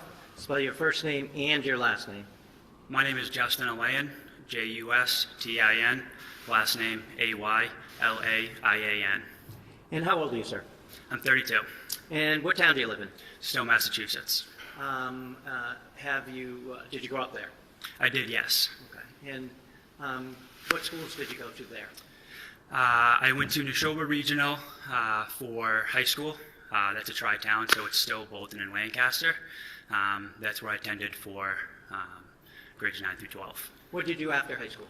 After high school, I immediately went to the University of New Hampshire, where I obtained a bachelor's in business management. After you graduated from UNH, what did you do? After UNH, I did a cross-country road trip where I traveled Southwest U.S., and I got a job as a wilderness instructor at a therapy camp in southern Utah. And what do you mean by a therapy camp? I worked as a lead counselor for some youth between the ages of roughly 15 to 18, and there were some early adults as well that were above 18. And they came to this camp for a variety of different problems, whether it was drug issues, whether it was anger issues, whether they had problems at home. They would come to this camp and we would help build confidence. We would give them coping mechanisms. We would do that in a wilderness setting where we would teach them primitive living skills. And we would assist them in their transition, going back to their families or whatever they had after. At some point, did you make your way back east? I did, yes. I was out there for roughly 8 months, and I shortly came back after. Okay. What did you do when you came back? When I came back, shortly thereafter, in the fall of 2017, I enlisted in the United States Army. Okay. Did you go to boot camp? I did, yes. I attended boot camp. In Fort Benning, Georgia. I enlisted as an infantry. So I attended boot camp in Fort Benning, Georgia, immediately after boot camp and advanced infantry training. I went to airborne school, which was also at Fort Benning. Right after I graduated from airborne school, I was moved to Fort Bragg, North Carolina, and that's where I spent the rest of my tenure in the Army. Okay. How long was that? Altogether, I attempted to try to become a Green Beret, where I went to try to go for Special Forces. I went to, it's called SOPC, which is Special Operations Prep Course, prior to selection. And during that training, I was severely injured. I ended up hurting some ligaments and tendons and needed reconstructive surgery on my tendons. So I ended up shortly getting out of the military after that with an honorable discharge in the, I believe, winter of 2019. So then, did you come back up here? I did, yes. I returned back to Massachusetts shortly thereafter. After that, I worked several different jobs. I ended up at Fidelity for a while. I worked in their 401k department. And then shortly thereafter, I started going through civil service and applying to jobs for to become a firefighter. Okay. Did you eventually get one? I did, yes. I got on at North Andover Fire Department in August of 2021. It was at that point I also went back to for my fire science degree at Anna Maria College, which was obtained roughly a year and a half ago. I got my bachelor's degree in fire science. So what is your role in the North Andover Fire Department? I'm a firefighter EMT with the North Andover Fire Department. My job is to protect life and property. When you say an EMT, do you work as a firefighter full-time or an EMT, or how does it work there? With the rotation that we have, the newest 24 members on the fire department, they're in charge of running the ambulance. So on my shift, what we do is we work 2 weeks on the ambulance, and then that third week rotating off, we either go on the engine or the ladder truck. Do you know a person by the name of Kelsey Fitzsimmons? I do, yes. How and when did you first meet her? It was September of 2023. She had reached out to me on Facebook. She had seen a picture of me posted on the North Andover Fire Department page. She was recently going to be getting hired as a North Andover police officer, and she reached out to me on Facebook. Fair to say you developed a relationship with her? We did very quickly, yes. Okay. At some point, did it become more than casual? Yep, it became more than casual very quickly. Both of us developed feelings very quickly, and that developed into a relationship very quickly as well. And it was about roughly 6 months after that we had initially met that that Kelsey and I had moved in together. And where did you move in? She had owned a home at 125 Phillips Brooks in North Andover. My lease had ended that May of 2024, and at that point we decided that we were going to live together, and I wasn't going to renew my current lease that I had. And I'm sorry, remind me, were you on the fire department? You were on the fire department. I was, yes. Were you living in North Andover at the time? I was living in North Andover, yes. At some point, you guys were living together. You had a baby? That is correct. Okay, and when was a boy or a girl? Boy. Okay. How old now? He is 13 months old. Okay. And what's his date of birth? 2/16/2025. So he was born while you were living together at 125 Phillips Brook? Yes. At some point, and I'm going to turn your attention to the weekend of July 28th, 29th, going into Monday the 30th, okay? Okay. Did your relationship become strained in any way? Just yes or no? Yes. Okay. And as a result of that, did you decide to do something on June 30th, that Monday? Yes, I ended up obtaining a restraining order. Okay. Now I'm going to just step back for a second, and we're going to talk about that day in particular, okay? Okay. At some point, were you communicating with the defendant at all? Yes. How so?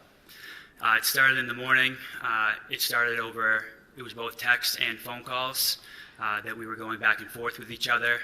I had requested to see my son. I wanted to make sure that he was okay.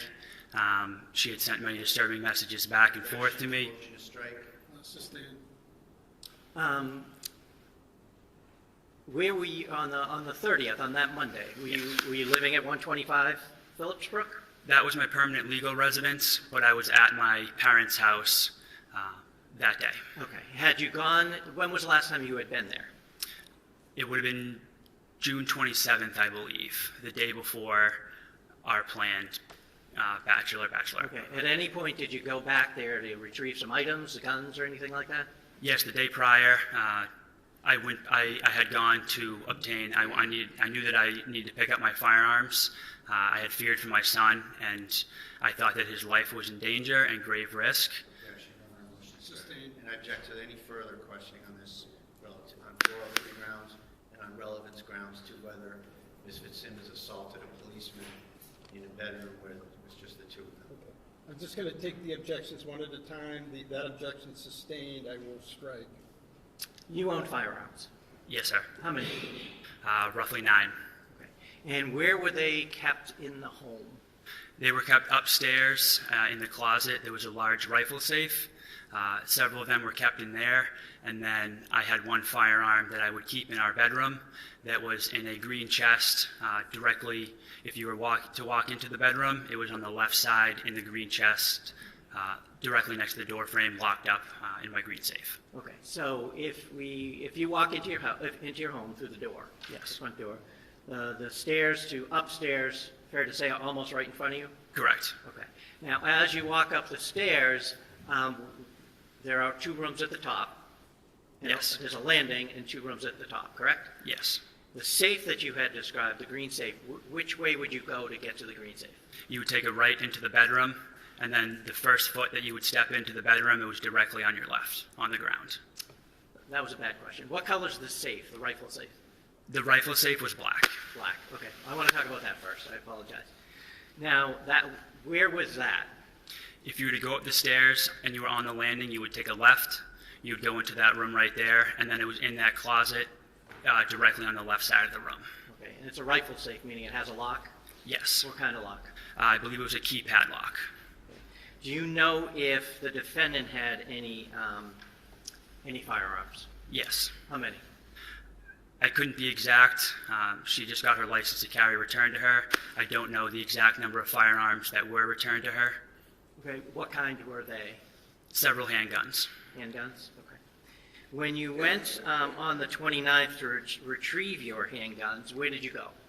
I went directly upstairs, and I went into that gun safe, the rifle safe that was on the left side of the landing, and I retrieved my firearms from there first. Okay.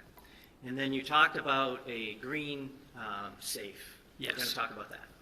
You walk up the stairs, the landing is there, you go to the right, which is the bedroom, correct? Correct. The other room, is that the one with the crib in it? Correct. Okay. Now, if you go right to your left, you had described to, on the floor, correct? Yes. You had one gun in there? Yes. Did you see any other guns in there when you opened that? No, I did not. So are we not now talking about the green safe? Yes. Okay. Have a second. Sure.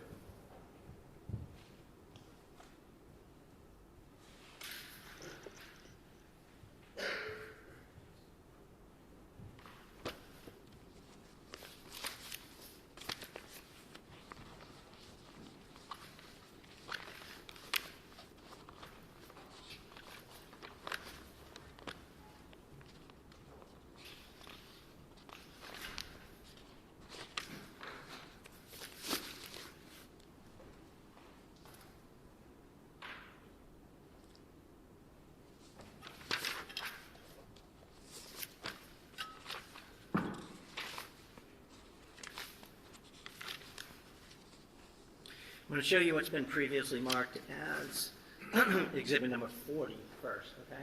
Okay. Can you see that screen? I do, yes. Recognize what that is? Yes.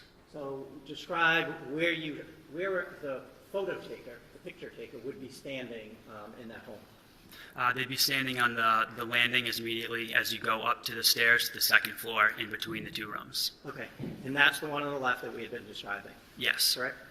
I'm going to show you what's been previously marked. Hold on. The one on the left, meaning the room on the left? Yes. Okay. I'm going to show you what's been marked as exhibit number 45. Can you see that? Yes. Do you recognize what that is? I do, yes. What is it? That is the nursery, that's the closet with my clothes in it, and behind my clothes is the black rifle safe. Okay. And that is, when you're standing on the landing, that is the room to the left, and the closet in that room is where the rifle safe is? Correct.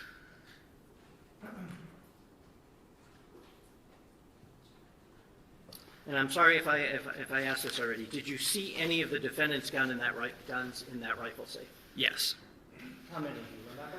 I don't remember exactly. I believe there was two, but I don't remember the exact amount. Now, bear with me. I'm going to take it step by step. I'm going to show you exhibit number 49. Do you recognize what that is? Yes, that is taken from the landing going up to the second floor on the right side that's facing our bedroom with my green safe on the floor. Okay, so the picture taker is on the landing, correct? Correct. The stairs are pretty much behind them. Directly behind. And I'm going to show you what's been marked as exhibit number 51. Do you recognize that room, first of all? Yes, I recognize the room. And that's the same room we were just talking about? Yes. The green safe is the box in the left corner of the picture? Yes, and on the ground, the large chest, the box, yes. Okay, so this is the safe you were talking about? Yes, sir. Okay. Do you know what that box is? I do not know. Have you seen that box before? I may have, but I don't remember seeing it. When you went on the 29th and retrieved your gun out of that safe, and you didn't see any of the defendant's guns in that safe, correct? I don't believe so, sir. Do you remember that box being on top? That box was not there, sir. Now I'm going to turn your attention, now that we're on the 29th, I'm going to turn your attention to the 30th. You had stated that you had been calling and texting the defendant throughout that day, correct? Yes. Were there any plans attempted to be made by anyone? She had made several attempts to try to get me to meet her at the Common via text message. She had reached out and said, "Can we meet the Common at 2 p.m.?" My initial response back to that was, "For what?" She then again tried to get me to reason with me to meet me at the Common again. And at that point I said I had no gas, there was no way for me to get there. And she tried to meet up at several points, and I told her that I was not comfortable. I did not feel comfortable being alone with you. I wanted to make sure my son was okay, and I feared that his life was in danger. Next question. Non-responsive. Yes, I will. Where were you when the texting back and forth was happening? I believe I was at my parents' house in Stowe. Okay. At some point, did you make your way to North Andover? I did, yes. Why? I felt that my son's life was in grave danger and that imminent harm may come to him in the hands of Kelsey. Okay. So as a result of that. Hold on, there's an objection. Overruled just as the state of mind, not the truth. So where did you go? I went to my friend Hunter Hassam's house. He was renting an apartment in North Andover at the time.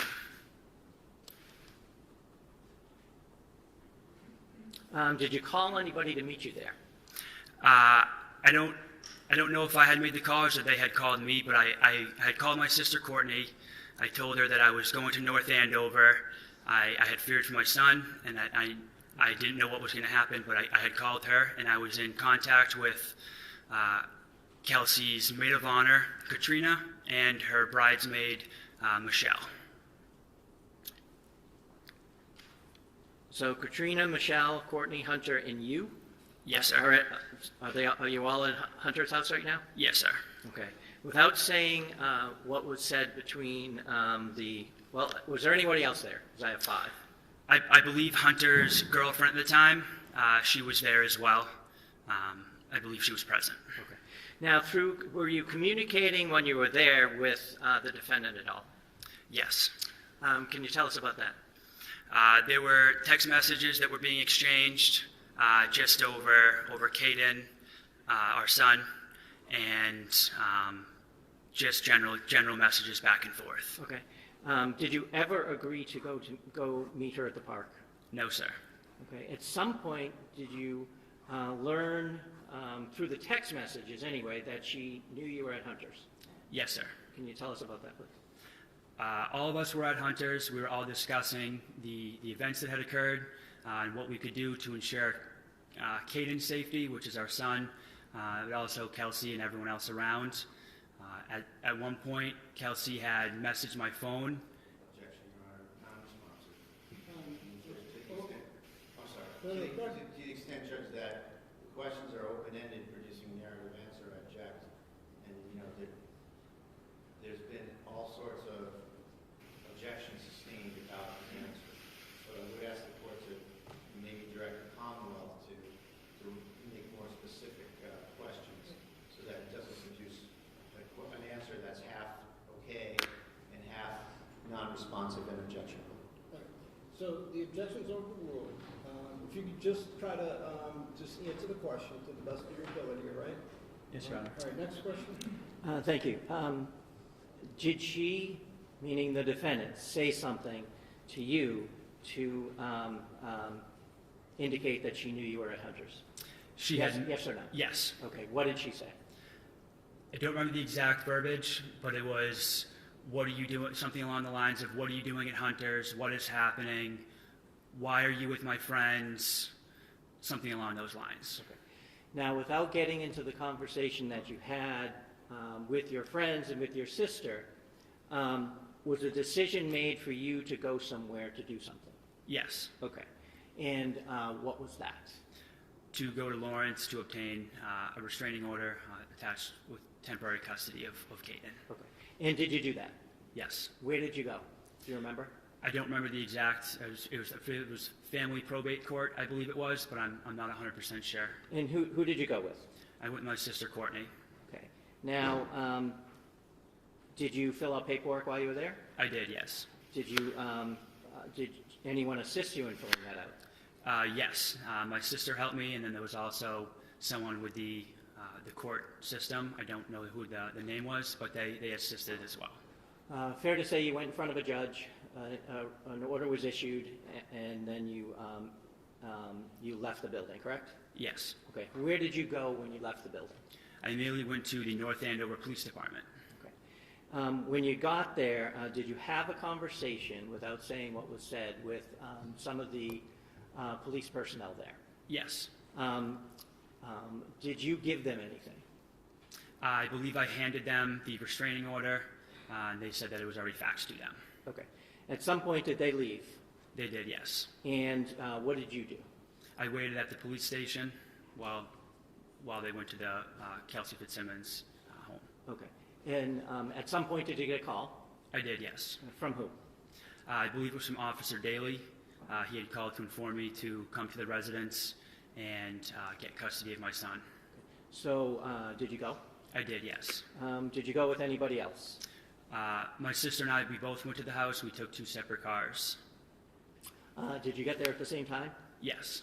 What happened when you got there? At that point, we both walked into the house. Officer Daley was downstairs. 2 officers were upstairs. And Kelsey's mother was holding the baby in the living room. At that point, I obtained Caden from her mother. And then we initially started to put him in a car seat. And then once he started crying, we figured it might be best, my sister and I, to get him ready for transport, to bring him back to Stowe outside. Okay, so who carried Caden out? My sister Courtney did. And what did you do? I asked if I could obtain some clothes while I was there. I just needed something so I could live day to day, as I had no clothes or any of my son's Was belongings. this the first time you went out, or did you go back in the house a second time, if you remember? This was the first. I went out the first time, and then I came back in. Okay, so the first time you went out, Courtney went out with Caden. Yes. What did you take, if you remember? I believe I had the car seat in my hand. Okay. At some point, you came back? Yes. And you asked permission to do something? Yes, I asked permission to get some clothes and a few clothes for Caden and some of his bottles and formula. Okay, so where did you go? I went down to the basement that was under construction at the time. There was no lights on, so I believe I had my camera, my phone out with the light on it, and I was searching for a suitcase that I had down there just to throw some clothes in. At some point, was your attention drawn to something? Yes. What happened? I immediately heard an officer's commands. I heard an officer scream out, "Stop, don't do it." At that point, I believe I had heard several gunshots ring out, and I heard Kelsey's mother screaming.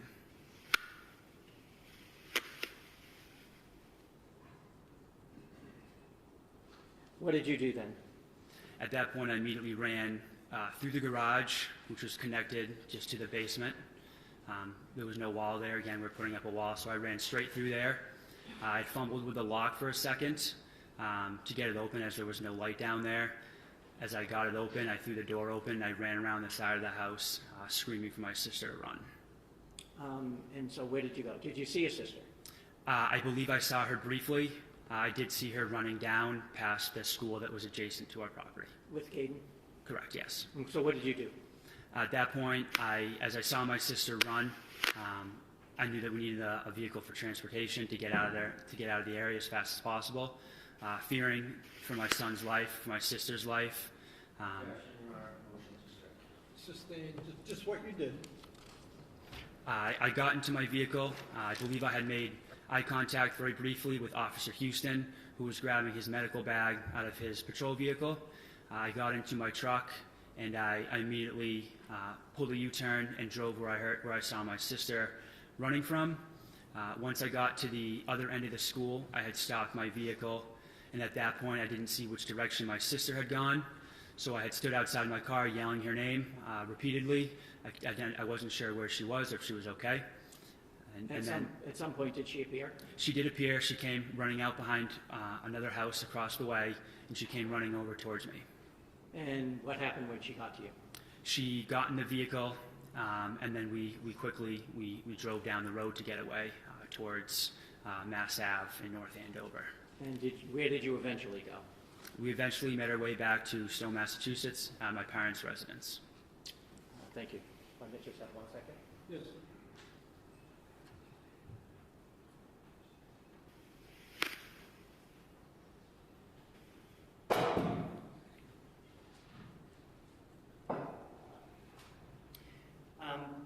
Were the guns that you and the defendant had, were they ever kept in the basement? No. Is there a gun safe in the basement? There was never a gun safe in the basement.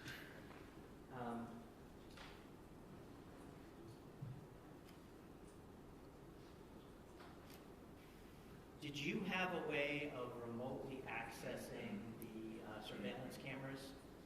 I could look at them. Did you before you went over? Remotely accessing them, I was able to view them, yes. Okay, when you did you see the defendant's car in the driveway? No. Okay, is that where she usually parked? Yes, always. Okay, and when I asked you that question, what time frame were we talking about? During the day, what time? Yeah. It must have been roughly 5 o'clock, 5 p.m.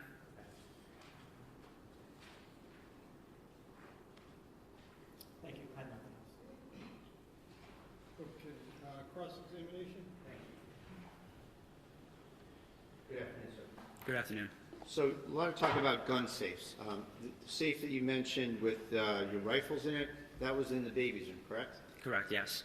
And that's the room as you go up the stairs to the left, you hit the landing, you go make a left, you're in the baby's room, correct? Correct. And then you visited the house on the 29th to retrieve your guns, right?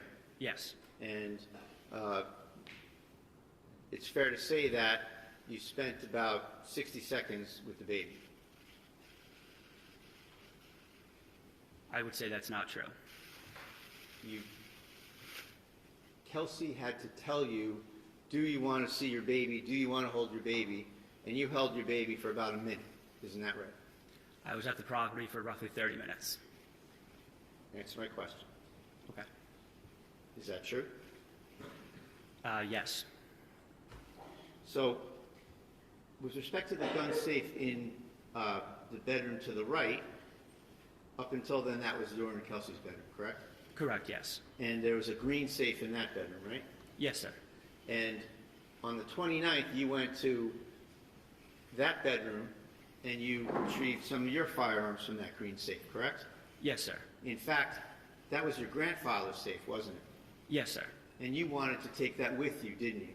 I did, yes, sir. And you took Kelsey's guns out of that safe and you put them on the bed so that you could take only your guns and your grandfather's safe. Isn't that correct? I did not take the gun safe, sir. Isn't that what your intention was until Kelsey asked you not to?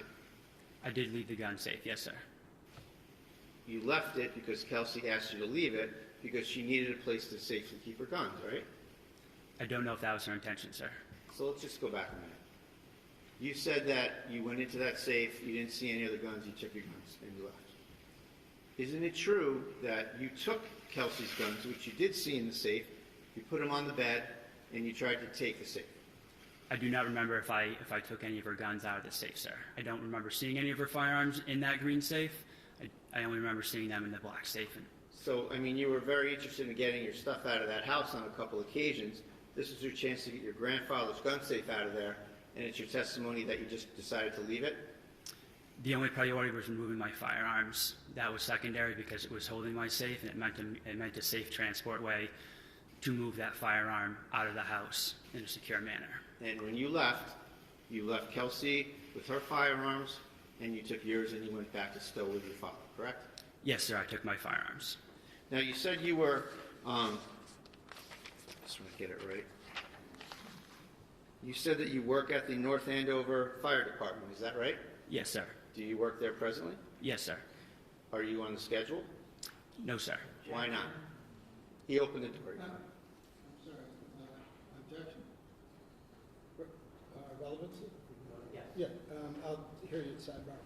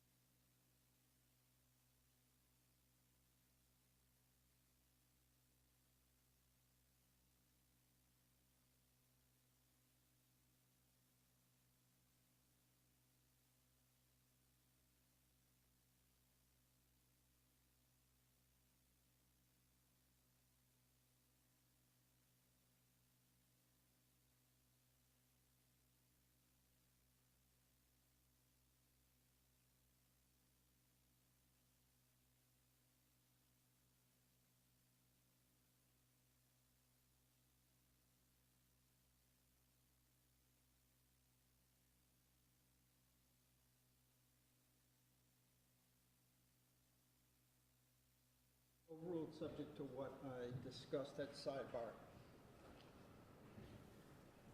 Sir, you're not on the schedule and you're not presently able to work for that department, isn't that right? Yes, sir. And the reason you were placed on suspension or administrative leave, whatever you call it, is because you have been caught on video many, many times using drugs that are in violation of your department and the town policy, correct? Allegations were placed against me, and the town has a responsibility to do their due diligence and investigate that matter. So that's a yes? Yes, sir. When did that go into place? I don't have the exact date, but roughly a week or two ago. Do you know the duration of this suspension or whatever you want to call it? Sustained. Oh, sorry. Let's move on, Mr. Brado. Sure.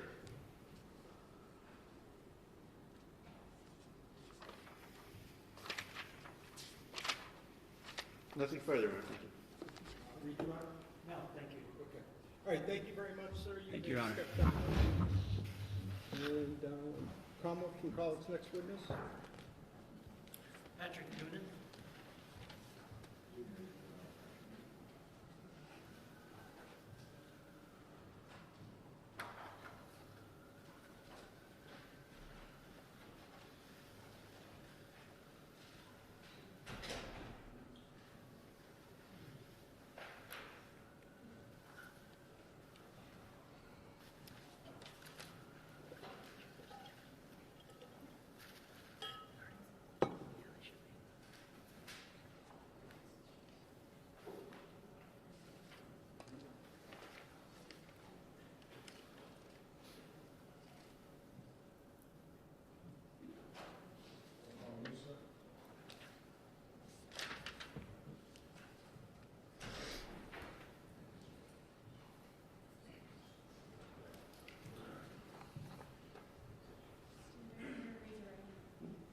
Could you raise your right hand? Do you solemnly swear that the testimony you're about to give in this cause now hearing shall be the truth, the whole truth, and nothing but the truth, so help you God? I do. Thank you. You may have a seat and put yourself Your right Honor. up to the mic. How are you doing this afternoon? I'm doing all right. How about yourself? Excellent, thank you. You may proceed. Sir, in a loud, clear voice, can you please introduce yourself? Spell your first name and your last name. Patrick Noonan, Patricknoonan. And how old are you, sir? 50. And what town do you live in? North Andover. Where were you born? Rochester, New York. How long did you stay there? Until I was about 4 years old. And where did you move to? North Andover. Who did you move with? My sister, mom and dad. And what are their names? My mom is passed, but my dad is Timothy Noonan. And what was her name? Your mom? Patricia. And your sister? Mary. Does your sister live in the area? She lives in Lynn. Where did you go to school? For high school? Grade school, high school? The North Andover Public School systems, and then for high school I went to St. John's Prep. And did you play any sports there? Hockey and lacrosse? Did you graduate? I did. Once you graduated, did you further your education in any way initially? Initially, yeah, I went to Siena College for about a year, and then that wasn't working out. I got my degree later on down the road. What did you get your degree in? Criminal justice. From where? UMass Law. Now, after you left Siena, did you work? Yes, I did. What did you do? I worked at Macy's Security. Okay. And at some point, how long did you work there? Couple of years. It wasn't too long. Did you meet anybody significant in your life while you worked at Macy's? My wife. Who's that? Angie. Okay. And was she working there also? She was. Did you get married at some point? We did. Okay. I'm going to ask you a dangerous question. What's your anniversary? It is December 22nd, Okay. 1999. 1999. Okay. Yep. Thank you. Do you have any kids? I do. How many? Just one. Boy or girl? Boy, Joseph. And what does Joseph do? He is currently at UMass Lowell as well, studying environmental engineering. Have you lived in North Andover ever since you've been 4 years old? No, Did you move around? I did when I was in the military. Okay, we'll get to that. Oh, I'm okay. sorry about that. At some point, you talked about you were in the military. What area of the military did you join? Air Force. Okay. And when was that? That was in '99. And where is boot camp for the Air Force? Lackland Air Force Base in San Antonio. Okay. And can you tell us a little bit about boot camp? Some of the training, some of the things that you were subjected to, I guess? Yeah, I mean, it's you know, some sleep deprivation. You also have, you know, you have to learn how to march. They basically strip your identity and try to build you up as a team. Okay. Firearms training, things along that. At some point, did you make it through boot camp? I did. Did you, I guess, enlist or volunteer to any special area of the Air Force? Security forces. And what is security forces? They're basically the defenders of the force. So when I went in, I went through my tech school, which is almost like a police academy. We learn various different things in there, land nav, different weapons systems, things of that nature. And then once you graduate, you get your orders cut. And what were your orders originally? Cheyenne, Wyoming. Okay. And what was your role when you were in Cheyenne, Wyoming? I originally, when I was waiting for my security clearance, I was originally working on the ground. So ingress, egress from the gates, a cruiser, enforce the laws of the Uniform Code of Military Justice. When you're going through that type of training, are you trained in the use of firearms? Yes. Any different, all different types? Yes. Any other types of weapons? Yes. Such as? The 60, which is a fully automatic machine gun. The SAW, which is pretty much the same, only it's a little lighter. The 203, which is an M16 with a grenade launcher attached to it. M16 and also your sidearm. Eventually, did you get your security clearance? I did. Okay, and was your assignment different when you got that? Yes, they moved me over to like a camper team. So whenever a facility goes down, you go with a 4-man team to protect the site. Okay. What kind of sites are we talking about? Missile sites. Okay. Nuclear missile sites? Yes. And are they in one state, more than one state? Tri-state. And what tri-state area was that? That would be Wyoming, Nebraska, and Wyoming, Nebraska, Colorado. And was that your range, or? Yes. And at some point, well, can you tell us a little bit about the training you got? Was there any specific training for that job? It was basically like on-job training. Okay. We're already trained up, so you get your orders, you get your assignment, and you link up with your 4-man team. Okay. At some point, did you move on from what you had described as a camper team? Yes. To where? Fire team. And what is a fire team? Fire team consists of 4 people. Each person carries a different weapon, from the machine guns to the 203, so on and so forth. Our primary responsibilities were if any alarms were tripped on any of the missile sites, we respond. Okay. And so you're heavily armed. Mm-hmm. Is when you say you respond, is that on the ground? Yes, it's on a Humvee, yep. Okay. Did you at some point move from a camper team to something else?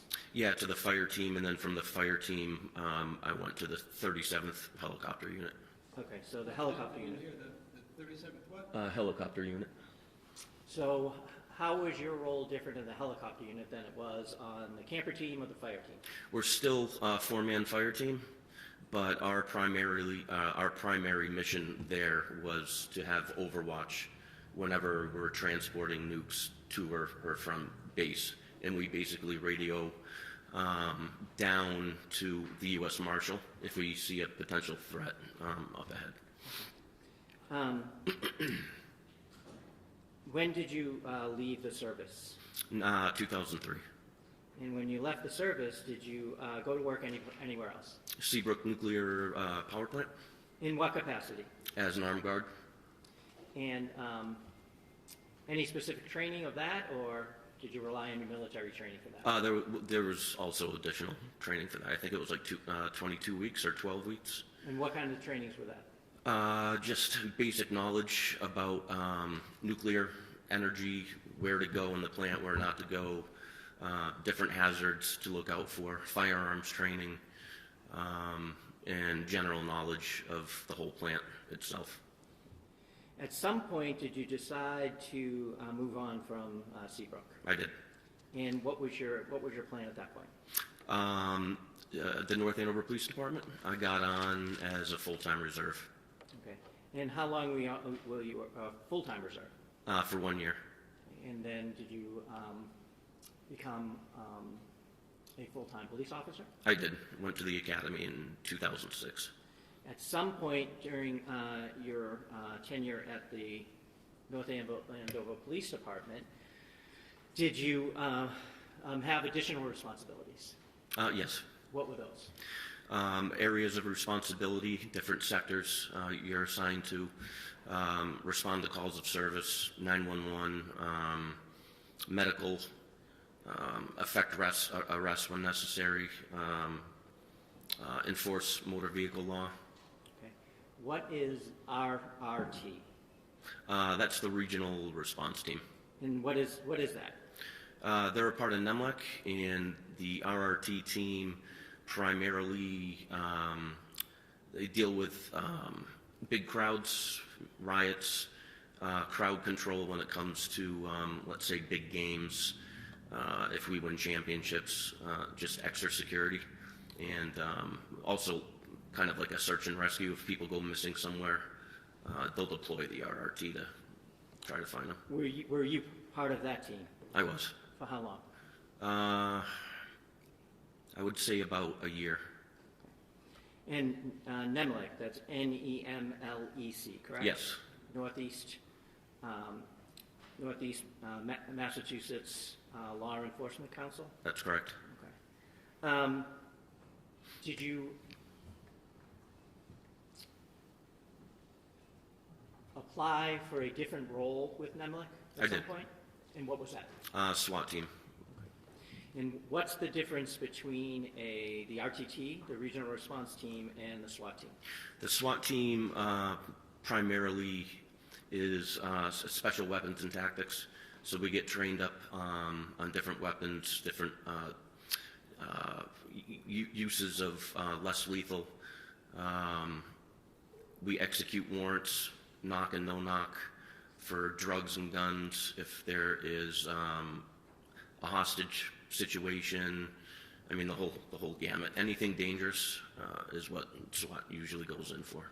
And so, was this a team you had to apply for? Tryout. Tryout? Mm-hmm. Okay. And what did that consist of? 8 days. It was like a 3-mile boot run in the morning, and then you had to do push-ups in a certain amount of time, sit-ups, squat thrusts, squat benders. Then you had to run 1.5 miles after that and make a specific time. After that, it was a 3-mile obstacle course you had to complete in a certain amount of time. And then after that, it was all firearms. Okay. What's stress shooting? When you shoot under stress, so typically how we induce stress when we want to stress shoot is we'll do sprints, we'll do... Browns? Here is an expert in stress shooting. I'm sorry?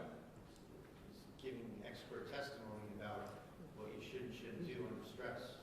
Well, he was asked how he practiced stress shooting. That's the way I understood it. So the assumption sort of rolled in there, Judge, is that he knows about stress shooting, he knows what he's doing with respect to stress shooting. But, well, he does, because he's been trained in it, and he's telling me that about the training, so. Well, I don't object to his training. We're hearing a lot of it, but I do object to any sort of imprimatur as if he's an expert in giving his opinions about the area. Okay, so I'm going to take, as I said, I'll take it as it comes. I haven't heard any opinion testimony. If there's an opinion, please by all means object, but overruled. Thank you. You continue. So to induce stress, when we go up to the range, we'll do a series of sprints, burpees, push-ups, sit-ups, and then we go right online. That's for the intent of raising your heartbeat to a very high level and being able to shoot on target. And when you say online, what do you mean? Right in front of your targets. Okay. That's what I mean. Right. What's SWAT school? That consisted of a full week, and I went to Worcester, and it was put on, hosted by LAPD SWAT. Okay. What did that consist of? Room entry, hallway clearing, room clearing, building searches, building clearing, the use of flashbangs, firearms, less lethal weapons, operating a Bearcat, shield work, the use of a Halligan, the use of a ram, things of that nature. What's a shoot, don't shoot scenario? As far as... Is that a thing? Shoot, don't shoot? Oh yeah, we have shoot, don't shoot scenarios. Okay, and did you participate in those? We did. What are those? They would put up targets when we were clearing a house, and some of them, the pictures were depicted of either someone having a gun to someone's head as like a hostage, or someone would just be holding up a purse. So that was shoot, don't shoot. Okay. How often, when you were with SWAT, were you required to train with them? 2 times a month, and then a 40-hour block in the year. Every year? During the year, yep. Okay. And so how long were you with the SWAT? You were with it twice, correct? Yeah, I was on 2 different teams. Okay. The first time, how long were you with SWAT?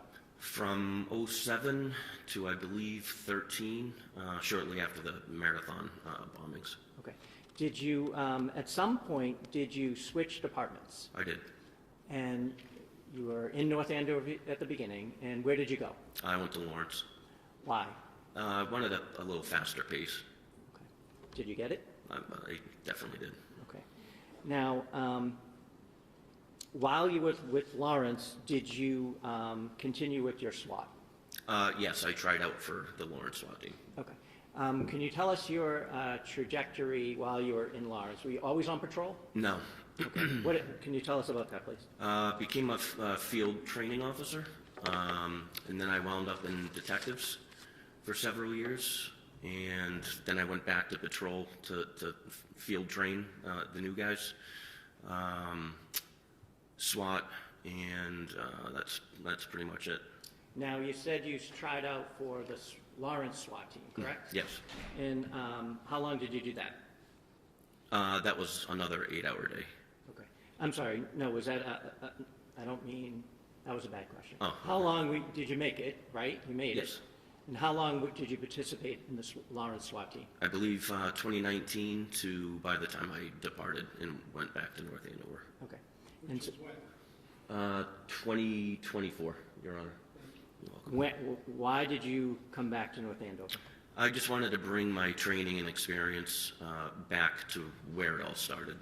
I have 10 years left, so yeah, that's about it. And I'm getting older, so a slower pace is kind of needed. Okay.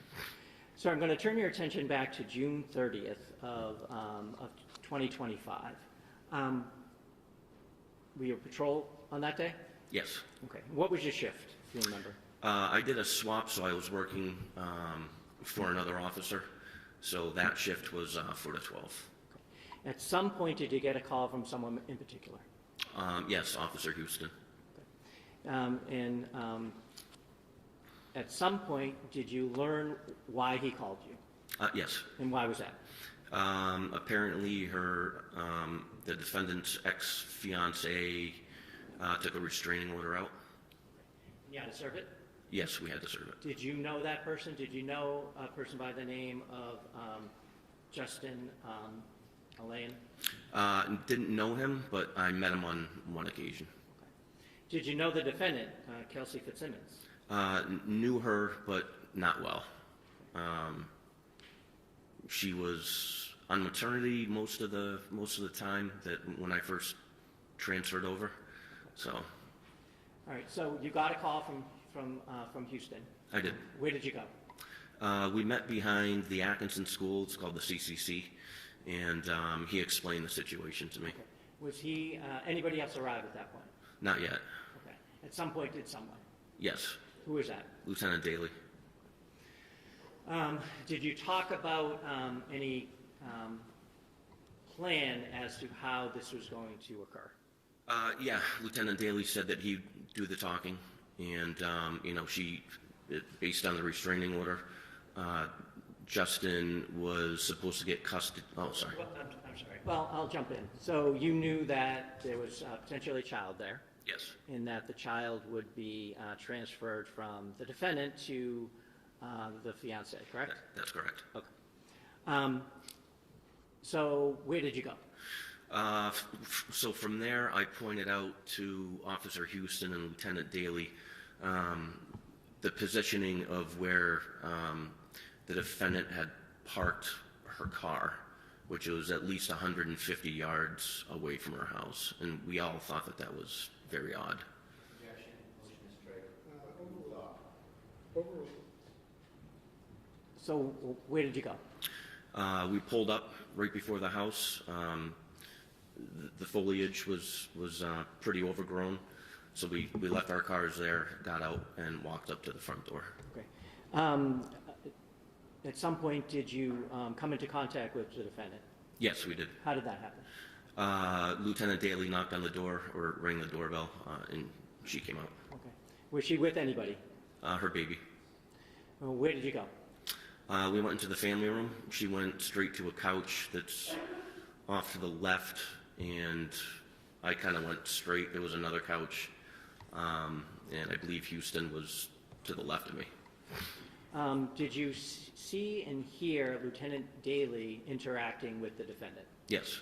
Can you tell us what you saw? He explained the situation, that Justin had taken the restraining order out, that we were going to have to remove firearms from the house, and that the baby, their son, he was going to be in Justin's custody for, I think it was 14 days until the next court hearing. When Lieutenant Daley mentioned that the guns were going to be removed, did the defendant say anything about that? Yeah, she said that they were located downstairs in the basement.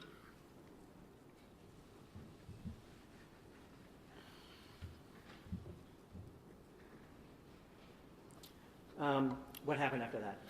I noticed her duty belt on the couch, so I went and checked that. There was no firearm in there, and I observed like a gun case on a mantle. I opened that up, and there was no gun. There was no gun. Did she say anything in response to that? Yeah, she reiterated the guns were downstairs in the basement. What happened next? She went to gather some belongings for their son, and she came up and handed me the baby. He was screaming. I was trying to calm him down. I believe she gave me his bottle, and I was trying to feed him, but I'm thinking it can't be too comfortable. I wear an outer carrier vest, and I have all my equipment in the front, so it was kind of hard to cradle him. Did you eventually hand the baby off to someone else? I did. I believe Lieutenant Daley. Okay. Now, do you typically wear gloves when you're on duty? I do. Were you wearing gloves that day? Yes, briefly for maybe like 10 minutes. Okay, did you take them off once you were in the house? I did. Now, did Miss Fitzsimmons leave the room at all? While I was with the baby, yes. Lieutenant Daley and Officer Houston escorted her around. I think it may have been a kitchen area. I never went back there, so I just basically stayed in the family room with their son. Okay. Did, on a typical restraining order service, would you let a person who is the subject of the restraining order walk around the house unattended? No. Okay. At some point, did they come back? Yes. Okay. What happened after that? I handed the baby off. I was standing in front of her stairs, and she had stated that she had clothes upstairs for the baby, so I handed the baby off. And so did someone go upstairs?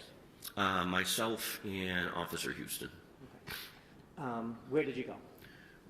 Right at the top of the stairs, it's like it's a very small hallway. Right to the left is the baby's room. Right to the right is the main bedroom. Okay. And so where did she go first? To the left, to the baby's room. And what did you observe? I observed a crib. The back wall had bookshelves of sort, and there were just clothes on the ground. Did you enter the room or did you stay on the outside? I entered the room there. Okay. What did you see the defendant doing, if anything? She was wrapping up baby clothes, and she put him in a car seat. And then while she was doing that, I heard an older lady come in and start to yell at Lieutenant Daley. Okay. Did that create any reaction from the defendant at all? No. I asked her who that was downstairs, and she looked up and said she had no idea. What happened next? She handed me the baby seat and asked me to take it downstairs, and I told her no. Okay. What did you do with it? I put it on the ground. I said, we'll deal with that later. What happened next? She started packing a lot of books, and it's almost like this round basket with two handles. And I explained to her that her son's 4 months old. No need for all the books. You know, you're going to see him in 2 weeks. So. What did she do with the books? She handed me the basket and asked me to go downstairs, bring it downstairs. And what did you do? I told her we would deal with it later, and I put it down on the ground. Okay. And you told her she'd see her son in 2 weeks? Yeah, roughly. I said your next court date is on the 14th.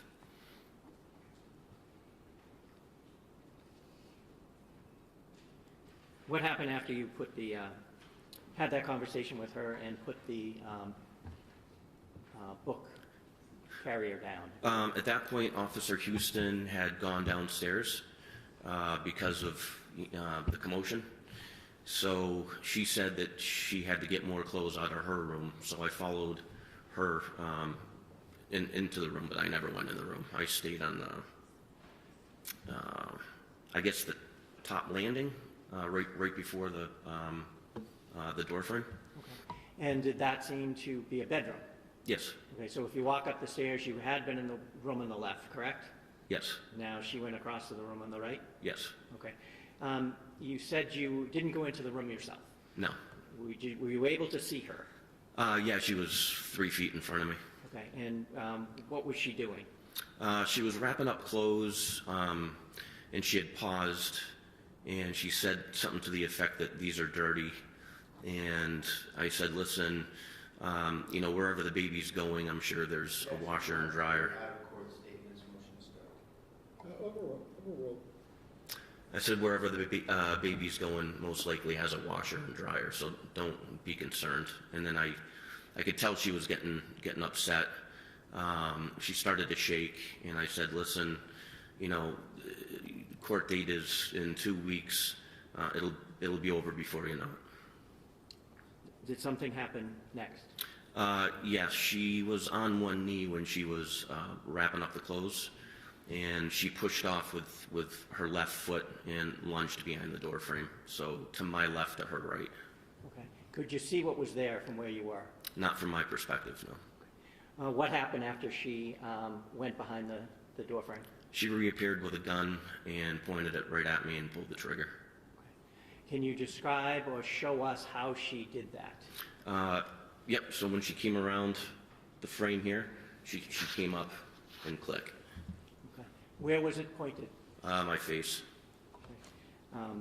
After it clicked, what happened? I screamed her name. I was completely shocked. She had the drop on me. She began to... The drop. Which means she had the tactical advantage over me. I drew my weapon. She was already backpedaling, and she was doing what we call a tap rack. Basically, when you do a tap rack, that's when your gun malfunctions. So when you tap the magazine, you want to make sure it's properly seated in the magazine well, and then you rack the upper receiver, or the slide. Okay, I think the judge was writing. I'd like him to see this, if I could. If you could just, because you made some... I'm trying to understand the lingo, too. Is it a tap, rap, like a... Rack. Rap. Rack, yes. Okay. May he stand up so you can see what he's doing, Judge? Yes. So a tap, and a rack. Okay. So tap on the bottom of the magazine? Yes. And a rack. Did she do that once or more than once? She did it twice. So the first time she did it, it was slow motion. I could see her hand slide off the top of the receiver. She started moving her way around the bed, and she began tap racking again. And I was yelling at her, "Don't do it! Don't do it!" And then what happened? After she successfully got around in the chamber, her right arm started to come up, and I shot twice in rapid succession. At her? Yes. Can you hold on one sec, please?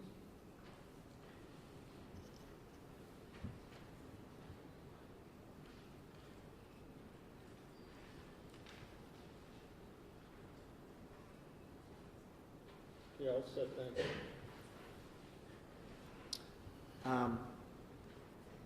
What did you observe after you fired the second shot? I saw her flinch. The gun went down, so I stopped shooting. She stopped her action, and then she went to the ground. Okay. Where was she at this point? On the opposite side of the bed, in between the wall and the bed. What did you do next? I covered down on her. And what does that mean? I kept my gun on her or in the area where she was, because I couldn't really see all of her at that point. What part of her could you see? I think her legs, maybe. I don't really remember. Okay. Did someone else appear at that time? Lieutenant Daley. Okay. And what did you see him do, if anything? He came up, said, "Where's the gun?" I said, "She still has it. I'll cover you." And so what happened? We walked around the bed. I stayed lethal force on her. He rolled her and saw the gun. Okay. Did you see the gun? I did too, yeah. What happened with the gun? He put it on the bed, and she was still conscious, alert, moving. I grabbed the gun. I moved it to the other side of the room. Okay. What did you do next? We immediately started first aid. Okay. How so? Putting pressure on the wound. We wanted to see if there was an exit wound, which there was. So we were trying to stop the bleeding. Officer Houston came running upstairs with a med kit.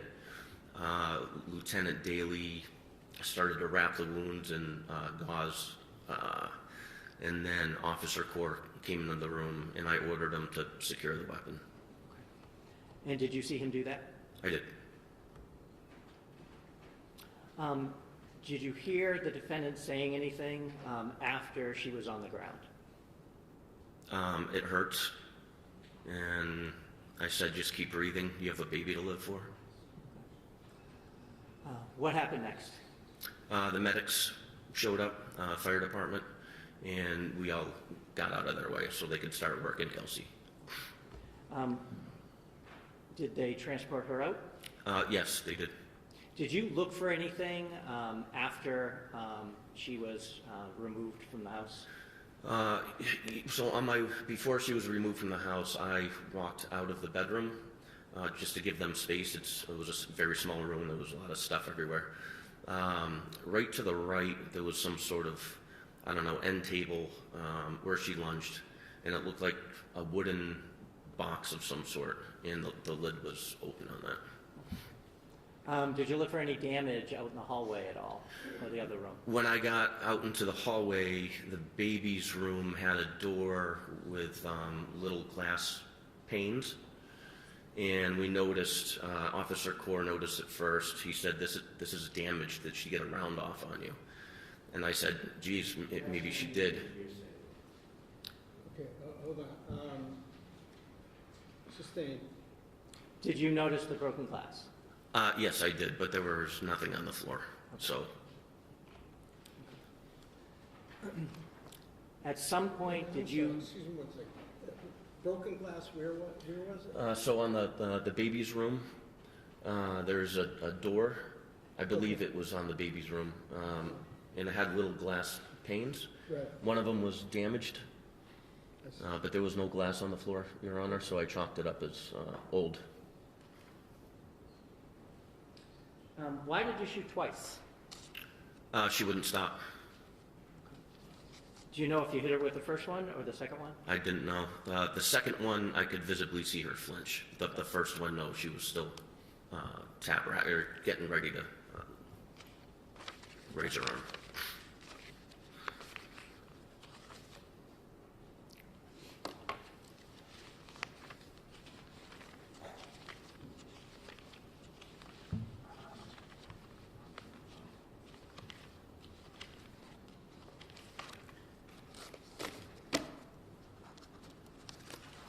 Sir, I'm going to show you a number of pictures. Sure. I'll show you what's been marked as exhibit number 6. Do you recognize that? I do. Okay, what is that? That's the front of the defendant's house and the door that we entered. Showing you exhibit number 10. Do you recognize what that is? Is that the front door? Oh, yes, that's the front door. The stairs are right to the right, yeah. Sure.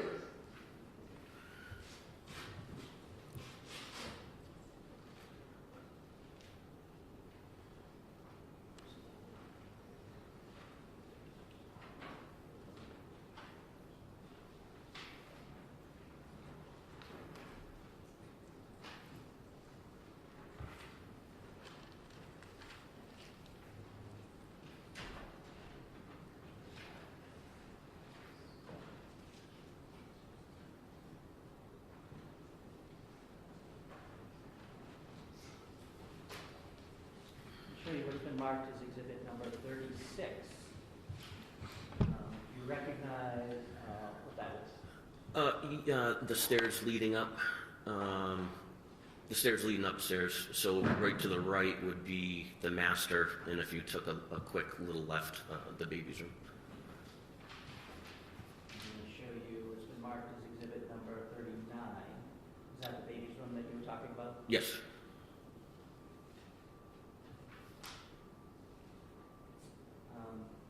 Number 38. You recognize what that is? The baby's room. Is that the container, I guess you will, of books that you were talking about earlier at the bottom? Oh, yes. Right down there. I'm going to show you what's been marked as exhibit number 49. Do you recognize what that is? That would be the entrance going into the master. Okay, into the bedroom? Yes.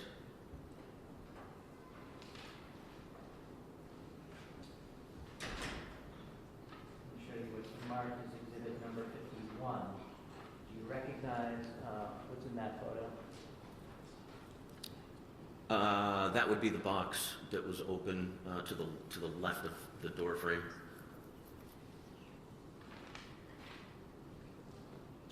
Number 50. Do you recognize what that is? Yes. Where were you? in relation to this picture, where were you when you first observed Miss Fitzsimmons pull out the gun and aim it at your face? Right before the door frame. Okay, so you backed up a little? Yep. Probably right, whoever took that picture, probably right there. And where were you in relation to the door frame when you shot your weapon? I used part of the door frame as some sort of cover, and I was leaning up against it with both my hands. So my gun and my wrists would have been in the room. I'll show you what's been marked as exhibit number.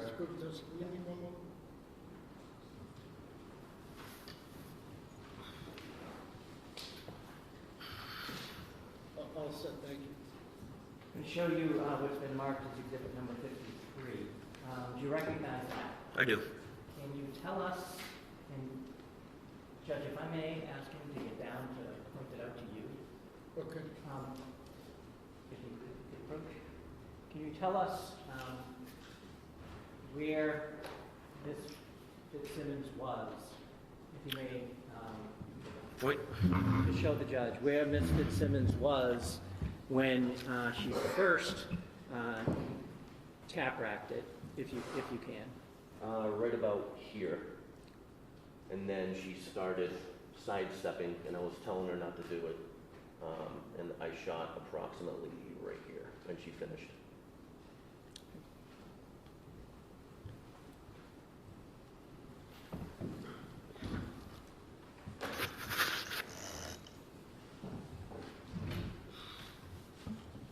I have nothing else. All right, so makes sense to stop for the day at this point. And we'll pick up at 9 a.m. tomorrow morning.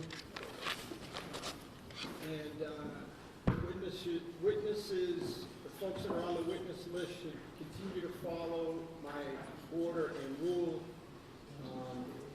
And that is not to watch any of the other folks' testimony. And we will pick up tomorrow morning. All right.